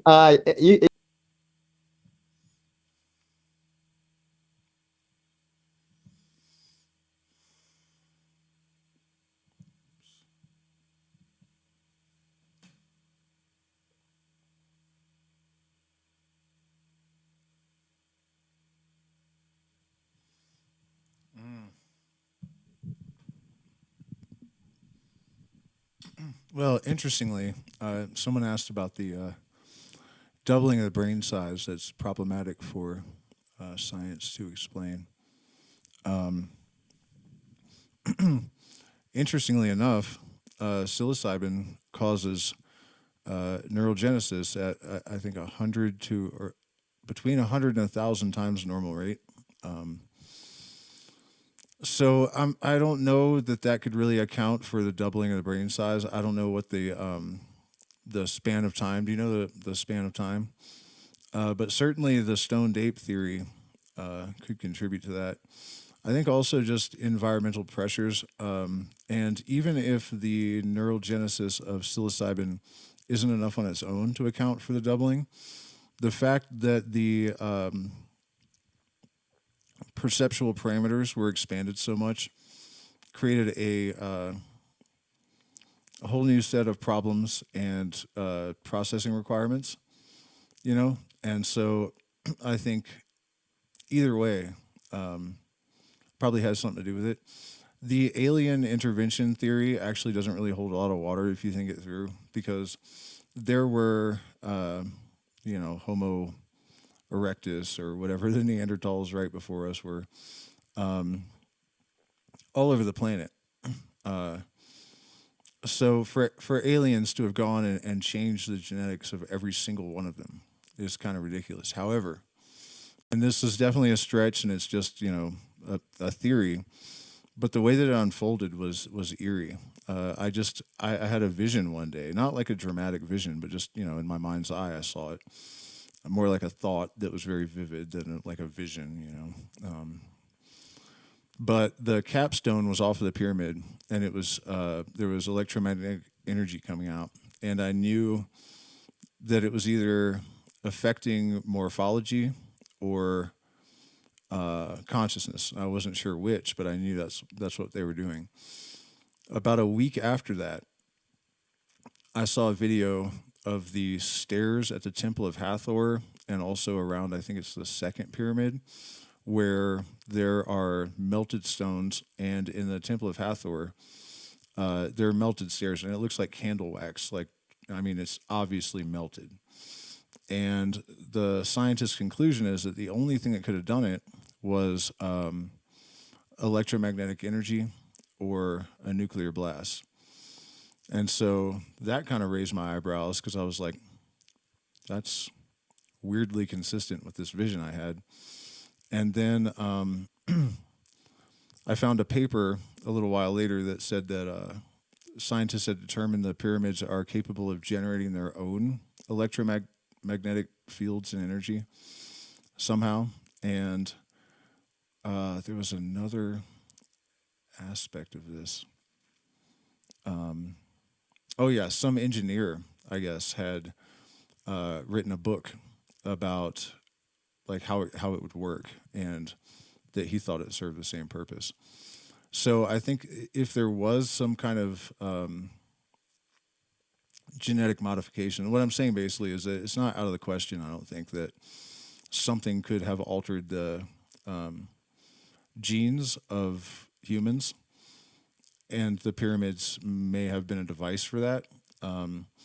Another thing that is interesting about this idea is that this idea of electromagnetic energy being used to somehow alter evolution or consciousness on this planet preceded my awareness of Michael Levin, and so I didn't know about that when I had this idea, and now we know that you can change the morphology of organisms using electromagnetic energy to the extent that their progeny retain the mutations without altering the genome.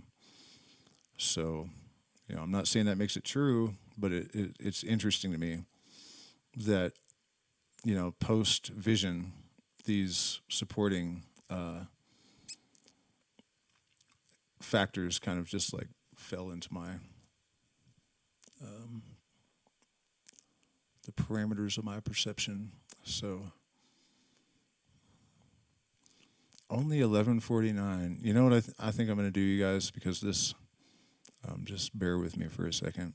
I'm going to change this title because we actually haven't been really talking about these things. I want to make it more concise.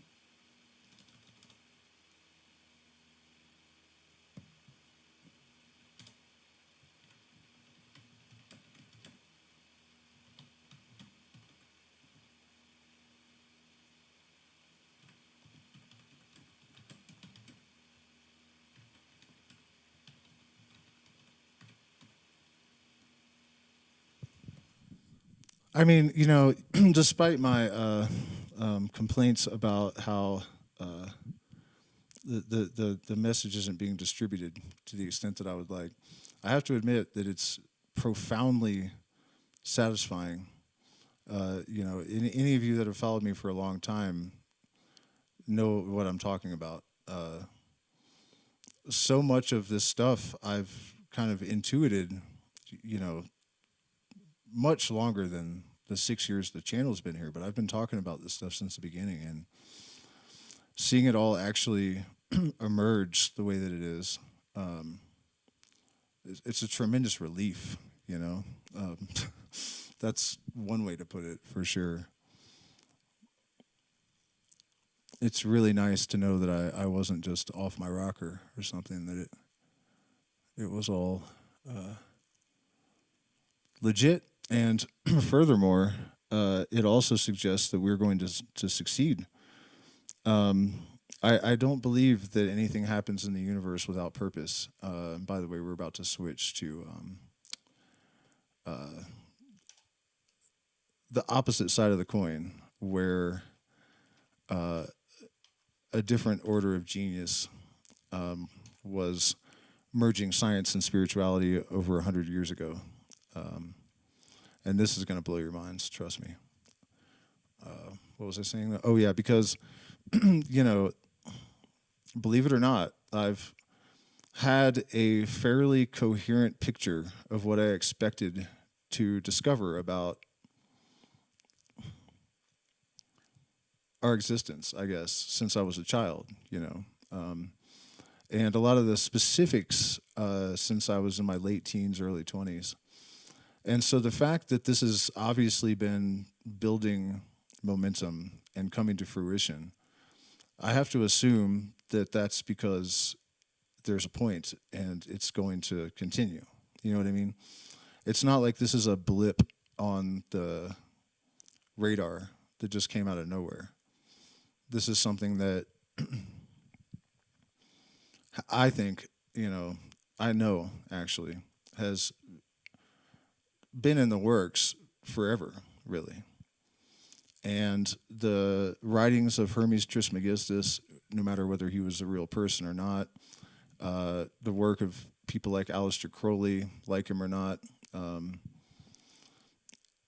a few others throughout history. I mean, the atom is a 2,000-year-old concept. And it also came from the Hermetic mystery schools, where they consumed psychedelics.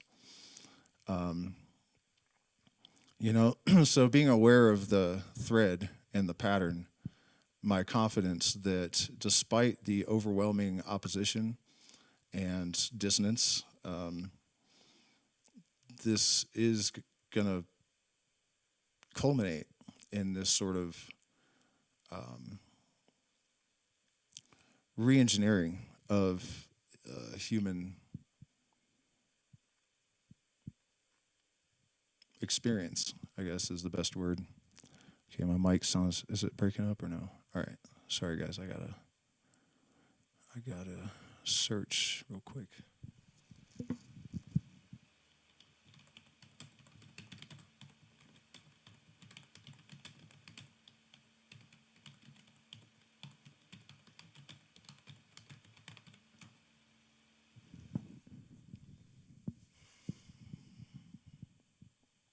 I think this is what we need. I hope so. This is a great site, by the way, hermetic.com. Lots of free resources. Man, I wish I was more adept. No, don't search. Shit. I know there's a way to make the print bigger, but I'm not that savvy with a computer, if you can believe that. I think this is where we need to go.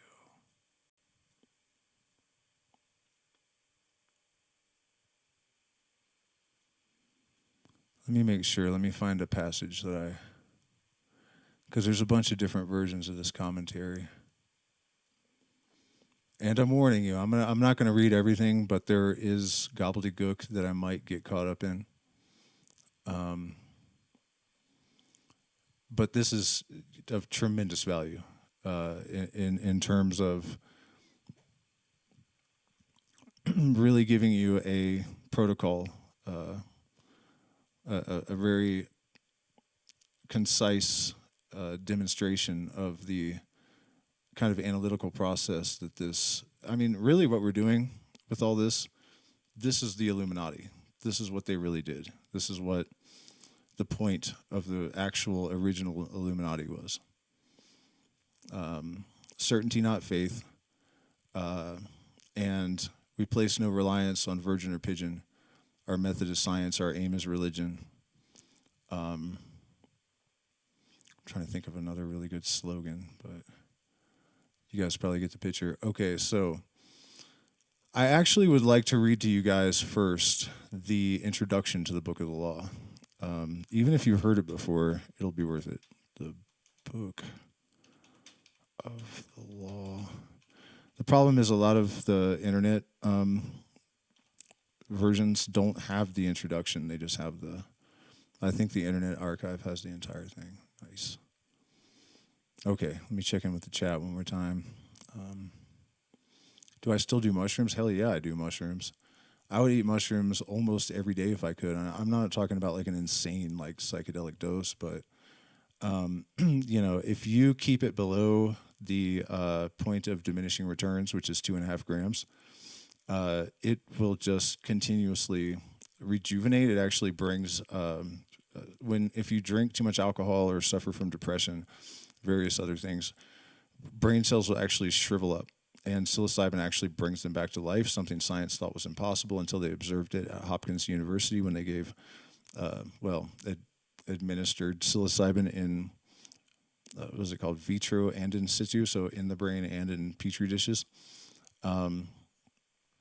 So it does that, and it also causes neurogenesis at 100 times normal rate, neuroplasticity, so you can learn faster. The reality is, if you're not predisposed to, I actually drank San Pedro a little bit before the stream because I knew it was going to be long. Like, not enough to really trip. I mean, I can kind of tell if I look around, but if you're not predisposed to mental illness, you really can take psychedelics as often as you want. I'm not saying that you should do it every day. I'm not giving any medical advice or anything of the kind.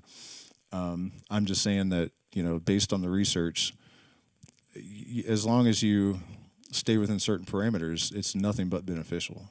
In fact, one of the reasons I've been so concise and putting together so much, making so many new connections lately, is that I've increased my plant medicine intake significantly. And it's been a huge help. I was really getting into a funk with all of our obstacles lately, and also I think looking at the landscape in the United States, the opposition, and the probability that we would come out on top after like an entire lifetime being devoted to this, and in the midst of like the moment I've been waiting for my whole life, my views drop off by 80%, even though my subs are still flying up. Like, algorithm obviously tightened up. You know what I mean? Just so much discouraging shit. And it's really helped me to just like overcome that. And, I just started taking action on everything, contacting people that I know that have influence, and reaching out for potential business partners, which we may have found, and you know what I mean? Like, it just really put me right back on track and increased my lucidity and whatnot. So I have been doing this for hours, so I need some more paste. Speaking of plant medicine. So give me a second and we'll jump into this.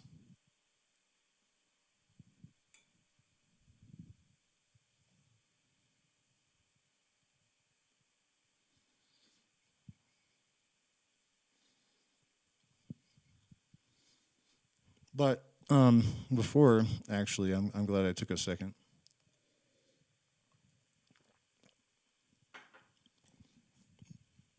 I have lost clients because I talk about Crowley. People, judge and make assumptions. And I just want to make it clear that I do not promote following anyone. And it's likely that he was kind of an insufferable person, might have even done like incredibly evil things. That's got nothing to do with the fact that he also composed with literary pyrotechnics I've never seen the like of,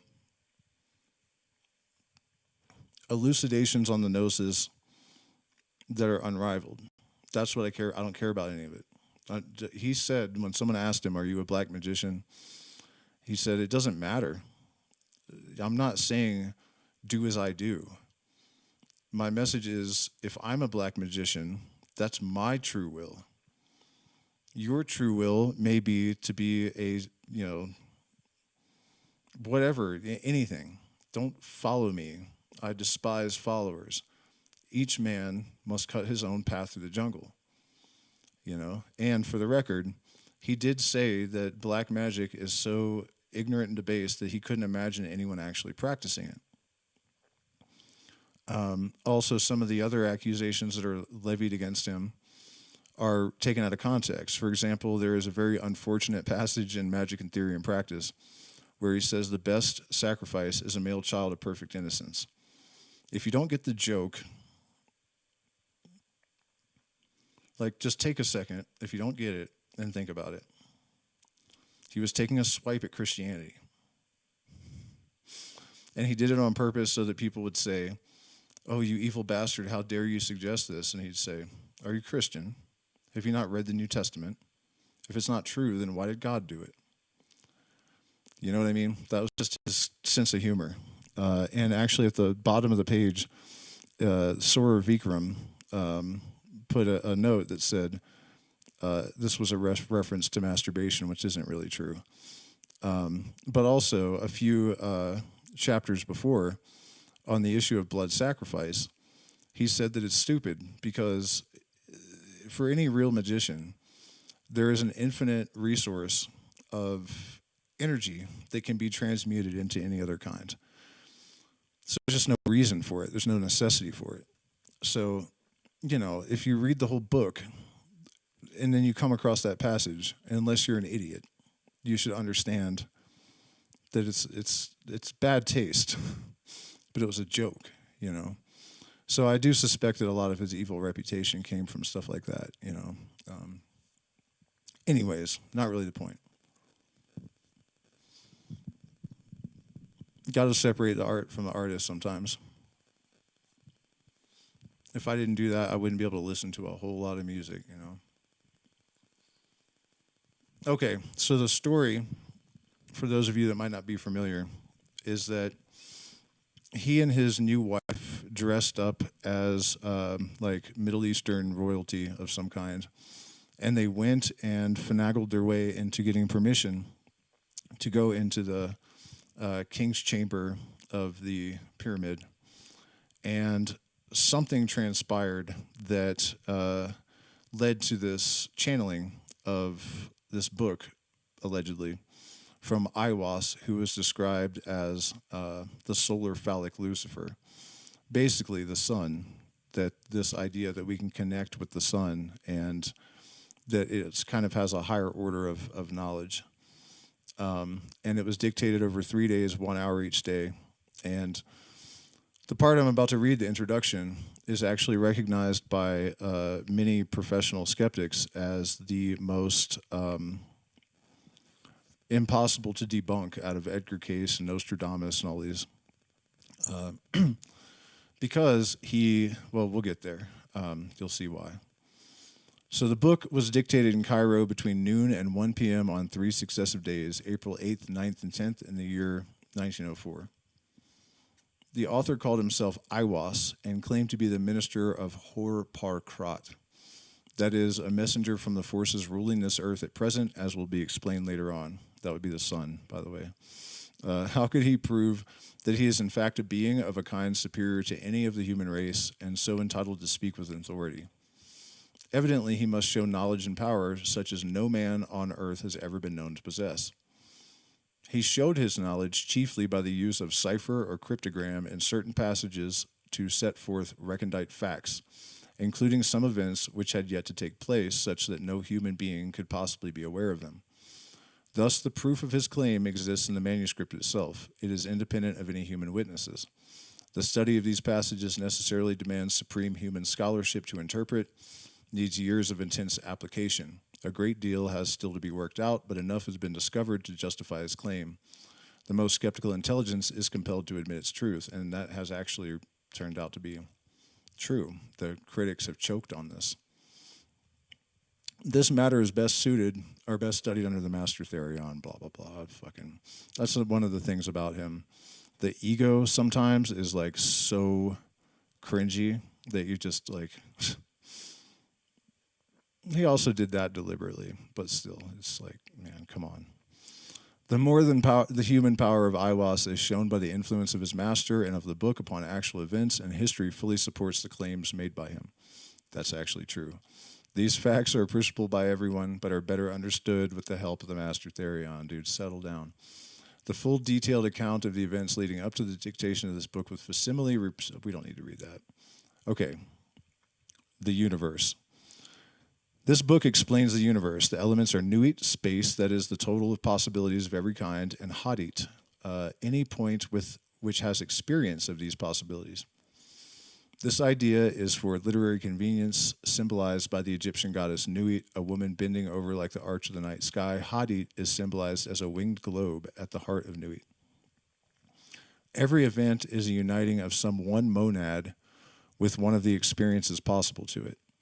Every man and every woman is a star, that is an aggregate of such experiences constantly changing with each fresh event, which affects him or her either consciously or subconsciously. Each one of us has thus a universe of his own, but it is the same universe for each one as soon as it includes all possible experience.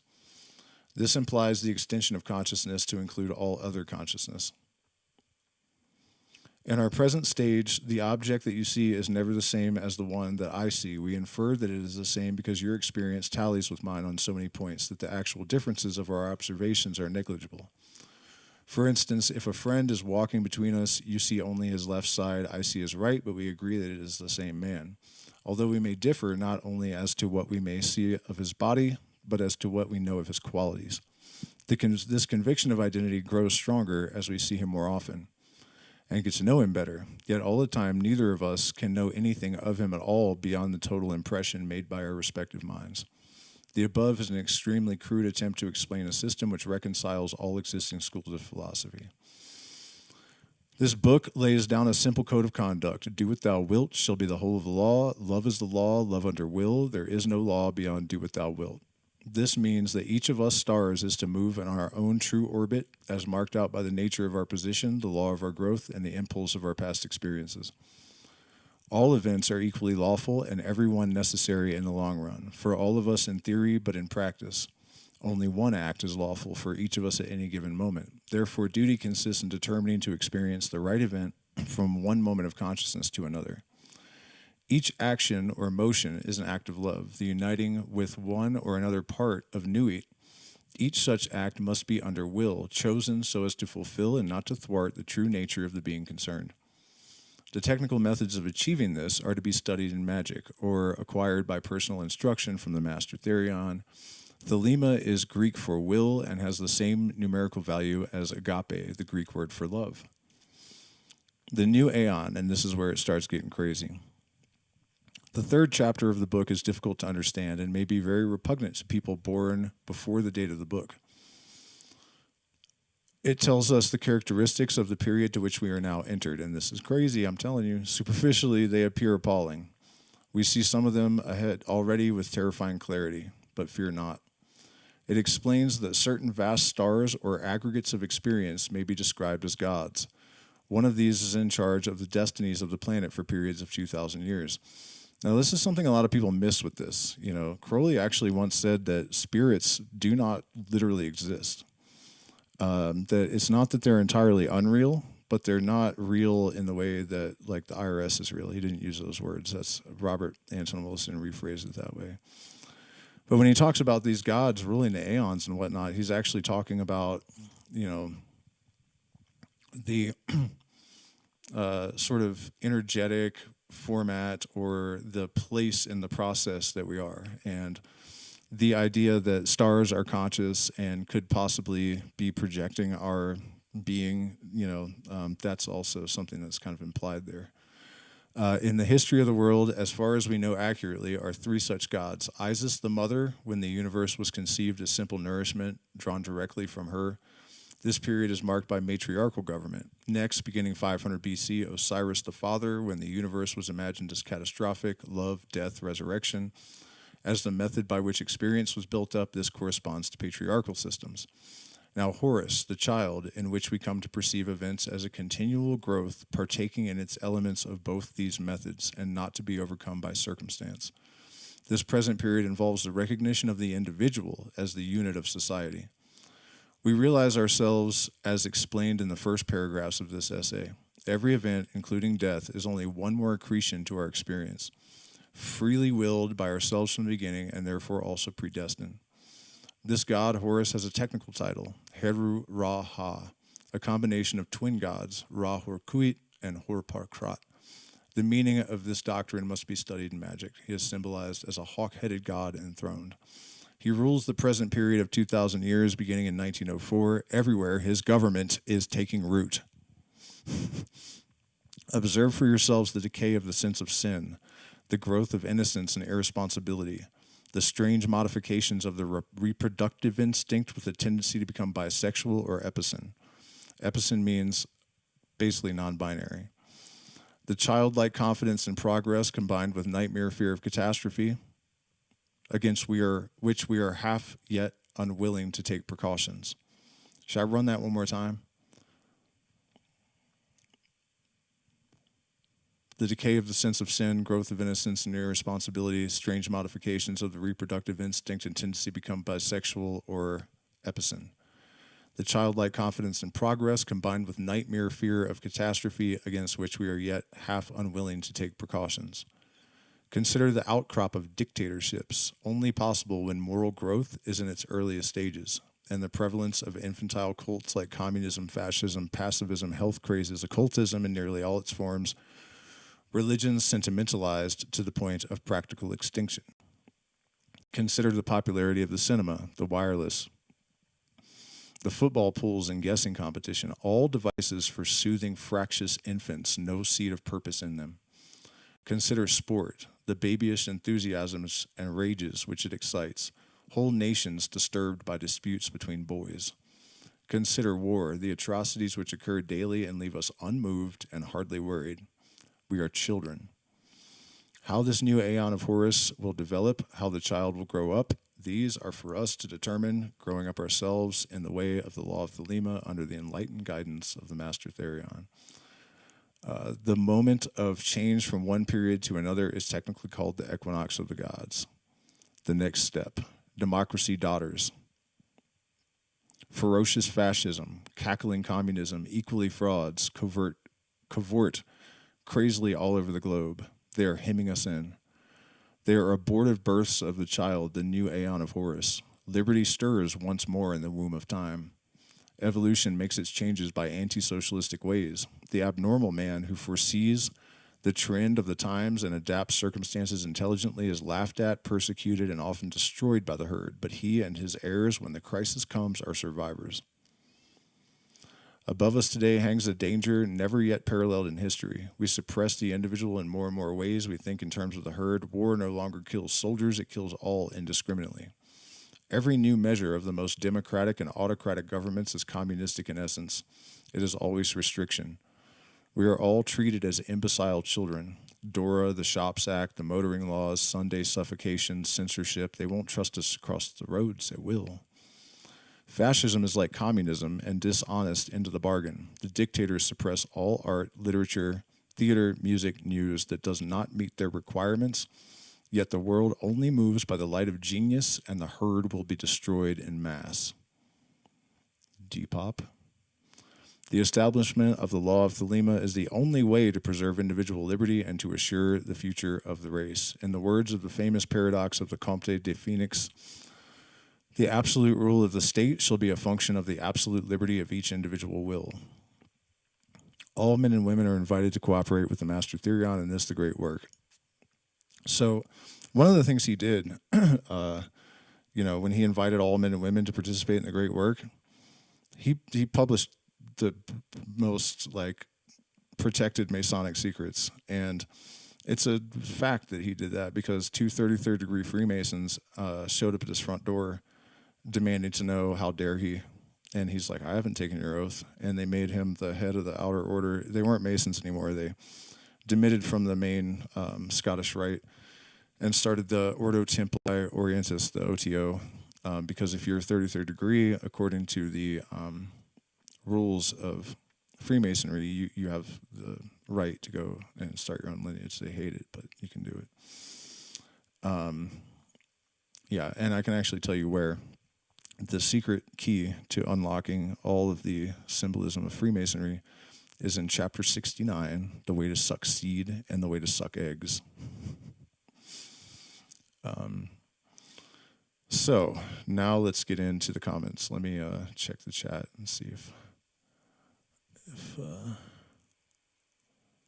yeah, this is going to be wild, you guys, I promise. I mean, there's going to be some fat, I'm sure, but I'll do my best to edit it out. But that's crazy, right? Did you hear that shit?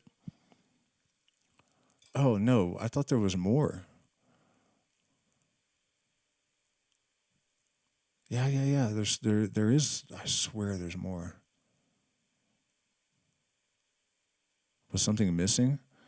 It says also somewhere that the new aeon will officially commence when the world is soaked in blood in the Great War, and the Great War is capitalized. And it was written 10 years before World War I started, and it was called the Great War. And most historians pinpoint World War I as the beginning of the current era. So Yikes, right?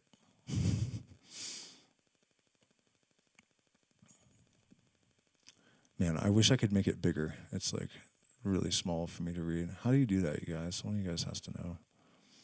It's probably just a button, right, on the keyboard somewhere.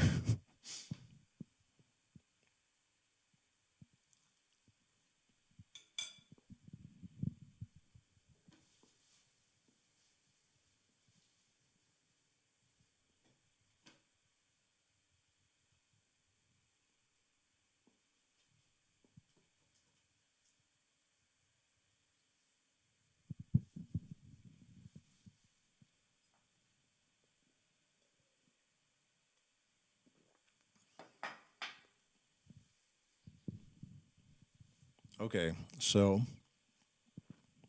what we have here is a passage from the Book of the Law followed by his commentary. So Had, the manifestation of Nuit. God, I wish I could make it bigger, man. It's really small. How do you do it? Compare the complement of this universe. In Nuit, Had is concealed, but by Had is Nu manifested. In Nu is Had concealed, by Had is Nu manifested. So remember, Nu is the potential, all of the potential, and Hadit is any point that can experience that potential. Nu being 56 and Had 9, their conjunction results in 65, Adonai, the holy guardian angel. Also, Hur, who combines this force with the sun, with that of Mars, Adonai is primarily solar, but 65 is a number sacred to Mars. Caesar Sephir Sephirot and the Wake World, and by the way, that is actually worth reading. Moreover, the 65 pages of Liber Legis, or counting NV 56 had 10, we get 66, which is 111. Had is further the center of the keyword abrahadabra. The theogony of our law is entirely scientific. Nuit is matter, Hadit is motion in their full physical sense. The proton and the electron, in a metaphysical sense, suggest close analogies. They are the Tao and Day of Chinese philosophy, or to put it very simply, the noun and verb in grammar. Our central truth, beyond other philosophies, is that these two infinities cannot exist apart. This extensive subject must be studied in other writing, notably Barashit, which is the first word of the Bible, especially those of, whatever, in the Book of Wisdom of Folly. Further information concerning Nuit and Hadit is given in the course of the book, but I must here mention that the brother mentioned in connection with the wizard Amalantra identifies them with Anu and Adad, the supreme mother and father deities of the Sumerians. Taken in connection with the Iwaz identification, this is very striking. It is also to be considered that Nu is connected with north, while Hadit, Sad, Set, Satan, Sat equals being in Sanskrit, south. He is then the sun, one point concentering space, as also is any other star. The word abrahadabra is from Abraxas, father's son, which adds to 365. For the north-south antithesis, see Fabre de Olivet's hermeneutic interpretation of the origin of the social state in man. This stuff is not super important. It's going to get more focused. The unveiling of the company of heaven. This book is a new revelation, or unveiling of old ones. This explains the general theme of this revelation, gives the dramatis personae, so to speak. It is cosmographically the conception of the two ultimate ideas, space and time, which occupy space.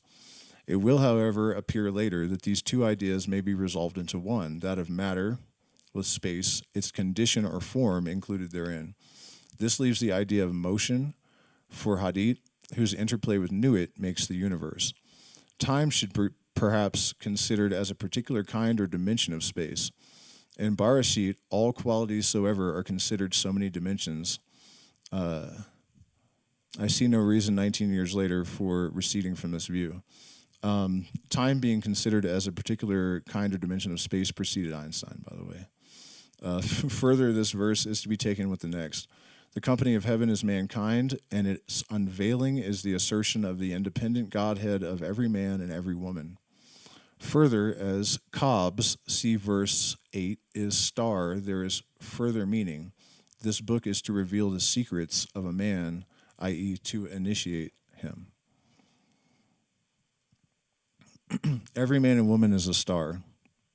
This thesis is fully treated in the Book of Wisdom and Folly. Its main statement is that each human being is an element of the cosmos, self-determined and supreme, co-equal with all other gods. From this, the law "do what you will" follows logically. One star influences another by attraction, of course, but these are incidents of self-predestined orbits. There is, however, a mystery to the planets, revolving about a star of whom they are parts, but I shall not discuss it fully in this place. Man is the middle kingdom. The great kingdom is heaven, with each star as a unit. The little kingdom is the molecule, with each electron as a unit. The ratio of these three is regularly geometrical, and being 10 to the 22 times greater in size than its neighbor. See the book of the Great Auk for the demonstration that each star is the center of the universe to itself, and that a star simple, original, absolute, can add to its omnipotence, omniscience, and omnipresence without ceasing to be itself. That its one way to do this is to gain experience, and that therefore it enters into combination in which its true nature for a while is disguised, even from itself. Analogously, an atom of carbon may pass through myriad Proteus phases, appearing in chalk, chloroform, sugar, sap, brain, and blood, not recognizable as itself, the black amorphous solid, but recoverable as such unchanged by its adventures. This theory is the only one which explains why the Absolute limited itself, and why it does not recognize itself during its cycle of incarnations.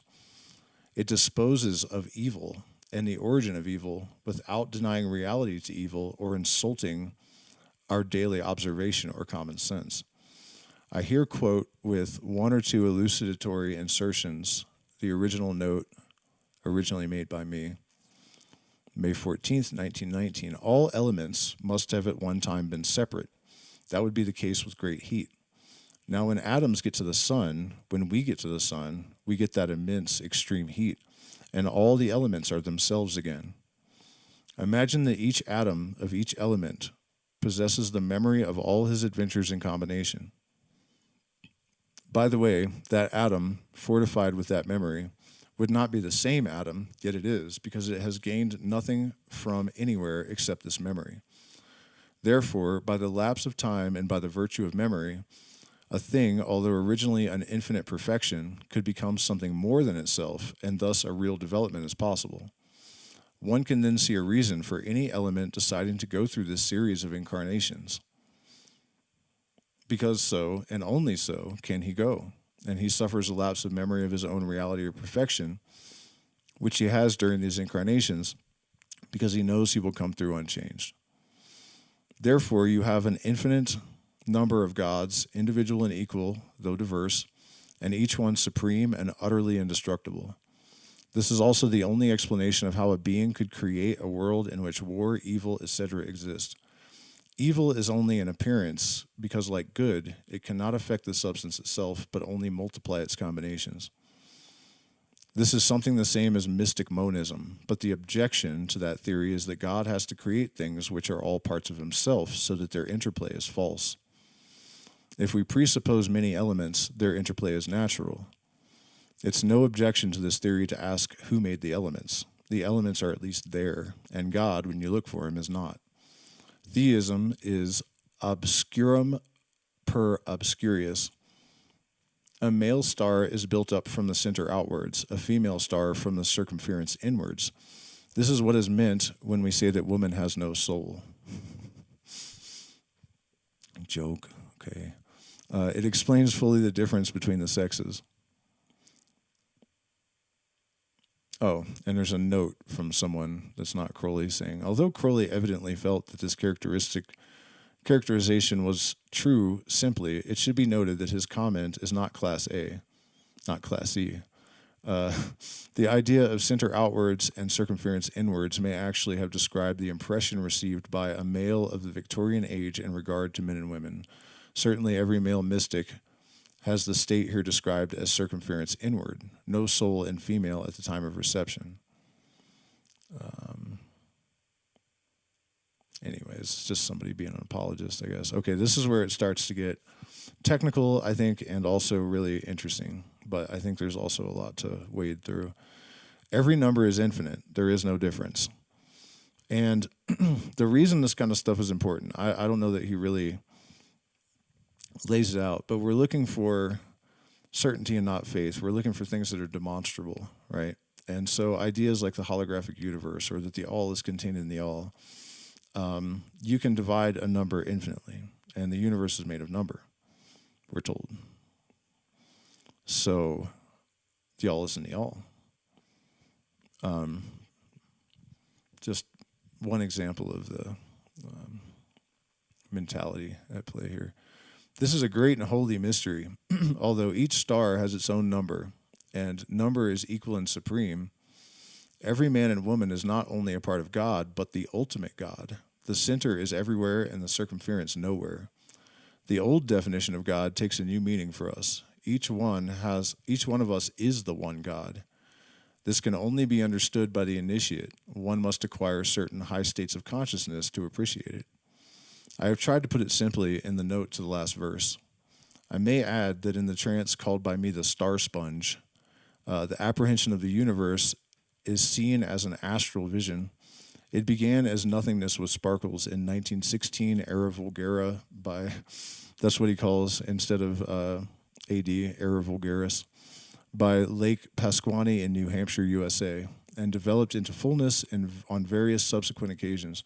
Each star is connected directly with every other star, and the space being without limit, Ein Sof, the body of Nuit, any one star is as much the center as any other. Each man instinctively feels that he is the center of the cosmos, and philosophers have jeered at his presumption. But it was he that was precisely right. The yokel is no more petty than the king, nor the earth than the sun. Each simple elemental self is supreme, very God of very God. I, in this book, is truth almost insufferably splendid. For man has veiled himself too long from his own glory. He fears the abyss, the ageless absolute, but truth shall make him free. It must be understood from the beginning that this book contains the key of all of the knowledge necessary for the operation of the magical formula of the world during the aeon which it initiates. In this very early verse is already given a master key to mathematics and metaphysics. On applying this to current problems of thought, it will be discovered that the long, fast doors fly open at a touch. Let us briefly examine the implications of this statement. It should not occasion surprise to find that the Book of the Law not only anticipates the conclusion of the greatest modern mathematicians like Poincare, but goes beyond them. It was necessary that this should be the case, so that the book might be beyond question the expression of a mind possessed of superior powers to any incarnated mind soever. It may clarify the subject if we venture to paraphrase the text. The first statement, every number is infinite, is on the face of it a contradiction in terms. But this is only because the accepted idea of any number as not being a thing in itself, but merely a term in a series of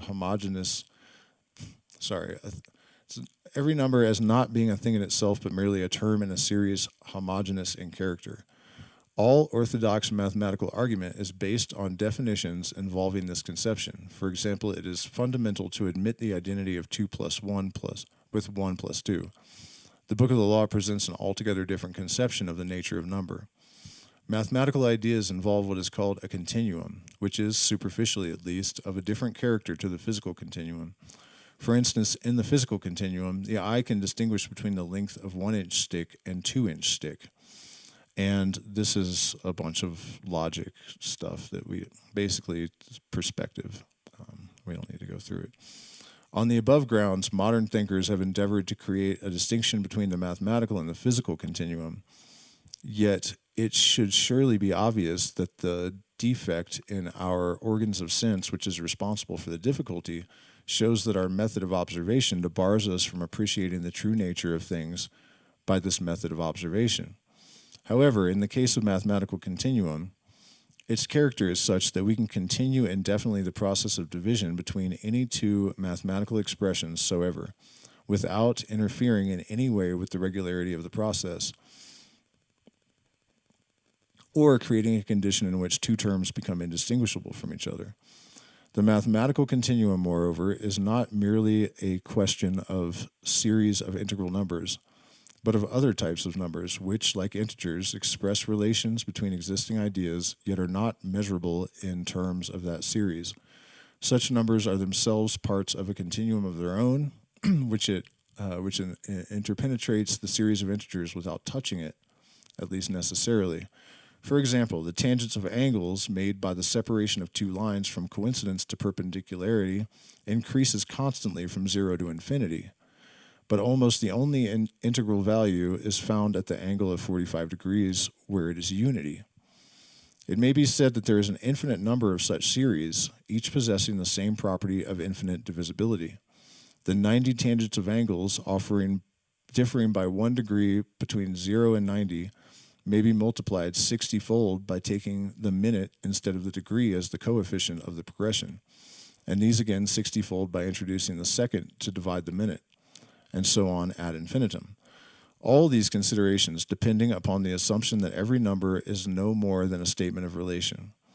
The new conception indicated by the Book of the Law is, of course, in a way contradictory to the orthodox view, but it adds to it in the most practically important manner.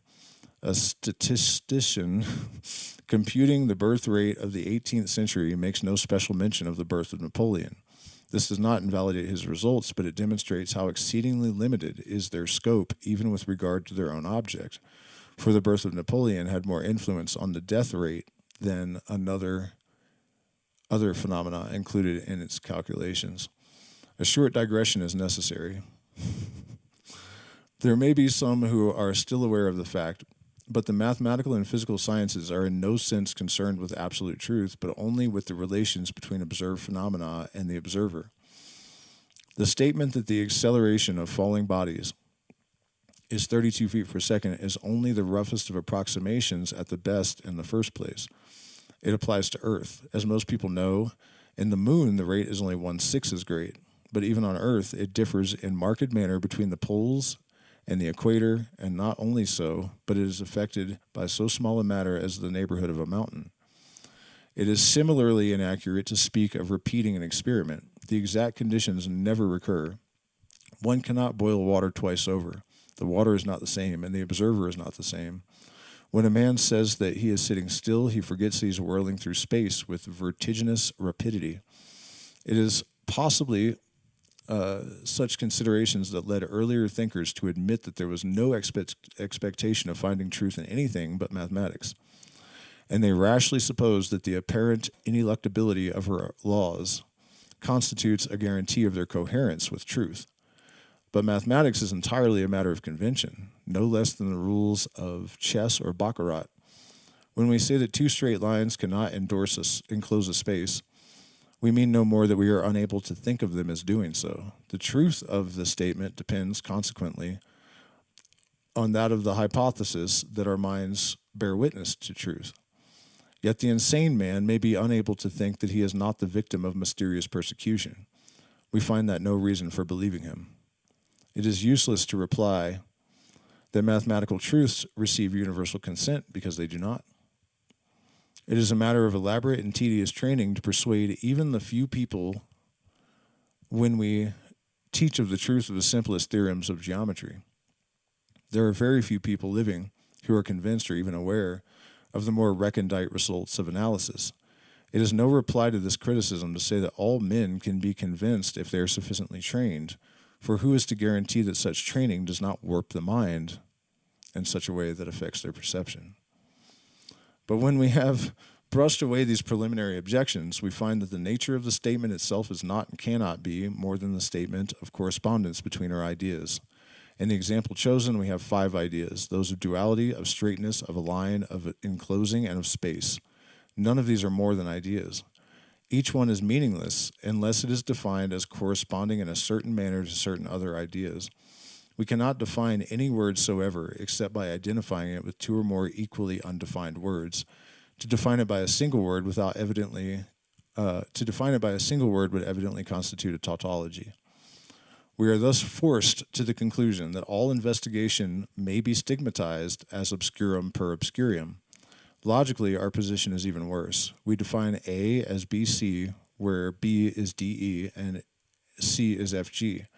Not only does this process increase the number of our unknown quantities in geometrical progression at every step, but we must ultimately arrive at a point where the definition of Z involves the term A. Not only is all argument confined within a vicious circle, but so is the definition of the terms in which any argument must be based. It might be supposed that the above chain of reasoning made all conclusions impossible, but this is only true when we investigate the ultimate validity of our propositions.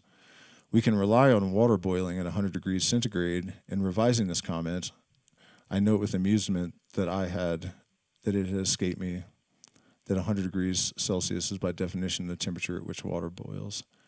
I have seen it boil at 94 degrees on the Baltimore Glacier and determine my height above sea level by observing the boiling point so often that I had quite forgotten the original conditions of Celsius.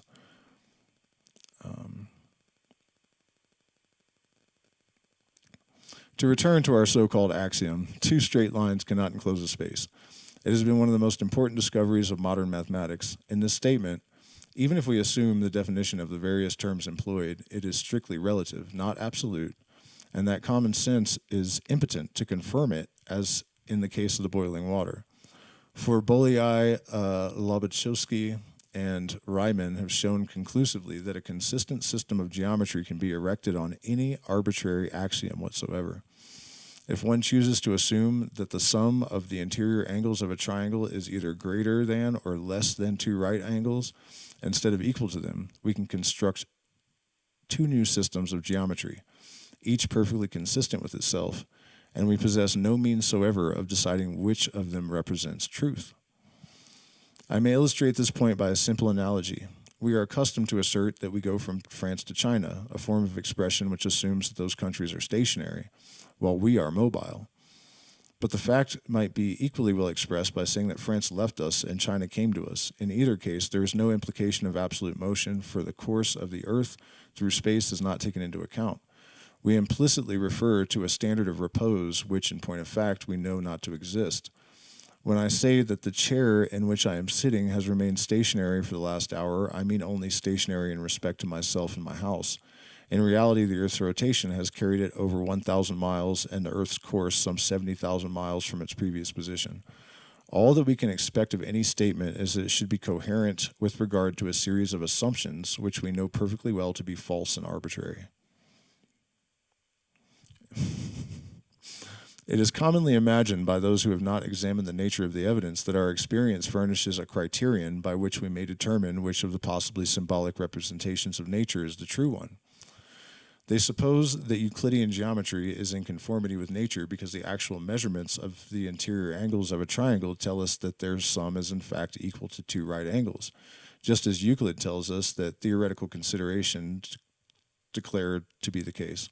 They forget that the instruments which we use for our measurements are themselves conceived of as in conformity with the principles of Euclidean geometry. In other words, them measure 10 yards with a piece of wood about which they really know nothing, but that its length is 1/10 of the 10 yards in question. The tools are, I'm sure you guys understood that. The fallacy should be obvious. The most ordinary reflection should make it clear that our results depend upon all sorts of conditions. If we inquire what is the length of the thread of quicksilver in a thermometer, we can only reply that it depends on the temperature of the instrument. In fact, we judge temperature by the difference of the coefficients of expansion due to the heat of the two substances, glass and mercury. Again, the divisions of the scale of the thermometer depend upon the temperature of boiling water, which is not a fixed thing. It depends on the pressure of the Earth's atmosphere, which varies according to time and space to the extent of over 20%. Most people who talk of scientific accuracy are quite ignorant of elementary facts of this kind. It will be said, however, that having defined a yard as the length of a certain bar deposited in the mint in London under given conditions of temperature and pressure, we are at least in a position to measure the length of the other objects by comparison, directly or indirectly, with that standard. In a rough and ready way, that is more or less the case, but if it should occur that the length of things in general were halved or doubled, we could not possibly be aware of the other so-called laws of nature. We have no means soever of determining even so simple a matter as to whether one of two events happens before or after the other. Let us take, for instance, it is well known that the light of the sun requires some 8 minutes to reach the earth. Simultaneity closely considered possesses no meaning soever.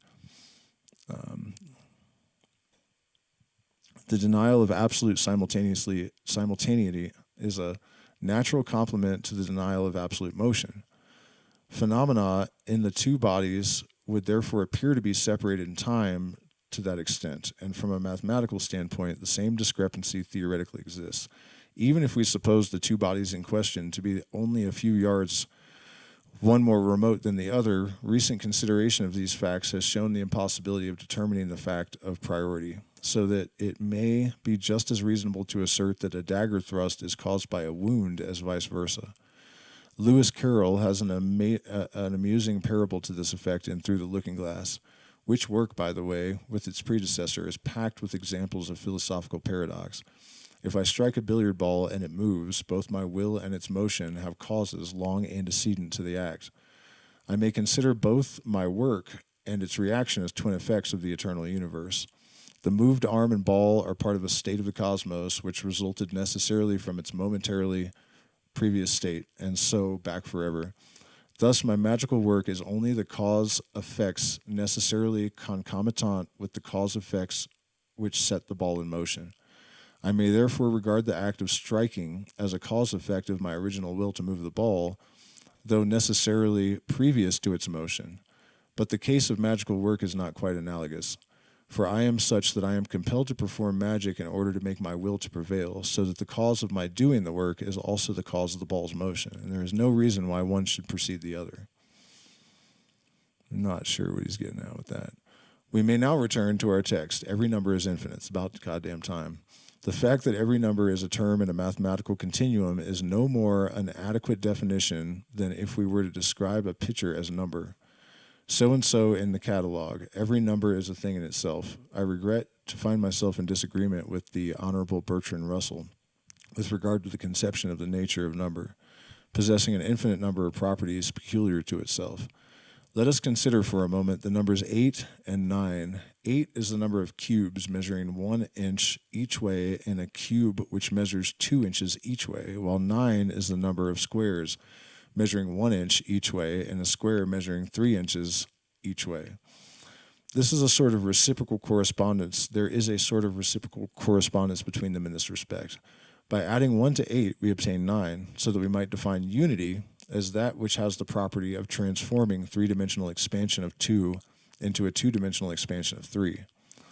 But if we add unity to 9, unity appears as that which has the power of transforming the two-dimensional expansion of 3 aforesaid into a mere oblong measuring 5 by 2. Unity thus appears in possession of two totally different properties. Are we then to conclude that it is not the same unity? How are we to describe unity? How know it? Only by experiment can we discover the nature of its action on any given number. In certain minor respects, this action exhibits regularity. We know, for example, that it uniformly transforms an odd number into an even one and vice versa. But that is practically the limit of what we can predict as to its action. And that may seem obtuse, but really he is saying an awful lot with all that. And actually all this relates to where I started with this stream. The lady, I don't know her name, but she was being interviewed with Levin together, and she was talking about how our identity is too egocentric and self-serving, and we really only know ourselves or anything else in relation to other things. And so the function of unity, when combined with numbers, causes chains of a different order.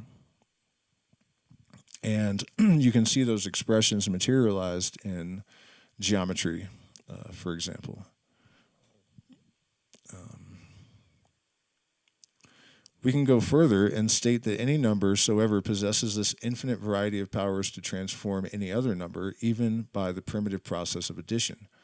We observe also how the manipulation of any two numbers can be arranged so that the result is commensurable with either, or even so that ideas are created of a character totally incompatible with our original conception of numbers as a series of positive integers. We obtain unreal and irrational expressions, ideas of a wholly different order, by a very simple juxtaposition of such apparently comprehensible and commonplace entities as integers. There is only one conclusion to be drawn from these various considerations. It is that the nature of every number is a thing peculiar to itself, a thing inscrutable and infinite, a thing inexpressible, even if we could understand it. In other words, a number is a soul in the proper sense of the term, a unique and necessary element in the totality of existence. And you see this in what Penrose was it Penrose or, well, Hammeroff was talking about. It might have been Penrose's idea. But how these triplicate patterns, the idea of the Trinity. You see it also in music, where we have three notes to make a chord. There are three original elements. Earth, the fourth, is derivative of the other three, and so on and so forth. Four as the number of stability. There's all sorts of ways to understand that. The four fundamental forces of physics. Also, though, only three of them are real forces. Gravity is derivative of the others. That's as above, so below. Chair, four legs, animals. We also talk about the four directions, the four elements. I don't know if I already mentioned that. Four archangels. All of these sort of foundational things are in fours. And there's, the cube, and you can go on and on.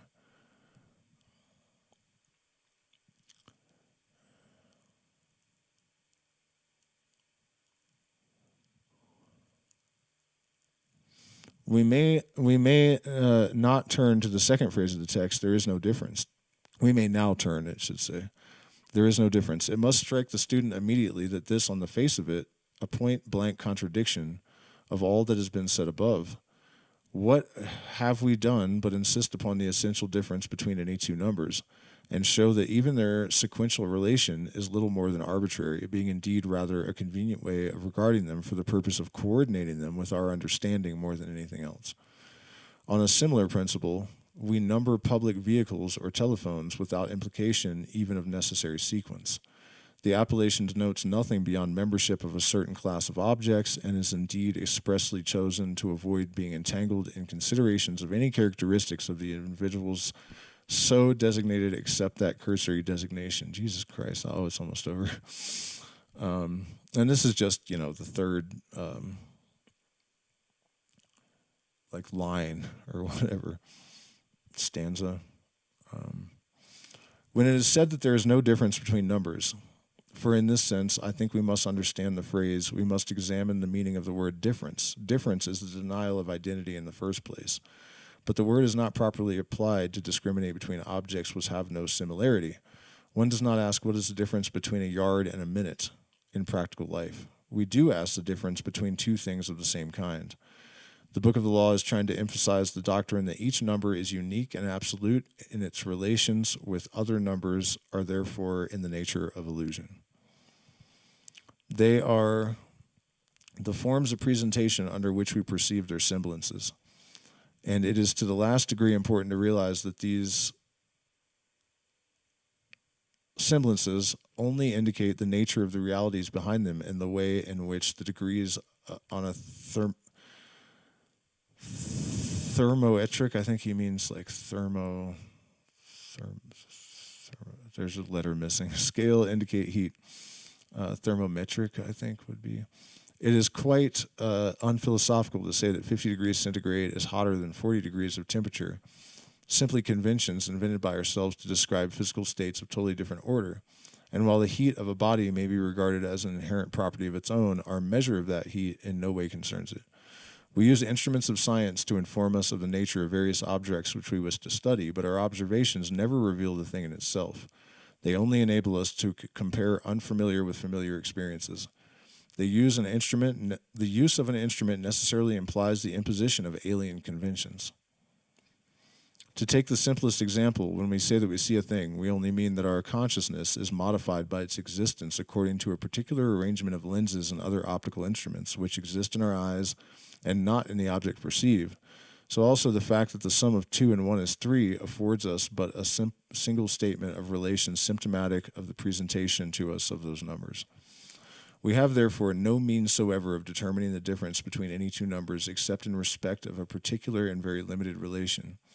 Furthermore, in view of the infinity of every number, it seems not unlikely that the apparent difference observed by us would tend to disappear with the disappearance of the arbitrary conditions which we attach to them to facilitate. As we think our examination, we may also observe that each number, being absolute, is the center of its universe, so that all other numbers, so far as they are related to it, are its appanages. Each number is, therefore, the totality of the universe, and there cannot be any difference between one infinite universe and another. The triangle ABC may look very different from the standpoints A, B, and C, respectively, which each view is true, absolutely, yet it is the same triangle. The above interpretation of the text is a revolutionary character from the point of view of science and mathematics. Investigation of the lines here laid down will lead to the solution of these grave problems which have so long baffled the greatest minds of the world, on account of the initial error of attaching them on lines which involve self-contradiction. The attempt to discover the nature of things by a study of the relations between them is precisely parallel with the ambition to obtain a finite value of pi. Nobody wishes to deny the practical value of these limited investigations, which have so long preoccupied the human mind. But it is only quite recently that even the best thinkers have begun to recognize that their work was only significant within a certain order. It will soon be admitted on all hands that the study of the nature of things in themselves is a work of which the human reason is incompetent, for the nature of reason is such that it must always formulate itself in proportions which merely assert a positive or negative relation between a subject and a predicate. Men will thus be led to the development of a faculty superior to reason, whose apprehension is independent of the hieroglyphic representations of which reason so vainly makes use. This then will be the foundation of the true spiritual science, which is the proper tendency of the evolution of man. The science will clarify without superseding the old. See? But it will free men from the bondage of mind little by little, just as the old science has freed them from the bondage of matter. This science is the proper and particular study of the initiate, and its principia are formulated in the Book of the Law. The book may therefore be regarded as indicating a complete revolution in human affairs, for it advances mankind in the most radical manner. Quit bragging, dude. Shit. The road of attainment of self-realization is made open as never before done in the history of this planet. And it's absolutely true. You know, this one of the reasons I put us through that grueling affair is that it's so consistent with the things that Levin and the rest of them were saying. And I started this out talking about the importance of recognizing intuitive intelligence and allowing some credence to the idea that knowledge can be obtained through non-ordinary processes. Let me check in with the chat and see if I didn't lose every single one of you. I wouldn't be surprised. Wow, hey. You guys rock.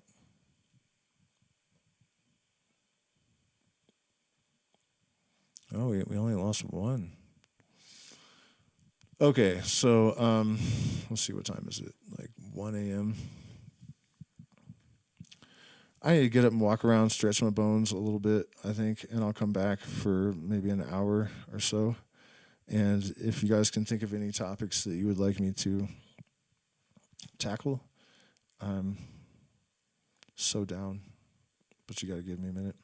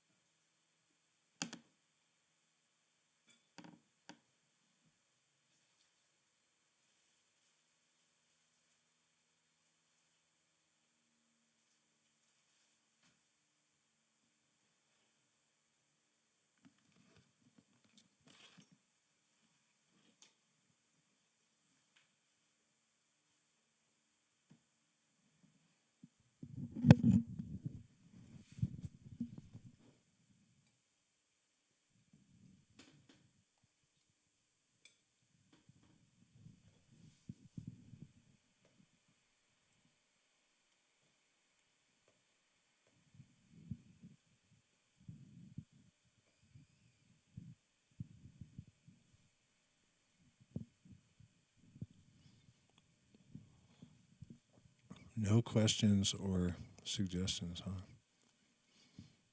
Alrighty. It has been 5.5 hours.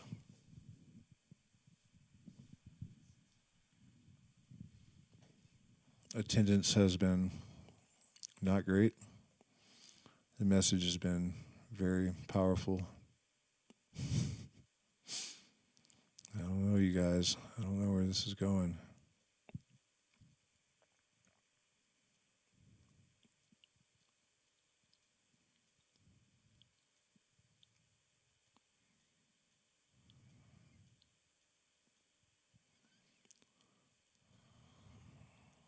Well, let's see what YouTube suggests.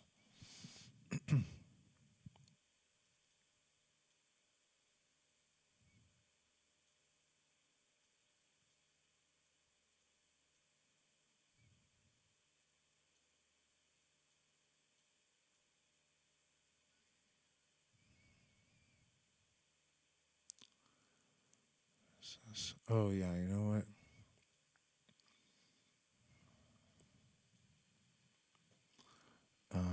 Mind beyond the brain.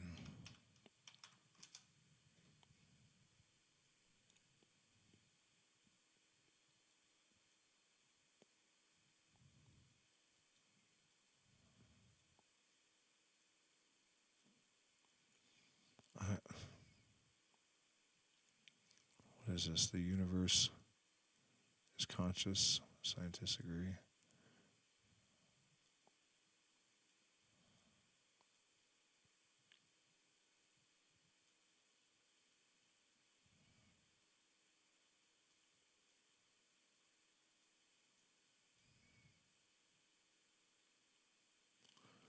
Well, let's see what Sheldrake has to say, shall we? I'm very pleased to be here at an ad via event. I think what they're doing is quite wonderful and inspirational. I'm talking about the mind beyond the brain, and minds extend beyond brains in a range of different ways. So I have to cover a lot of ground in half an hour. But what I'm going to suggest is that our minds are extending beyond our brains right now. They're filling this room in measurable ways, and I'll explain how. They extend far beyond our brains in linking us to other people and to animals and to others with whom we have emotional bonds. They extend beyond our brains in time as well as in space, through memory and through connections with the future. And they extend far beyond our brains through mystical experiences and connections with higher forms of consciousness. Now, the conventional view of minds is very different from all that. The conventional view put forward by the materialist belief system, which still dominates our universities and educational institutions, is that the mind is nothing but the brain. Minds are what brains do. Minds are nothing but brain activity. And all our mental life is encased inside our heads. We're insulated from everybody else in the privacy of our skulls.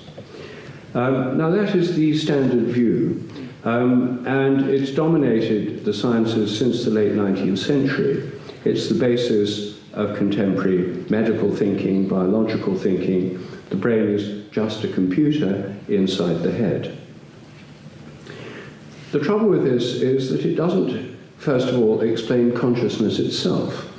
If we live in a materialist universe which is made out of inanimate, unconscious matter, and everything is made of inanimate, unconscious stuff, then how come we're conscious at all? We ought not to be.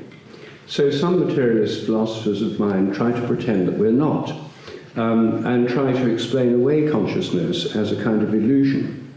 The trouble is, that doesn't really explain it away, because illusion is itself a mode of consciousness. And in fact, the very existence of consciousness is called the hard problem in the philosophy of mind. All right, I got something for you.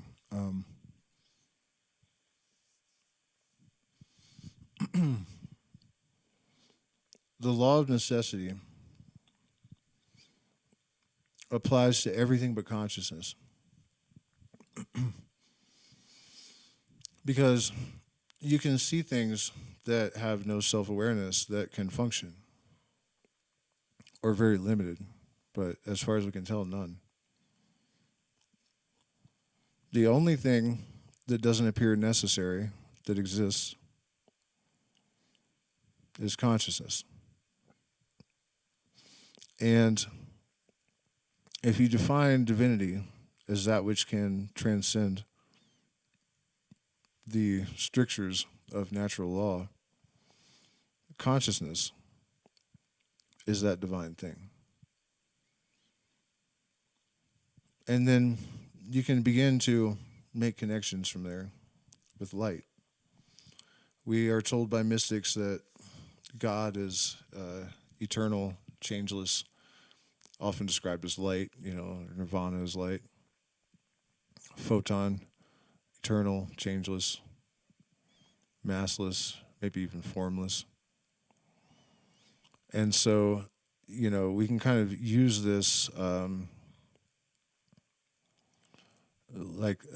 thread to make other connections of a like kind. And just wanted to offer that as kind of a illustration of, I guess, Hermetic reasoning again, Now, the first point I want to make is that if we think about something as simple as vision, we arrive at the idea of the extended mind, the mind beyond the brain. If you think of what's happening when you see me standing here now, the standard view says that light reflected from me goes through the electromagnetic field, inverted images on your retinas, changes in the cone cells, impulses up the optic nerve, changes in different regions of the brain, and all that certainly happens. But then that's supposed to explain vision. Well, first of all, it doesn't explain the fact you're conscious of what you're seeing. That's an aspect of the hard problem. But secondly, it doesn't explain your actual subjective sensation. You're experiencing a three-dimensional world in full color. All of that is supposed to be inside your head. Yet nobody's ever seen a full color 3D virtual reality display inside someone's head. So that is profoundly mysterious. Where is your experience? It's meant to be inside your head. Well, the hypothesis I'm suggesting is so simple it's hard to understand, and that is that your image of me is in your mind but not in your brain. In fact, it's right here. It's outside your head. Everything you see involves, I'm suggesting, a projection of mental images, of perceptual images, to where they seem to be. Sometimes they're projected to where something is not, like in an illusion or a hallucination. But generally speaking, they're projected to where things are, which is why we get around in the world without bumping into things. Normally this works very well. So in other words, I'm suggesting that the mind is extended in every act of visual perception, and that our minds stretch out. If you look at a star, your mind projects out those images to the very star itself over literally astronomical distances. So our minds are extended in every act of perception. Right now they're filling this room. Now, that is something that I think happens with animals as well. It's not special to people. This is the way vision works. It's a two-way theory of vision. The light comes in and the visual images are projected out.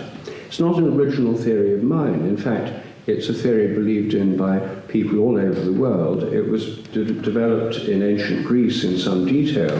Euclid, the great geometer, explained for the first time clearly how mirrors work by pointing out that when you look at something in a mirror, your mind projects out these images, and they go straight through the mirror because they're virtual projections, they're aspects of the mind. They're not blocked by glass or mercury. And that's why every time you look in the mirror, what you're seeing is the projections of your mind. So this theory is actually explained as a common everyday experience that's projected out.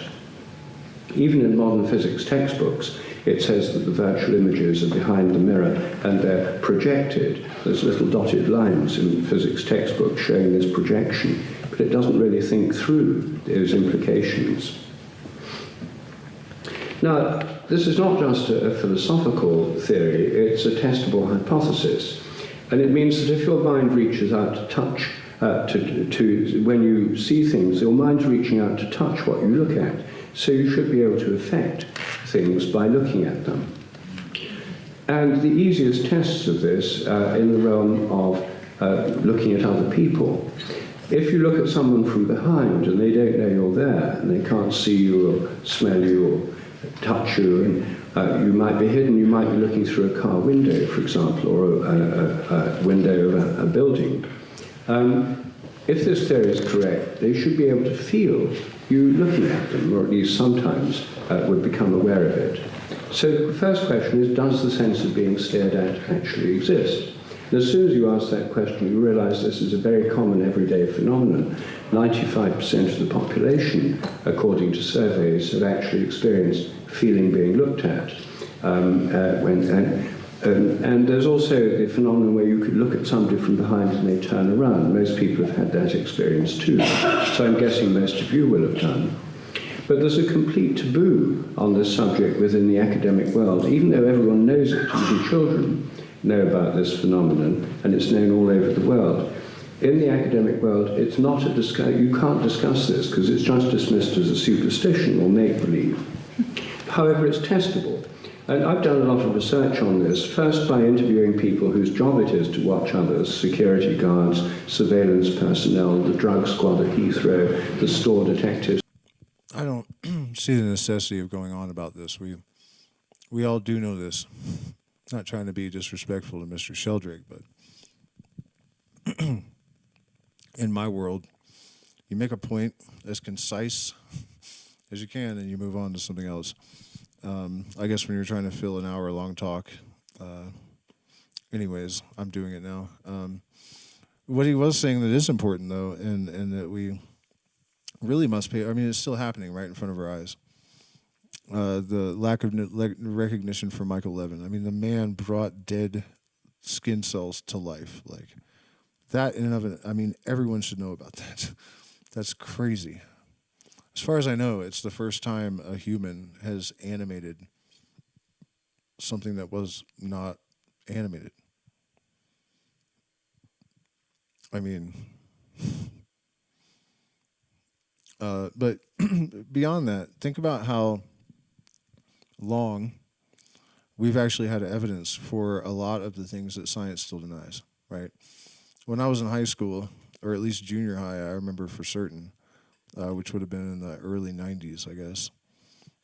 Mid-90s, really. Let's see. 97 minus 4, 93, 92. Okay, early 90s. We were told that you cannot transmute one element to another. And I remember the teacher actually laughing at the idiocy of the ancients. It was 1983 that mercury was first converted to gold in a laboratory. 1983. That's 10 years, 9 or 10 years before this teacher told us it couldn't be done and was laughing at the ancients.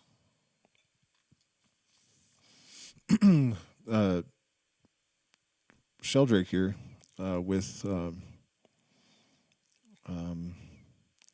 was supposed to do an interview with him. I can't remember his name. David J. It's driving me nuts. This is the second time tonight I haven't been able to remember his name. David J. or J. David. This other guy. Did an experiment that I remember from my childhood, actually, from probably around the same time, with dogs, where they proved that the dogs know when their owner decides to come home. Telepathy with ayahuasca was not only documented repeatedly, but actually to medical doctors in 1963. The book was published in 1966. I believe it was called The Varieties of Psychedelic Experience, a little nod to William James. Or William James? William Blake. My bad. Where they had subjects drink ayahuasca, and then on another floor of the building, people were looking at very, very abstract, weird pictures to limit the possibility of correct guessing, and the results were unarguable. There's many other such occasions of this kind of thing, near-death experiences, several of them are well documented where in this one case, this woman was dead for 45 minutes, no brain damage somehow. And she was dead and on the 13th floor, of course. And she later, when she was resuscitated, she knew the entire conversation of people that were in the lobby. She was dead, no brain activity. No brain activity. So what was doing the perceiving? And instead of getting on the television and saying, look, we have a major problem with our current accepted ontological model, it's not right, they just sweep it under the rug. The fuck?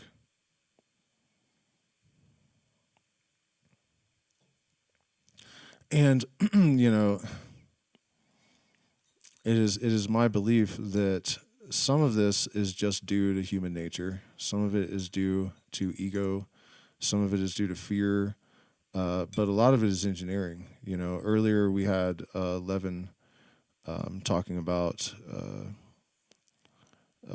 basically describing cognitive dissonance, although in separate minds, right? Like different disciplines of science, where if you take a certain fact to a neurobiologist, they will say that's fine, and then you take it to molecular biology, and they say this is not possible, and you must be on crack or whatever.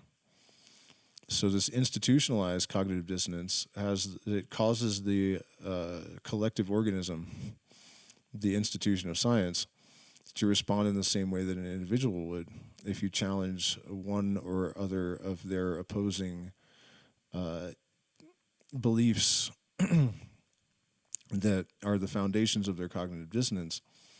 They will respond with fight or flight, and you cannot communicate with them. So you can see what I'm getting at here. This cognitive dissonance, this separation, this specialization, this tunnel vision in our institution explains entirely why it has stagnated in this sense. But this is what a lot of people miss when they're trying to understand the government, and propaganda. The things that I understand from being an initiate of the mysteries and drinking ayahuasca and all of these things, studying all this stuff, there are people at the top that know all this stuff too, and they use it. They use it. So they know that they need to make sure that there is cognitive dissonance within the institution of science. They know what they're doing, and it's so easy to introduce ideas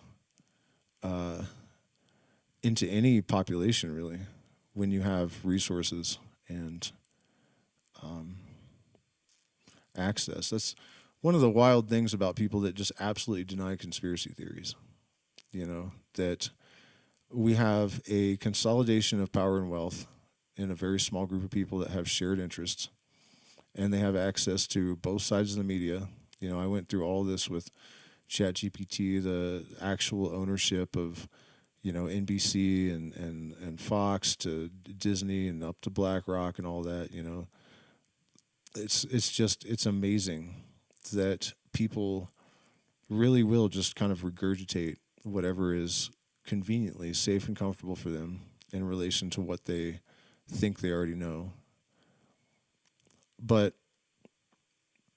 the denial of obvious facts is a bit shocking to me, that people know the wealth is that concentrated. They know that there are media conglomerates that own people know about BlackRock and State Street Vanguard owning 85% of the S&P 500. Like, the ability to maintain the selective perception and whatnot is absolutely mind-boggling. you know, and I learned a lot of things tonight.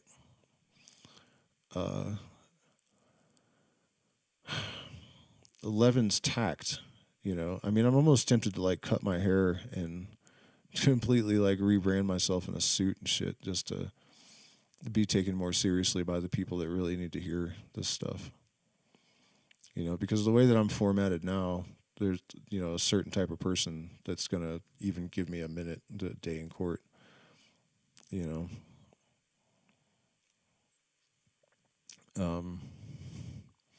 But yeah, what I was saying is listening to how Levin implies things without directly confronting the triggers is, you know, wise of him.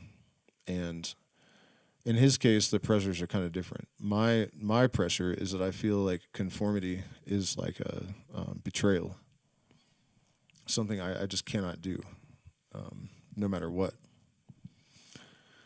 But then all appearances are false, right? So maybe I should consider chameleoning. I don't think I can. I don't think I will. Really, I don't know.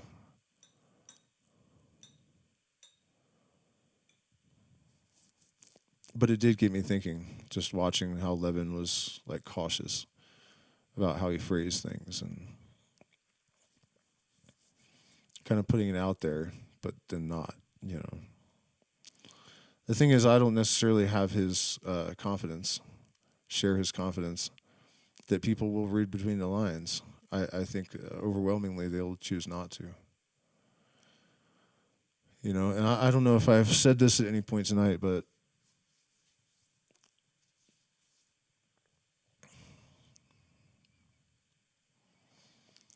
truth is self-substantiating. Like I always say that.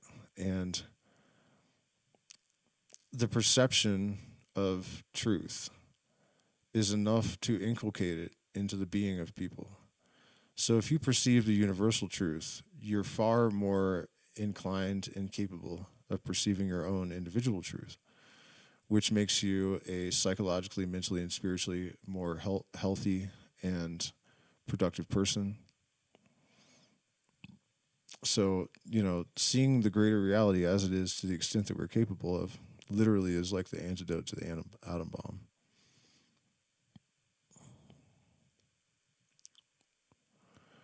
And the thing is, in a way, I'm kind of aware that like effort isn't really meaningful in a sense, because the process is mathematical. It is nearly infinite arrangement of vectors of algorithms that are all the same algorithm. You know, so the guarantee is that the system will achieve homeostasis due to the persistent insistence of law. So in a way, feeling compelled to try to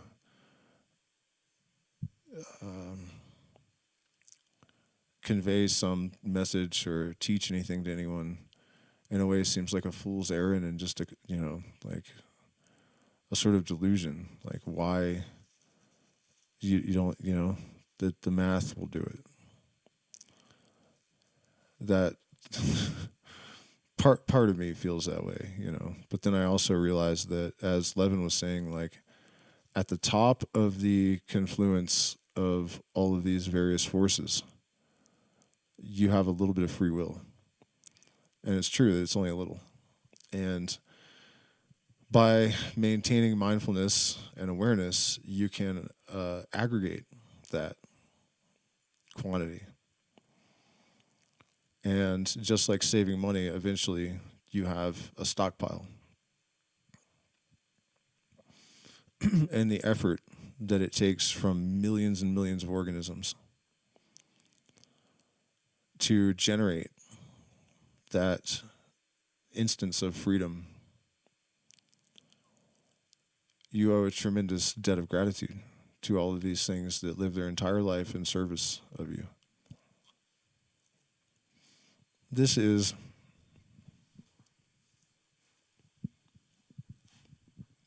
only partly lost on our leaders.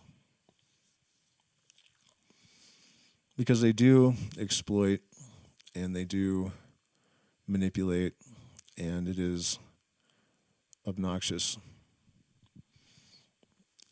But they have some degree of empathy, or assuredly our lives would be much worse.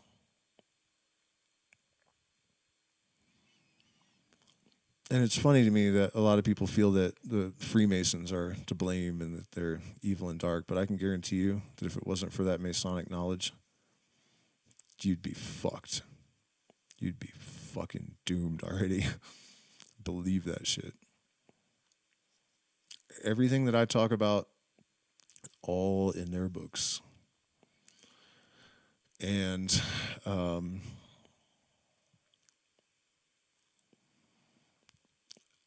my confusion, I guess, is, well, I just kind of had a revelation, I guess, as I was about to say something that I suddenly don't agree with anymore. Shit. So I had kind of come to the conclusion that it's sort of necessary that we have all these like worker bees in certain periods of history, and you know, the exploitation and the 1% and everything is actually all conforming to natural law, and you can see how it all kind of fits into the. But if you have the sort of Masonic mystery school knowledge, that awakening is not really going to disrupt society to the extent that I was thinking. So it is confusing, you know, because basically what I was just thinking, Adam Weishaupt from the Illuminati, that's what his plan was to like not keep it secret anymore and filter it out into all the populations on Earth, knowing that it's not the kind of awakening that so many of us experience because we don't have that hierarchical system of guidance. We don't have an initiatory structure. You just suddenly don't want to play along and people just drop out, you know, that version of Tim Leary's slogan, tune in, turn on, drop out. People forget, because it was edited from history, that the slogan actually was turn on, tune in, drop out, and take over.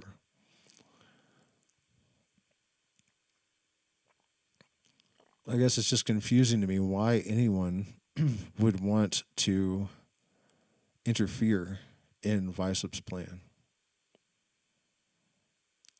Unless they're so evil that they wouldn't show mercy on the populations at large.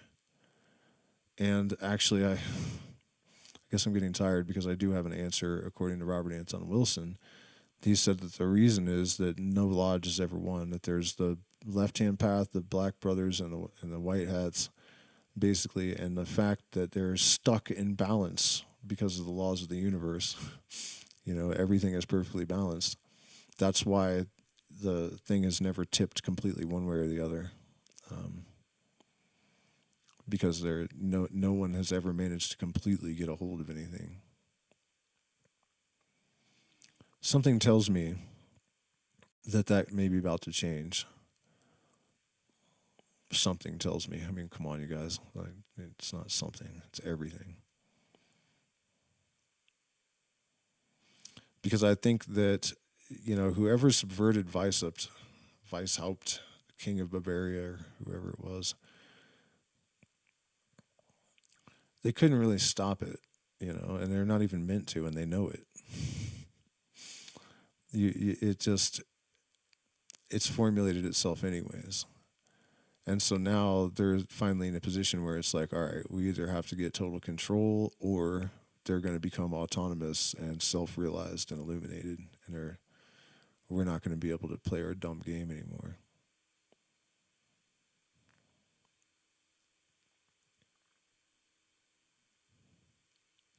A lot of that might have been thinking out loud, but as you know, I'm fairly confident it was still probably useful.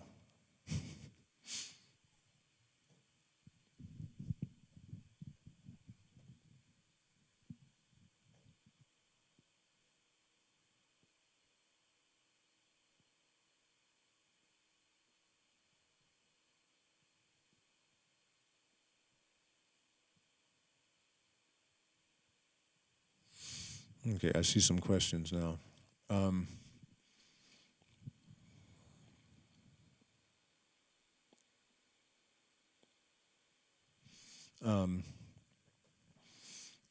Someone asked about the Black Brothers and eternal damnation. It's actually not eternal damnation they're after. Surprisingly, right? I mean, I don't think that exists. And the idea is basically this, that,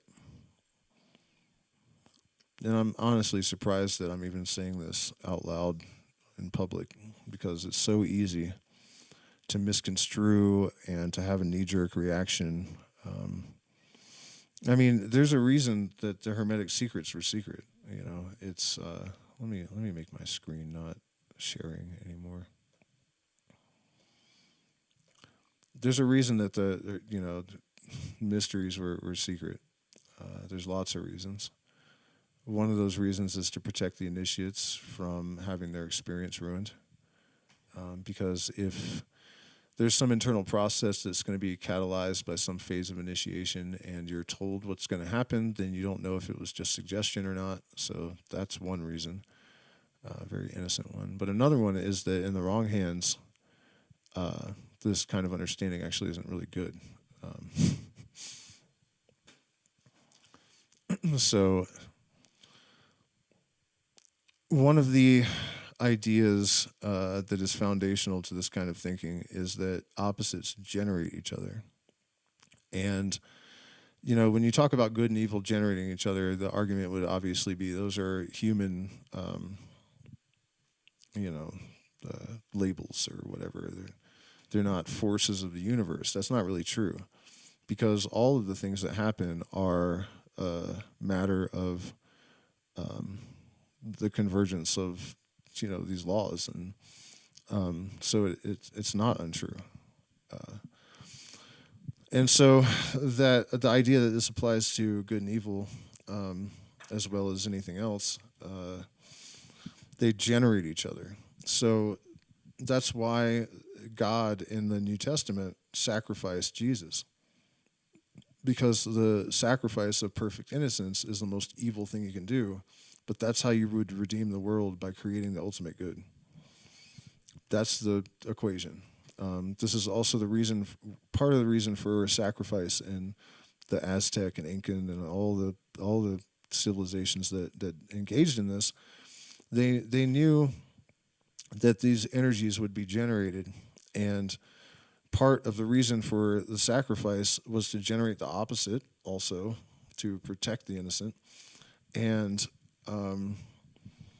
also the belief that they could direct where the evil happened instead of letting it just fall randomly all over the people. And, it's a hard thing to accept, but it is congruent with all of my other understanding that they could have been right,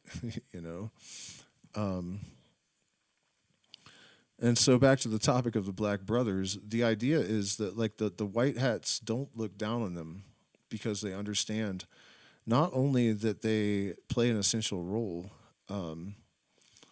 but that they are believed to be sacrificing their eternal life, their continuity of awareness, right? They will be tossed into the abyss, and they will, their parts of their soul will be tossed into the rubbish heap of Choronzon and later used to build more gods or whatever, But yeah, they know that their exchange for getting whatever they want now is the loss of their eternal existence. So in a way, they're sacrificing themselves for the greater good. There's a story called Conks on Pox, which is it used to be a secret word given to initiates of the Eleusinian mysteries. And, well, not a word, but a phrase. And it's about this little girl that goes up the tree of life, and she gets to a certain Sephira, and I got to get this right. Should we just look it up? It's gnarly, man. It's here. Let me see if I can find a PDF of it. I just want to make sure I get it right before I go on with my tale of the Black Brothers. Let's see. Conks. Pox.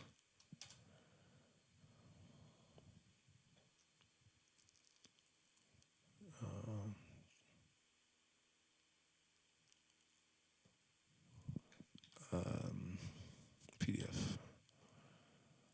Little Essays Towards Light.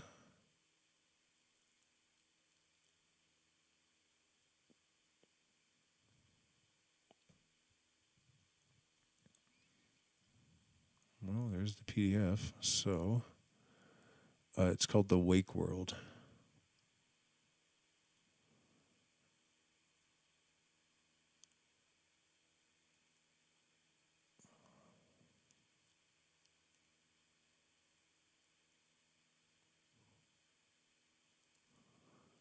Just give me a second. I don't want to read the whole thing either.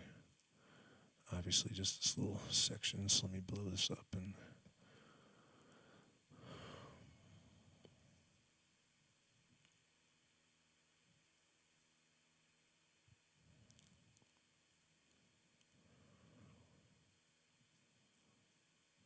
Come on.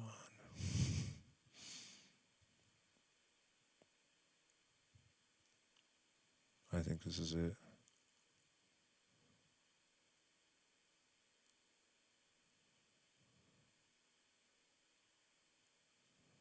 No. Well, if this takes too long. Okay, here, I think this is it. Yeah. There are 3 passages that lead to the treasure house of gold, and all of them are very dreadful. One is called the terror by night, and another the arrow by day, and the third has a name that people are afraid to hear, so I won't say it. But in the first we came to a mighty throne of gray granite, shaped like the sweetest cat you have ever saw, and set up on a desolate heath. It was midnight, and the devil came down and sat in the midst, but my fairy prince whispered, "Hush, it is a great secret, but his name is Yeshua, and he is the Savior of the world." And that was very funny because the girl next to me thought it was Jesus Christ, till another fairy prince, my prince's brother, whispered as he kissed her, "Hush, tell nobody ever. That is Satan, and he is the Savior of the world."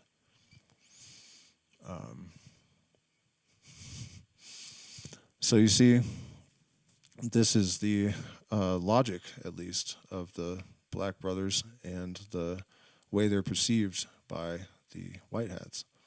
They are, in a sense, the saviors of the world, and they do all this terrible stuff, but they lose their eternal life, and it generates good, because that's how the universe works. And it's a mess, but that's how it is, according to this worldview.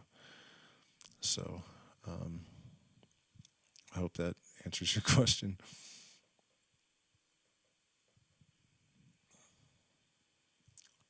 Hey, what happened? Did they shut my stream down? No.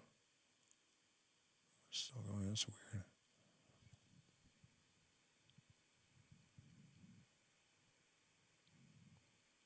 Just looking for more questions or suggestions. Would investing into Meta be supporting their agenda? Of course it would.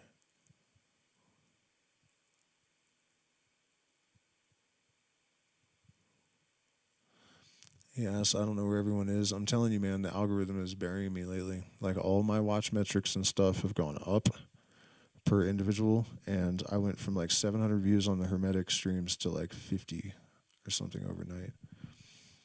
So, honestly, I think it's the new regime in the United States is an absolute.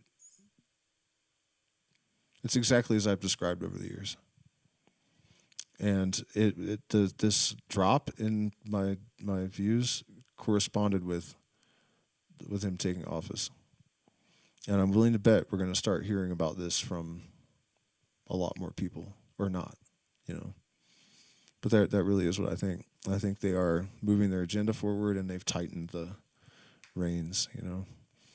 I don't really understand why they don't just delete. I mean, maybe I'll wake up tomorrow and it'll just be gone. But, obviously, and I don't mean to take up time complaining, but after 6 years and like being, channel. I think it says I hit 14 or almost or something. And you know what I mean? Like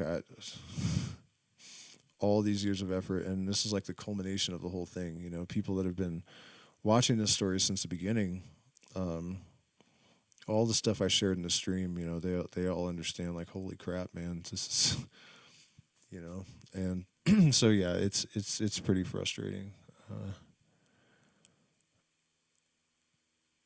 It's also a little bit of a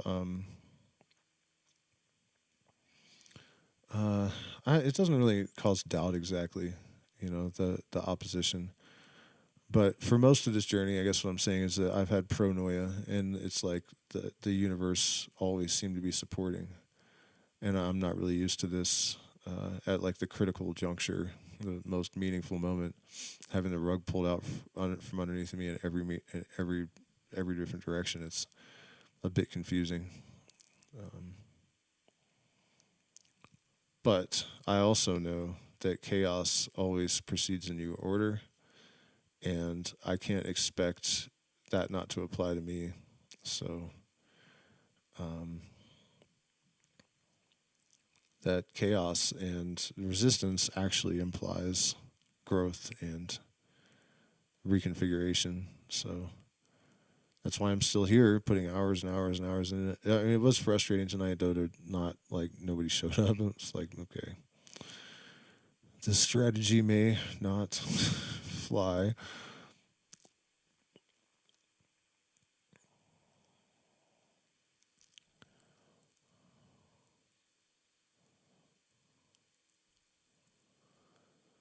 But I don't quit, you know? I don't quit.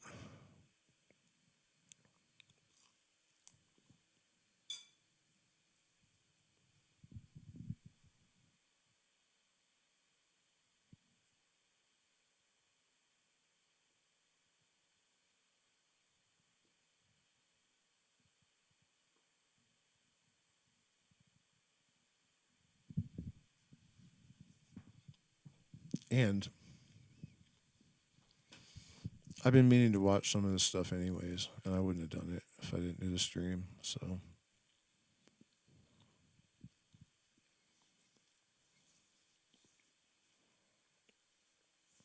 But, you know, even the stream was like so substantiating of all the stuff I've been saying. You know, that first clip of Levin and the woman, I didn't watch it first. And all of the stuff I said about the new paradigm and science and the polymath approach and a lot of other shit, you know, they actually echoed. And there were also a lot of things that were offered that really allowed me to illustrate things better than I could have planned. And also even, you know, I had a lot of insights tonight going through all this stuff that I wasn't expecting.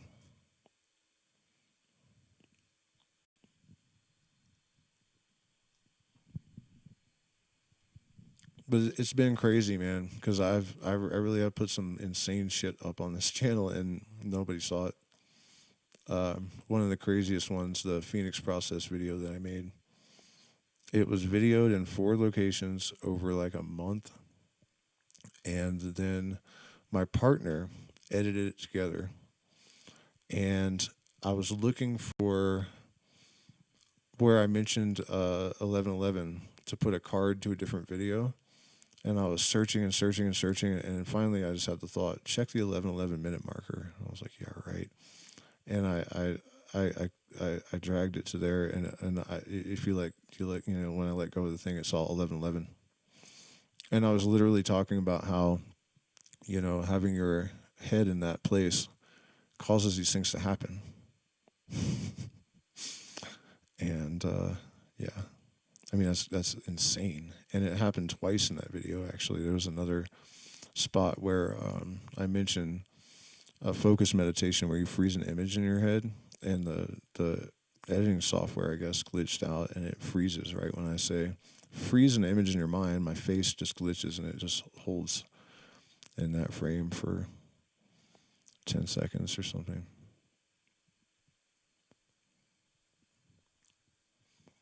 And even people that, like, not really know me, but someone that knows Enrico and kind of knows me now, I guess, he even accused us of editing it, you know, because it's just too much. It's like, no, man, there's no fucking way that happened. And it, swear to fucking God, man, I had no idea until, you know, and if you watch the video, you can see, like, it would have been tricky to pull that off because it's from different places and different times, and it all flows. You know, I mean, I really didn't fake that. It's like, I managed to get proof of what I was saying that, you know, I could demonstrate. And I don't know if I've ever seen anything like that anywhere else, you know. There have been a number of occasions where I've managed to capture things that shouldn't have happened, you know, so it's definitely disheartening to have things like that happen and nothing comes of it.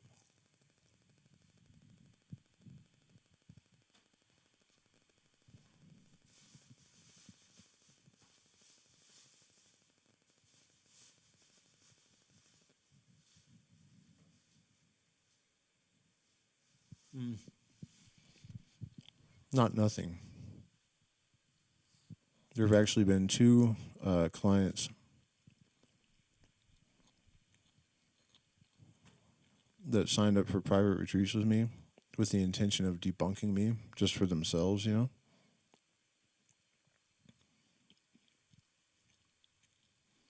Both of them eventually confessed. I actually came down here thinking that I could prove myself that you weren't legit, but you are, because the stuff that they were thinking wasn't going to happen did happen.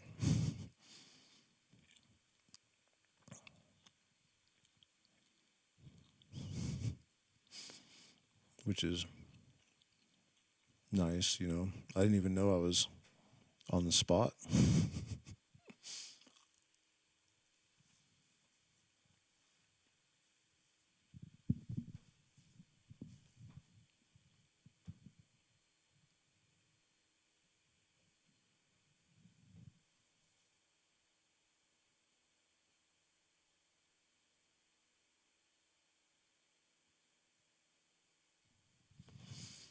What did I do in the United States? Outlaw from birth, man. The last function I had in the States, I was a medical cannabis grower.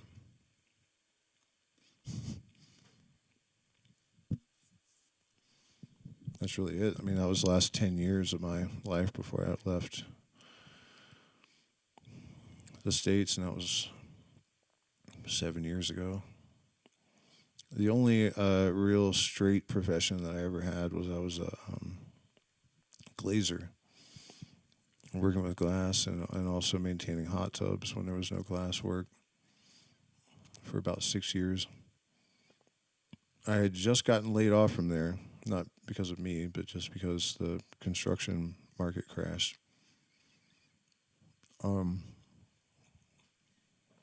Just in time for the Phoenix process thing, and I couldn't have been distracted during that period. Like, it just started as my hours were getting cut back more and more and more, but a lot of the crew in that at that job saw a lot of this shit. Particularly one guy that became the singer in my band, but also another guy that we worked with. And it started out small, you know, but I remember one of the first, like, ridiculous things, I was talking to this guy that I worked with in the parking lot about tarantula hawks, or wasps, or maybe they're also called tarantula hawks, I don't know, but they're these giant wasps that hunt tarantulas.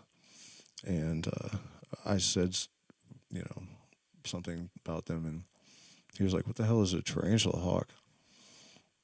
And one landed on his face, like right in that moment.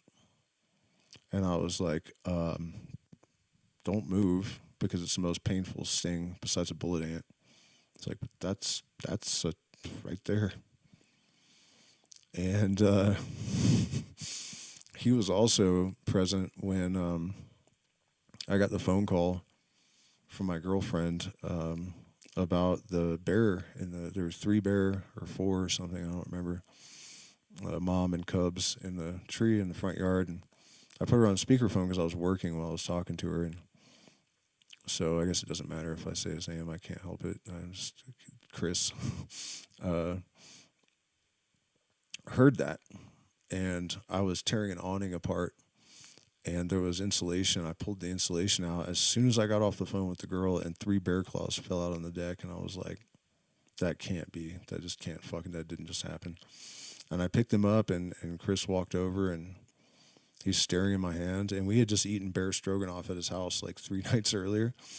So I was like, there's got to be parrot talons or something. Like, what the fuck are they doing there also? And he's like, no, dude, those are bear claws. I just shot one. This actually just happened. And that was really helpful, actually, that there were people around a lot when this kind of shit happened, because I would have thought I would have lost my mind otherwise, you know. But yeah, it was weird, man. It was really weird to be in that position. You know, all the people around me were also witnessing these things, and it was doing weird things to their, you know, like it was a psychological mind fuck for sure. Because you know how people think about people like that, you know, and everyone around me is seeing this shit and they're like, what the fuck? Like, it's like the world turned into Stranger Things wherever I went. And people, it's like, you think that usually when this kind of shit happens, it's just the person experiencing it. Like, it doesn't happen in front of groups and not consistently, but that was definitely the case during this period, and still is. You know, it's just not as over the top as it was during that period. Although, I think when the solar storms peak, it might get that wild again. In fact, if I wasn't so distracted by, you know, needing surgeries and channel dying and all this kind of stuff, I probably would be better able to attenuate to that layer. But I think there's, you know, it's better the last few days, but the interference patterns were getting pretty debilitating, I think, over the last couple of weeks. So, last few days have been my attempt to rally, you know. There's plenty to be inspired by.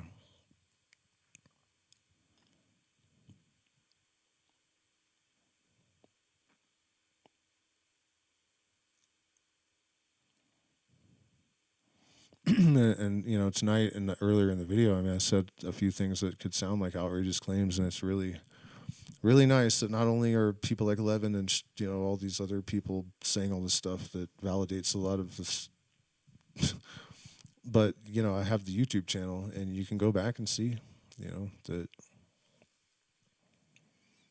you know, and it's not even about validating myself, you know, wanting people to go back and look. They need to realize that I do know what's happening and that they need to take it seriously. You know what I mean? It's about the thing that's happening and the fact that, you know, somebody being able to describe it, lending credence to this kind of universal, you know what I mean? It's not about me.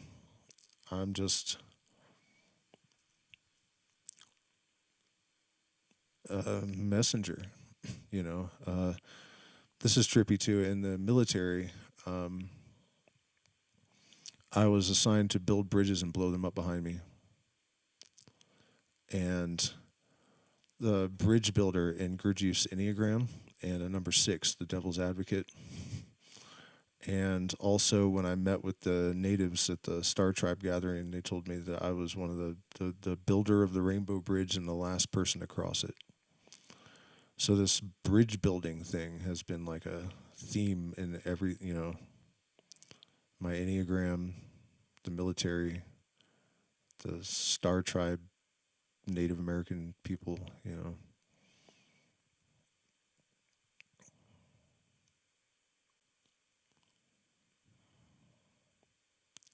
And I didn't really even get it, when I was told these things.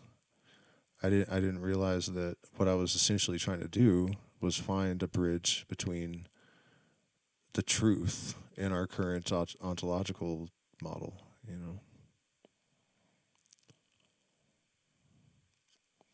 So that's interesting too, because it's apparent to me that the universe knows more than we do about us before, like another really interesting one is that my first girlfriend, who was, white trash, not trying to be mean, it's just what's up. I think she was 12 or 13, probably 13. And she didn't know anything about Hermes, but she named my junk Hermes for no reason. Just on the bus one day, she's like, I'm going to call him Hermes. And I was like, what? My wand? Hermes? What the hell? I was like 11 or something. I was younger than her, 12 maybe. I think 11. I think I was 11 and she was 12.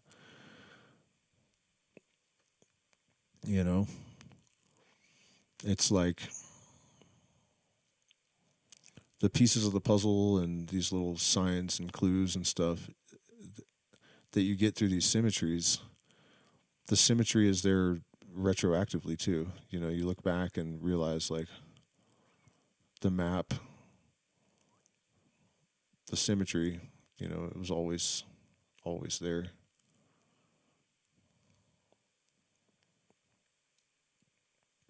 And then you just see it. Oh, and by the way, 11 is the number of magical expansion. So that's the age I was when my wand was named Hermes, of course.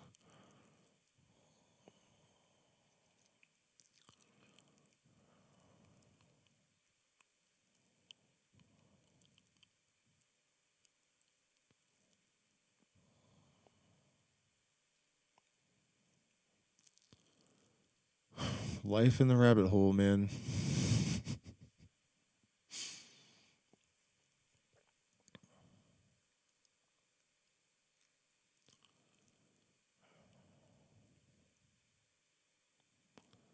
Trying to look to the future at this point, though, is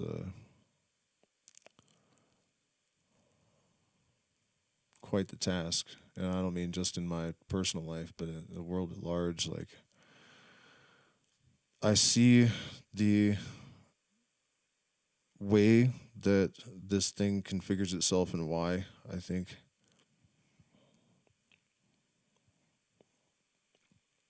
But I also know that there is chaos in the system and that there are no guarantees, I don't think, in the long run. But then you also have to remember that the chaos is distributed in organized systems to the extent that it doesn't overwhelm the trajectory of the creative gestalt,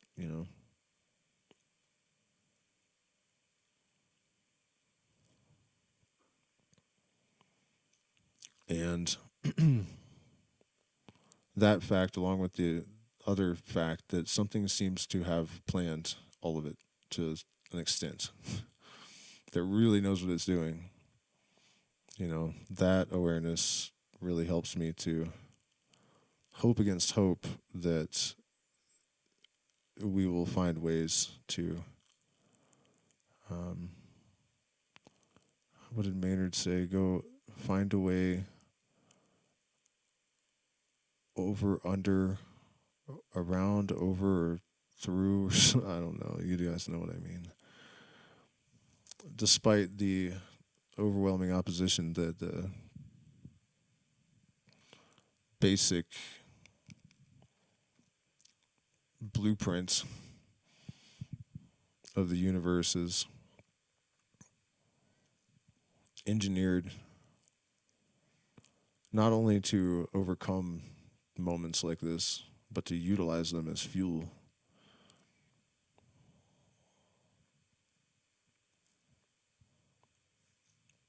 So, hope for the best, prepare for the worst. The rest is written.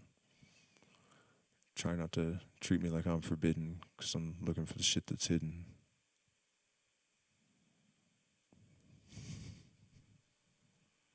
No, I'm not in Mexico. I'm in Peru. What happened? My image is frozen there. Oh man, did I cover up my little thingy all night? I did, you idiot. What the hell, man? That's super stupid, man. I'm streaming for 7 hours trying to make a fundraiser, and I hid the text all night. Brilliant, man. Brilliant. Holy crap. If there's a will, there's a way. Yeah, I mean, it's more than that, though. You know, it's more than that. It's a matter of alignment of, you know, cosmic forces and laws of nature and whatnot. It would just be really great to see, you know, that we haven't invested all of this blood, sweat, and tears and ancestors and shit in human history just to have some fucking dildos run it into the ground because they're fucking plastic dicks, you know. It doesn't track, you know. That just doesn't track. But they're good at their game, you know. They really have people fooled, man, on both sides. Like, people just have no idea what's going on. And the evidence of the reality of what's going on, it piles up every single day, and they're still like the determination that they have to maintain their outlook and their perception of certain people in certain places. It's wild, man. Like, I literally saw a video today of this guy that went up to these Trump supporters, and he said, what if I told you that J.D. Vance had made a comment about a 10-year-old girl that he would date her in 10 years? Would you still want to see him in office or vote for him? And they're like, that's reprehensible. If he did that, then no, he should be in jail. And he's like, it was actually Trump that said that, and it's true, it's recorded. And they're like, well, would you still vote for him? And they're like, oh yeah, of course. What the fuck? It's wild to watch, man. And then he decided not to release the Epstein list. This is the guy that was gonna jail all the pedos or whatever they were saying the first time you were in. Come on, man. Y'all gotta stop with this shit. Y'all gotta stop. It's just, you don't need a savior, man. You are your savior. That's it. I don't know what's up with people. Like, why do they? I know, actually, it's the primate instinct to have an alpha male, and just, you know, that's the fundamental thing they're exploiting. It really is a left-hand path trick to appeal to people's animal instincts, you know, like tribalism and alpha male kind of savior shit.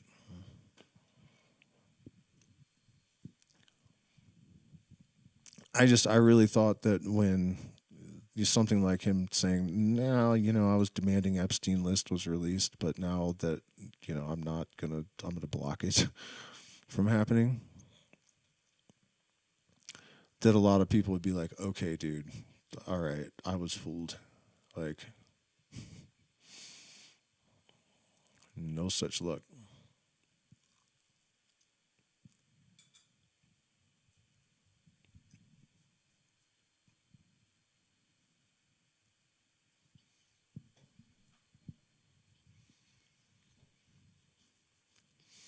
I haven't told you guys why they make the evil and the ridiculousness on the left so blatant and then on the right so blatant. The people on the left, looking at the left, don't see what they don't want to see. the people on the right only see what they want to see. So on the other side, they know this is fucked up. They got nowhere to go. That's what they're doing. That's why they make it so obvious and blatant.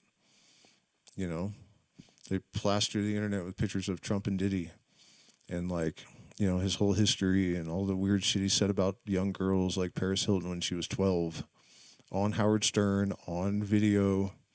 No chance it's not real. 12 years old. To her face, he said this shit. Right? Because they know it's going to make the other side feel trapped in their ideology. They can't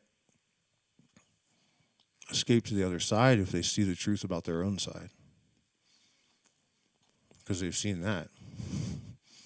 They're not wrong.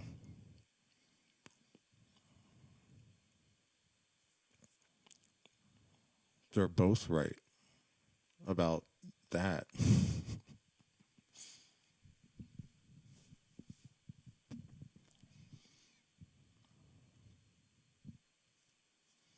That's what happens when initiates of millennia-old psychedelic taking secret societies are designing your propaganda. They've been 1,000 years ahead of the herd for 5,000 or 6,000, 8,000 years.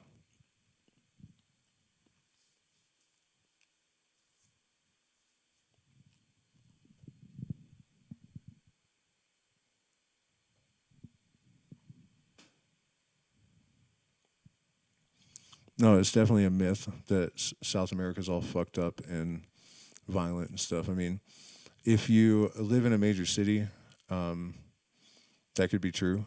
But Lima, for example, is the most violent city, most dangerous city in Peru, and it's not even in the top 50 in the world in terms of crime. So actually, we had our first bit of crime where I live high in the Andean mountains in the middle of nowhere last night. I guess 5 cars were broken into up here, and I didn't even know there were 5 cars in this town. I haven't seen them. I mean, there's a couple of motorcycles, and it's just, it had to be people from out of town because no one has any money here, you know? I mean, it's all Quechua people. A lot of them don't even speak Spanish. What are they going to do, steal potatoes or something? But it did make me feel a little bit more nervous because we're like the biggest house on the mountain, right on the road with no, you know, usually they put like big walls around things and we got nothing. You know, so that is something of a concern, that to be a gringo and perceived as having money, you're definitely more of a target. But generally, you know, it's not. People are way kinder. People are way more inviting. They're curious about foreigners. You know, not everyone. There are people that hate you. You can tell. But here, they're very welcoming, and you know, some of them, like after a while, the ones that do speak Spanish will stop speaking Spanish to you. This has happened to us in the jungle as well, where the Quechua were like, after 2 or 3 months, they just started speaking Quechua and not Spanish. And the message is, if you're going to be here, you better learn the language. So, Aji Punja. I tried to learn a little bit of Warani in the jungle, and that was a weird one. Wanabeki.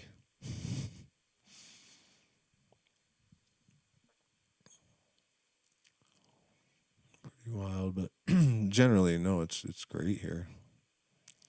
The idea of some bandits running up in the house in the middle of the night is not great.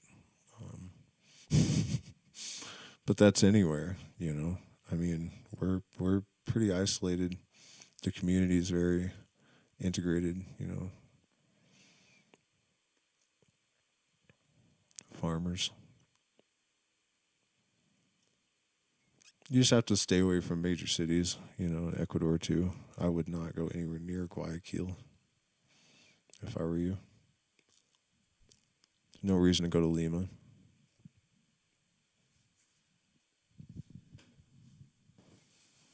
Well, yeah, there is.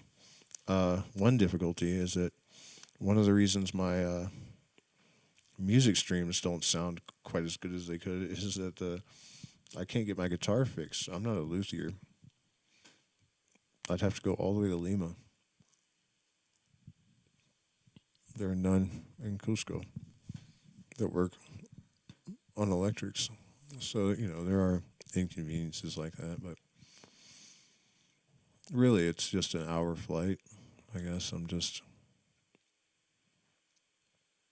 too busy or something. I guess, yeah, so it's actually not that bad. $90 and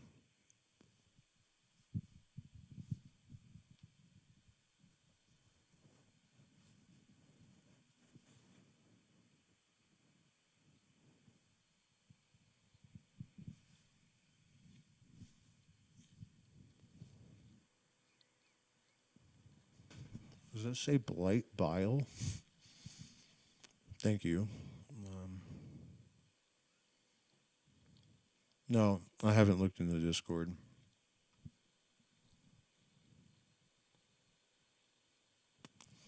Is it summertime in Peru? That's actually kind of a meaningless,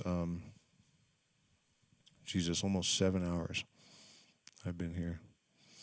It's kind of a meaningless question. There's not really seasons. There's wet and dry in this part of Peru anyways.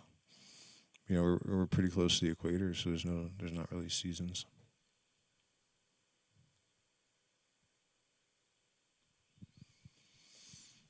All right, I got a few more minutes for any questions or subjects. I guess maybe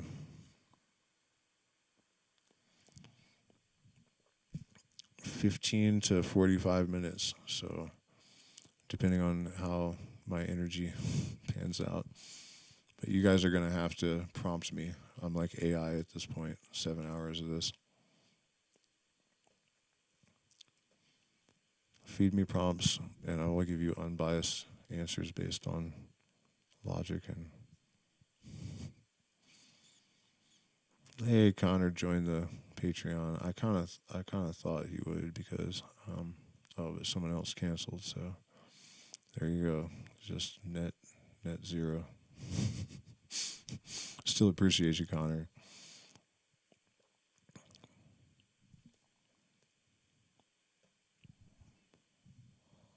Actually, it's not true. It was just a free member. So that is awesome to see that it wasn't actually just a balance.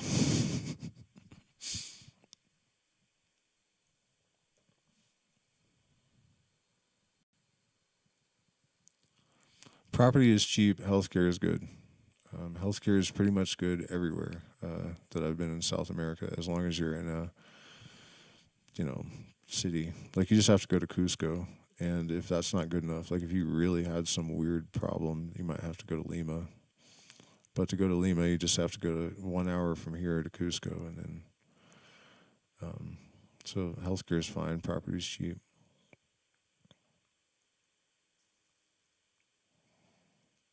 Mm-hmm.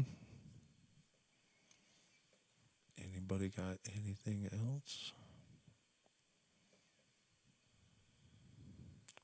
What do you see sparks the next revolution worldwide?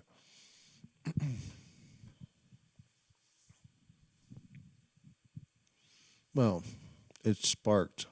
It's been sparked.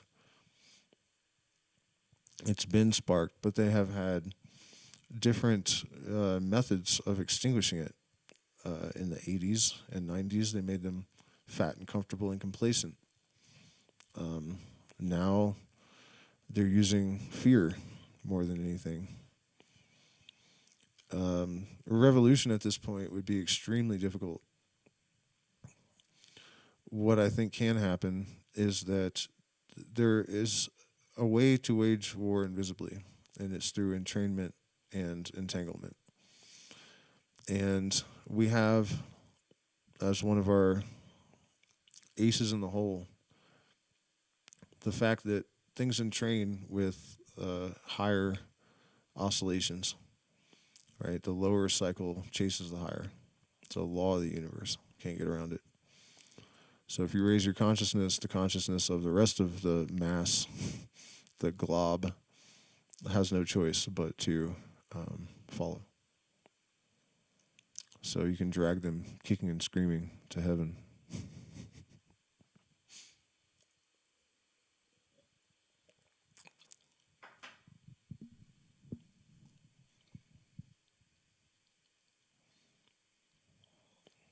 Man, I just realized some of you guys were actually here at the beginning. I mean, you left for a while, but it's crazy. It's been almost 7 hours. And I don't know if...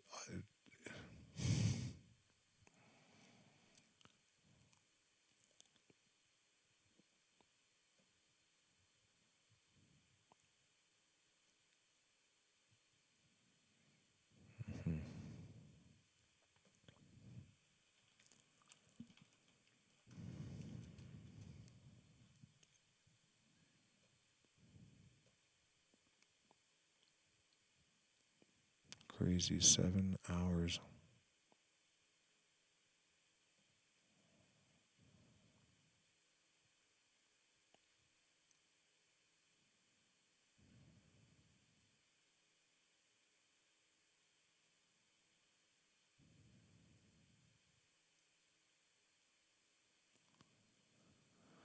So, do we have anything for me? Let's see, best ways to use psychedelics to pierce timeline veils. I'm not sure that there are timelines. I mean, you know, this is a theory that can I become free anytime in the known? Yeah, I don't know about that. I mean, the best analogy I can come up with for changing timelines is that if you can change the architecture of your mind, then you can change your future. But I think jumping timelines is, in fact, I saw this conversation between these women a couple weeks ago, I think, where they were talking about something that was coming that has to do with fascism or whatever, and one of the other ones is like, well, that's only going to affect the ones that don't raise their vibration and get on the other timeline. We're not going to experience that. And I was like, bitch, you're on this timeline now, right? Where all this shit is happening now. Like, what are you talking about? Like, how can you not be aware this is a coping mechanism and that it's complete nonsense? Give me a fucking break, man. And by the way, your superiority complex stinks. Like, it's just, you know, if there's timeline jumping, what the fuck are you doing here now? You know. So I think that's the truth. You know, that you're not going to just evade shit by, you know, timeline jumping, getting high on psychedelics and timeline jumping. I think it's, unless you mean something like precognition, but changing the architecture of your mind to free yourself from the influence of the past in a negative sense is the only way to change the future. For now.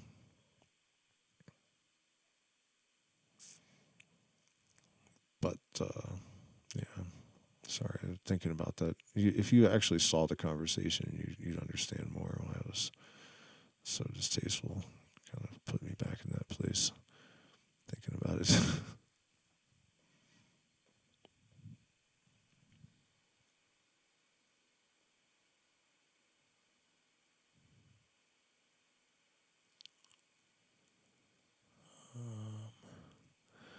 Yeah, I'll check the Discord message as soon as I get off the stream, which I guess is going to be now because I don't really. What plant medicine helps increase cerebral function and development, all of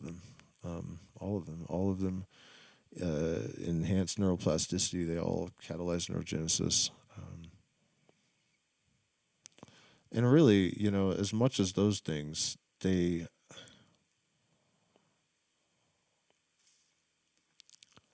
alleviate a lot of dissonance, I think another way to think about it is that they impart a greater degree of symmetry to your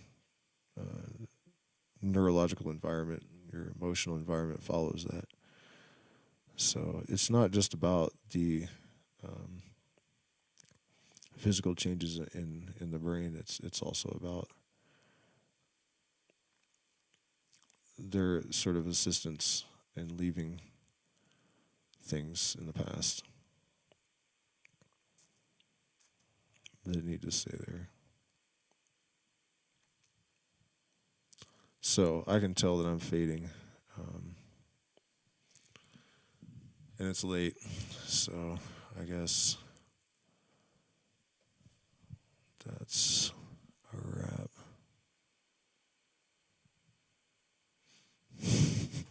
I have to return my timeline jumping book back to Barnes and Noble. Well, I don't know everything, man, but I really doubt that it just doesn't track with anything, and the whole multiple worlds thing, I'm not so sure about that, but you're in this current for some reason, and if timeline jumping was possible, there would be New Age housewives missing all over the planet. There would be like this huge, what I mean? Like, how many New Agers would have vanished already? The Christians would be thinking they got left behind and shit. You know what I mean? So the evidence doesn't support it, really. Anyway, you guys, I appreciate each and every one of you, and I don't know. I was planning to continue to do these, but I don't know if it worked very well. So it may be that I